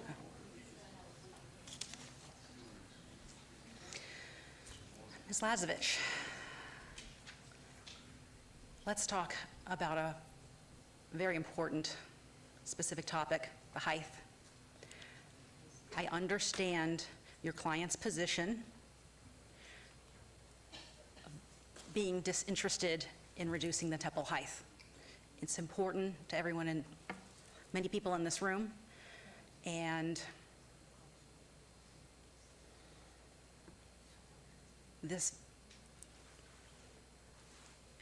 we here at the city understand fundamentally that property owners have fundamental rights, and your clients have additional federal rights afforded to them.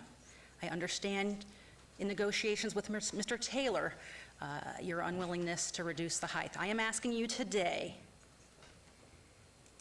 with hundreds of people before us, the 12th hour of this application, to reduce the steeple height. I don't want a red flashing beacon in my backyard either. I'm going to ask you to please consider, in the most magnanimous way possible, a 20-foot reduction in height to preserve your legal rights and to get it below the 199 requirement of the FAA. Could you please consult your clients for this request? I need a minute, please. Thank you.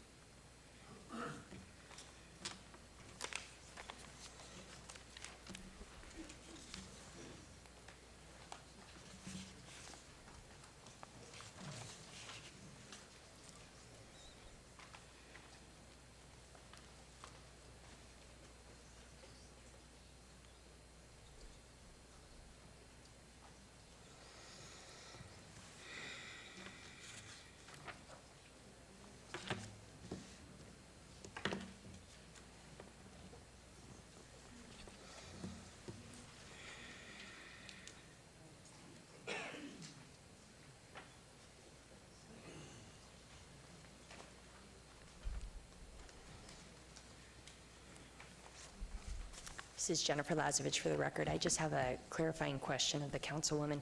Is the ask to go to 199 or a 20-foot reduction, which is 196? An overall 20-foot reduction, preserving your legal rights and preventing a beacon. 196. Okay.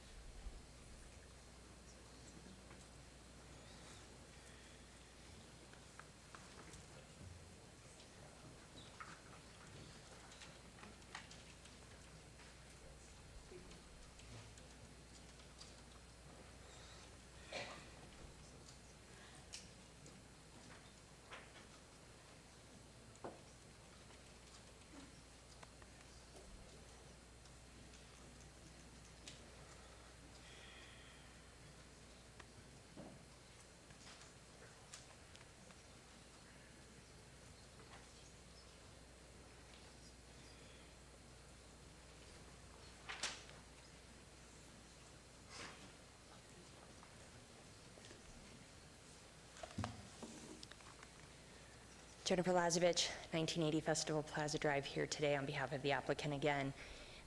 Your request, Councilwoman, we understand where it's coming from.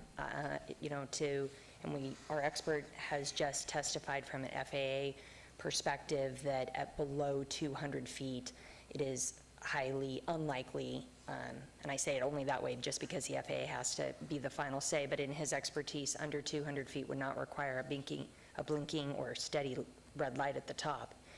If we did a 9% reduction, which is approximately 20 feet, I think that would achieve what you're asking. And at the same time, we still believe that because we do meet all of code requirements, and this is kind of addressing the steeple height, we believe that's the most that we could do, but we could accept that. Okay, I realize I cannot force it. I don't have the levers I have with a normal developer. That's why I'm asking you in the most magnanimous way possible, and we're in agreement. Yes. Mr. Floyd, could you get going drafting that? Yeah, thank you, Councilwoman. While we were waiting, Mr. Lowenstein has drafted a condition that I think accomplishes that, so I'll let him read that into the record, and we'll see if that works. So a condition concerning the height would be the maximum height of the temple shall be 196 feet, including the steeple. Sounds good to me. You agree? Yes, we can agree to that. I ask a question here? Please. Can that be pending a formal written approval by the FAA? I would hate for us to go ahead and agree to something, and then for whatever reason it's changing in the government and the flight patterns, that this doesn't fly. When would you anticipate having FAA vetting? I believe, I'm just looking really quickly, we are required, and perhaps I need staff to weigh in on this, but condition number 12 in the site plan review requires us to submit a form to the FAA if required. So does that cover, or do we need to add it to the condition that we just read? Through you, Madam Mayor, is the intent, if the FAA rules otherwise, that the height be adjusted accordingly? Is that where you're going with it? No, or? I defer to Councilwoman. I'm just concerned about the government changing requirements, and we are responsible for protecting citizenry, and if in fact coming out of North Las Vegas Airport or anything else, they have changed that requirement in the time frame it takes to build out the full project. Jeff Dorkak, City Attorney. On your point, Mayor, what the agreement to right now would be 196 feet under the idea that at that height, no light is needed. To your point, if the FAA came in later and said that a light is still needed at that height, the condition wouldn't matter. They will have to put the beacon on top of 196 feet. So Right. There's nothing that will, I don't see the need for additional language. The agreement is to bring it down to 196 feet under the idea that it won't need the light. If the FAA, the federal government, tells us we're going to need a light later at 196 feet, a light's going to go on top of that. There's nothing nothing we can do with the condition. Fine. So that light, if in fact the FAA, which is the highest form on this, and the government, were that to happen, it is a possibility that, and therefore I just want to make sure that we have covered our intent here, and that this could come to be with a higher level government making that demand. And therefore the guarantee to the residents in the area is out of our hands at the point that Councilwoman Polensky has made this request, and you have agreed to it, that it is possible a higher order, not as high as the church, of course, could come in and say there will be a flashing air flight. That's it. I just want to get that out there. But you are also asking it to be a... Okay. So back to you, Councilwoman. Mr. Lowenstein, do you have the condition written at your comfort level? The condition, as I read into the record, covers the intent. I'm comfortable. Okay, thank you. Good. I've heard from all of you that relief from the temple lights would be a welcome outcome. And I asked my city team to develop some options on how we can mitigate the light in the entire area. I have instructed the city attorney's office, and the city of Las Vegas has begun drafting a dark sky ordinance to apply to our area. The dark sky ordinance will ensure that the steeple lights and the wall wash lights on the sides of the temple will be turned off at specified times. This ordinance will apply to the temple and other non-residential buildings with similar lighting situations. I live 2 miles away from the proposed temple site, and I love our dark skies. The dark sky ordinance will go through the government process, as all ordinances do. I look forward to all of you, Northwest residents, coming back to City Council and helping shape this in the months to come. This is a big win for all of us who reside in the area. Once again, I thank everyone for taking the time to be here today, particularly for participating in the city government process. This is democracy in action. It's been a passionate exchange of ideas between neighbors. Change is hard. I too like our desert landscape and semi-rural way of life. But we are an expanding city, with Las Vegas being one of the fastest growing municipalities in the country. There's very little land left in the city, and infill projects like these have come to the forefront. In fact, as of 2019, there was a project proposed to be built on this land. It was homes on approximately a 1/4 acre of land, but the neighbors adjacent rejected that project too. I have spent so much time in dialogue with the opponents of this project. I want to thank a few of them for being neighborly, open, kind, and sincere in their dissent. Carol Patton, Amber and Jesse Riley, and Sandy Reed, just to name a few, and others who wish to go nameless due to privacy concerns. I want each of you to know that I have given my very best efforts on advocating on your behalf. While I acknowledge this is not everything you asked for, I have to balance the needs of everyone within the parameters of the law. I also acknowledge that this isn't a complete rewrite of the temple plans that many of you have suggested, but it's a lot better than where we started. The temple height will be reduced. There will be no red flashing FAA beacon on the top of the steeple. And the lights on top of the steeple will turn off at night to protect our dark nighttime skies. More importantly, our dark nighttime sky protection will endure beyond just this application. By applying to all non-residential lighting in the area, now and into the future. Churches are not limited to only suburban or urban areas. Churches belong everywhere. Madam Mayor, I'm prepared to make a motion. Could I ask for one point of clarification? I thought that Ms. Latsovich said that the upper portion of the temple has the lights on 24/7. We do. I'm overruling her. We will overrule her with an ordinance. That's what I'm proposing. Oh, okay. Thank you. I was unclear on that. Thank you. And yes, you go ahead, please. A dark sky ordinance that myself and the 6 people to the left of me will make together. Those folks have opinions too. It just won't be what Francis Allen Polensky wants. We'll all do it together with all the neighbors who want to come back and have input on the specifics. Okay.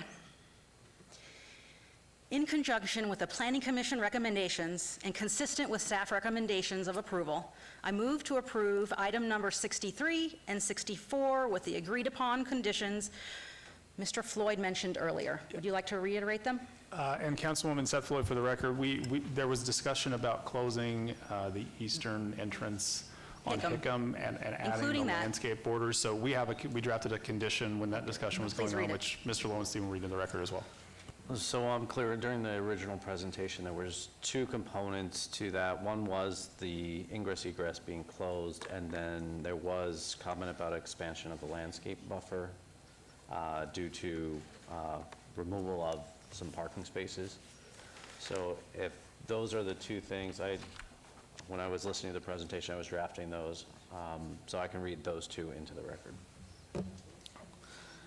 So revised site plan and landscape plan shall be submitted to the Department of Community Development Planning Division prior to the issuance of a building permit to reflect the following. A, the easternmost driveway on Hickam Avenue being removed and replaced with a continuation of the proposed landscape buffer.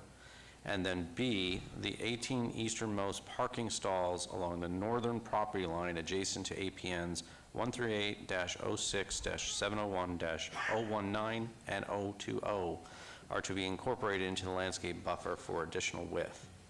Thank you. I don't have a problem with that, but that wasn't discussed. I The mentioned elimination that. of parking. I mentioned that in my presentation. It was one of I'm the sorry. points that came up in the meeting with Mr. Taylor. And your some client of doesn't his have a problem? clients. It wasn't quite that. They had wanted a bigger buffer all along the north boundary, so I want to be clear and represent what they had been asking for. But so much of the property is across from school district property. Yes. So we concentrated on the two homes that are existing and that are immediately to the north, and removing, which is the reflection of the 18 parking spaces, and then increasing that landscape buffer as something to further protect those two homes. Okay, if you are okay with it, I'm okay with it. The neighbors are okay with it. Mr. Lowenstein read it. My motion's on the floor, Madam Mayor. I'm sorry, hold on one second. Councilwoman, can I ask a clarifying question? Yes, please. So Wait for Ms. Lassen. yeah, and I want to make sure, Ms. Lazovich, you're here as well. So as I understand it right now, as the project is proposed, the applicant has the ability to have their temple lights on. You are going to request that this council Yes. look at an ordinance later on that would have an impact on them as well. Correct. After talking to legal, it would be imperative that we did this before building permits were pulled. So in the coming months, there's no direct pressure, but before the end of the year, maybe? Okay. I'm willing to entertain input. I think I am understanding. I do want to ask Mr. Lowenstein, just as he read one of the conditions, I want to be clear about one thing. As it relates to the dark skies ordinance, we're happy, obviously, we'll participate in that process as well. And we know it applies out to this area. And as long as it's not just targeted at the temple and it applies to other non-residential buildings, then, we will be working with the city on that. But we wouldn't accept an ordinance that just directed solely at the temple.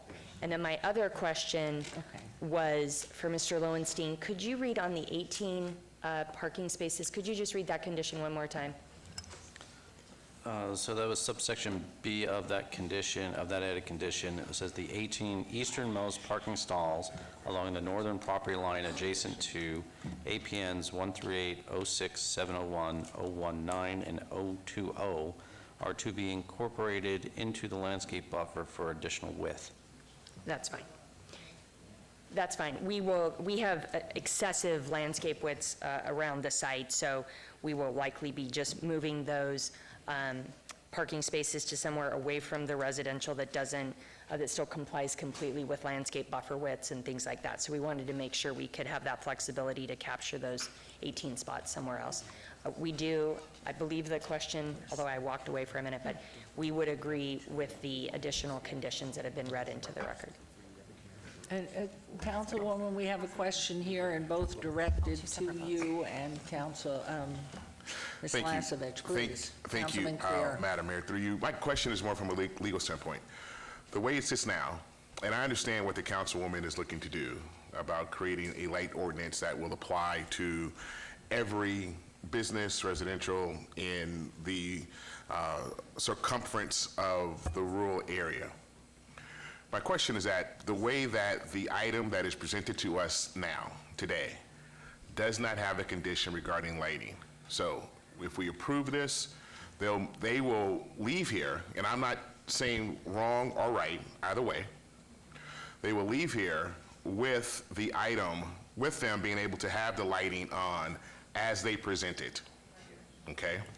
Now, if at a later date, this council decides to pass an ordinance that has a lighting ordinance associated with it for that area, will this particular item be grandfathered in from that?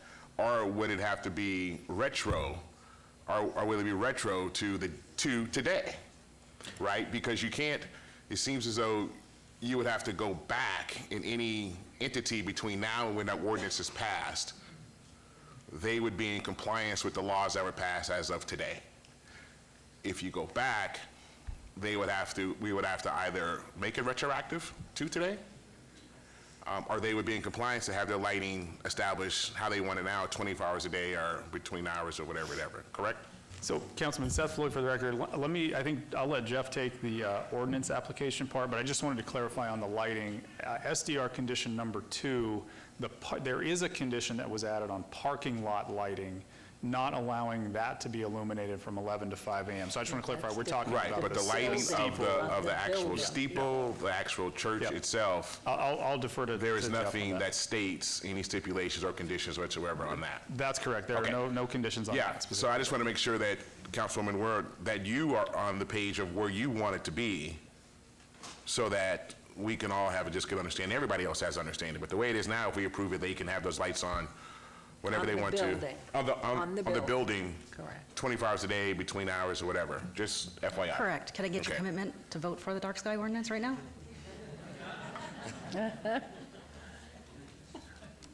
Jeff Dorkak, City Attorney, through you, Mayor, to Councilman Creer. Yes, I was going to say your summary, as Seth pointed out, of the lighting is correct, and Seth added the point about the parking lighting already is a condition built in from Planning Commission.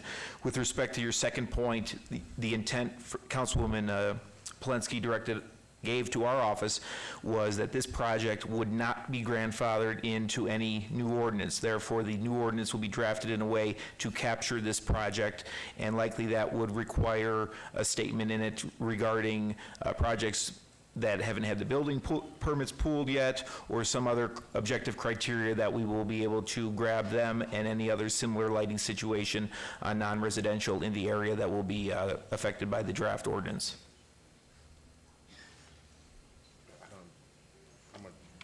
So the building, just to reiterate, the building, up until the point the ordinance is presented and passed by council, if it were built tomorrow, would have the building, not the rest of the lighting that is on the timeline, the building that you said would be lit 24/7. Could remain lit. Correct. That's a correct summation, yes. Fine. Okay. But I'm still kind of unclear of if we do an ordinance, whenever, six weeks from now, how do you say to this organization, this now applies to you? Or can you? I mean, I guess, we passed a microchipping for pets that's going to go into effect next month. It's for new pets that you purchased then. You don't go back and say we didn't say all dogs and cats need to be microchipped, and every dog that hasn't is going to get fined. You have to go back. It's all moving forward. So I just want to make sure that we're all on the same page, because the way it seems to me now is that when they leave here today, if this is approved, they can do whatever they want to. And I'm not sure how you can single them out in terms of And that's making exactly the other what Ms. ordinance. Lasevich said, as a comprehensive ordinance passed for the dark night. That's why it has been presented that it would be for everyone, which includes the temple. Okay. It's not that, unless in the discussion you came forward and said we're not able to do that. Yes, having that ordinance, that proposed ordinance be For everyone. broad and not just apply to the temple is critical to, the temple understanding the, I believe, intent. I've heard what the Councilwoman is saying today. For this area, this rural area, which does have the ability to have additional non-residential buildings. There's school sites planned on 3 sides of us, up to the school district on when they would build that, and probably other things that may occur. But that ordinance would need to capture more than just the temple for the church Okay. to be comfortable. So then, City Attorney Durkich, I just want to make sure that if this passes today, then the ordinance that will be passed at a future date will apply to them. And we won't have to claw them back in order to do that. Which is what they seem to have agreed upon, as long as Yes. they totally understand that this might be coming within time, and therefore, for the entire area, including the temple, there will be dark, and the temple building from the second level up will not be lit. Jeff Dorkek, City Attorney, to Councilman Kerr. Yes, the main point, as you indicated, similarly to the microchipping bill, is we have to put language in there that specifically will grab a project like this if approved today, and that's what we will do. Okay, thank you. And they've agreed to it. You have to go. Madam Mayor, I've been informed by legal that I need to revise my motion. Oh, okay. Both. Well, let's unvote us then and get a revision. There has to be 2 votes, 2 separate item numbers. Right. Okay, I misspoke. In conjunction with the Planning Commission recommendation and consistent with staff recommendations of approval, I move to approve item number 63 with the aforementioned conditions. And is that 63 and 63A and B as well? Yes. And not 64? Yes, ma'am. And Mayor, just to be, Seth Floyd for the record, just to be clear, those conditions that were added are actually on 64. So 63 would that's just be why. the staff conditions, and then 64 will have the added conditions. Right, so now the next, go.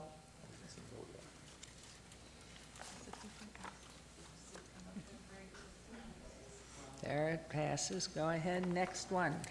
In conjunction with the Planning Commission recommendation and consistent with staff recommendation of approval, I move to approve item number 64 with the aforementioned conditions by Mr. Floyd.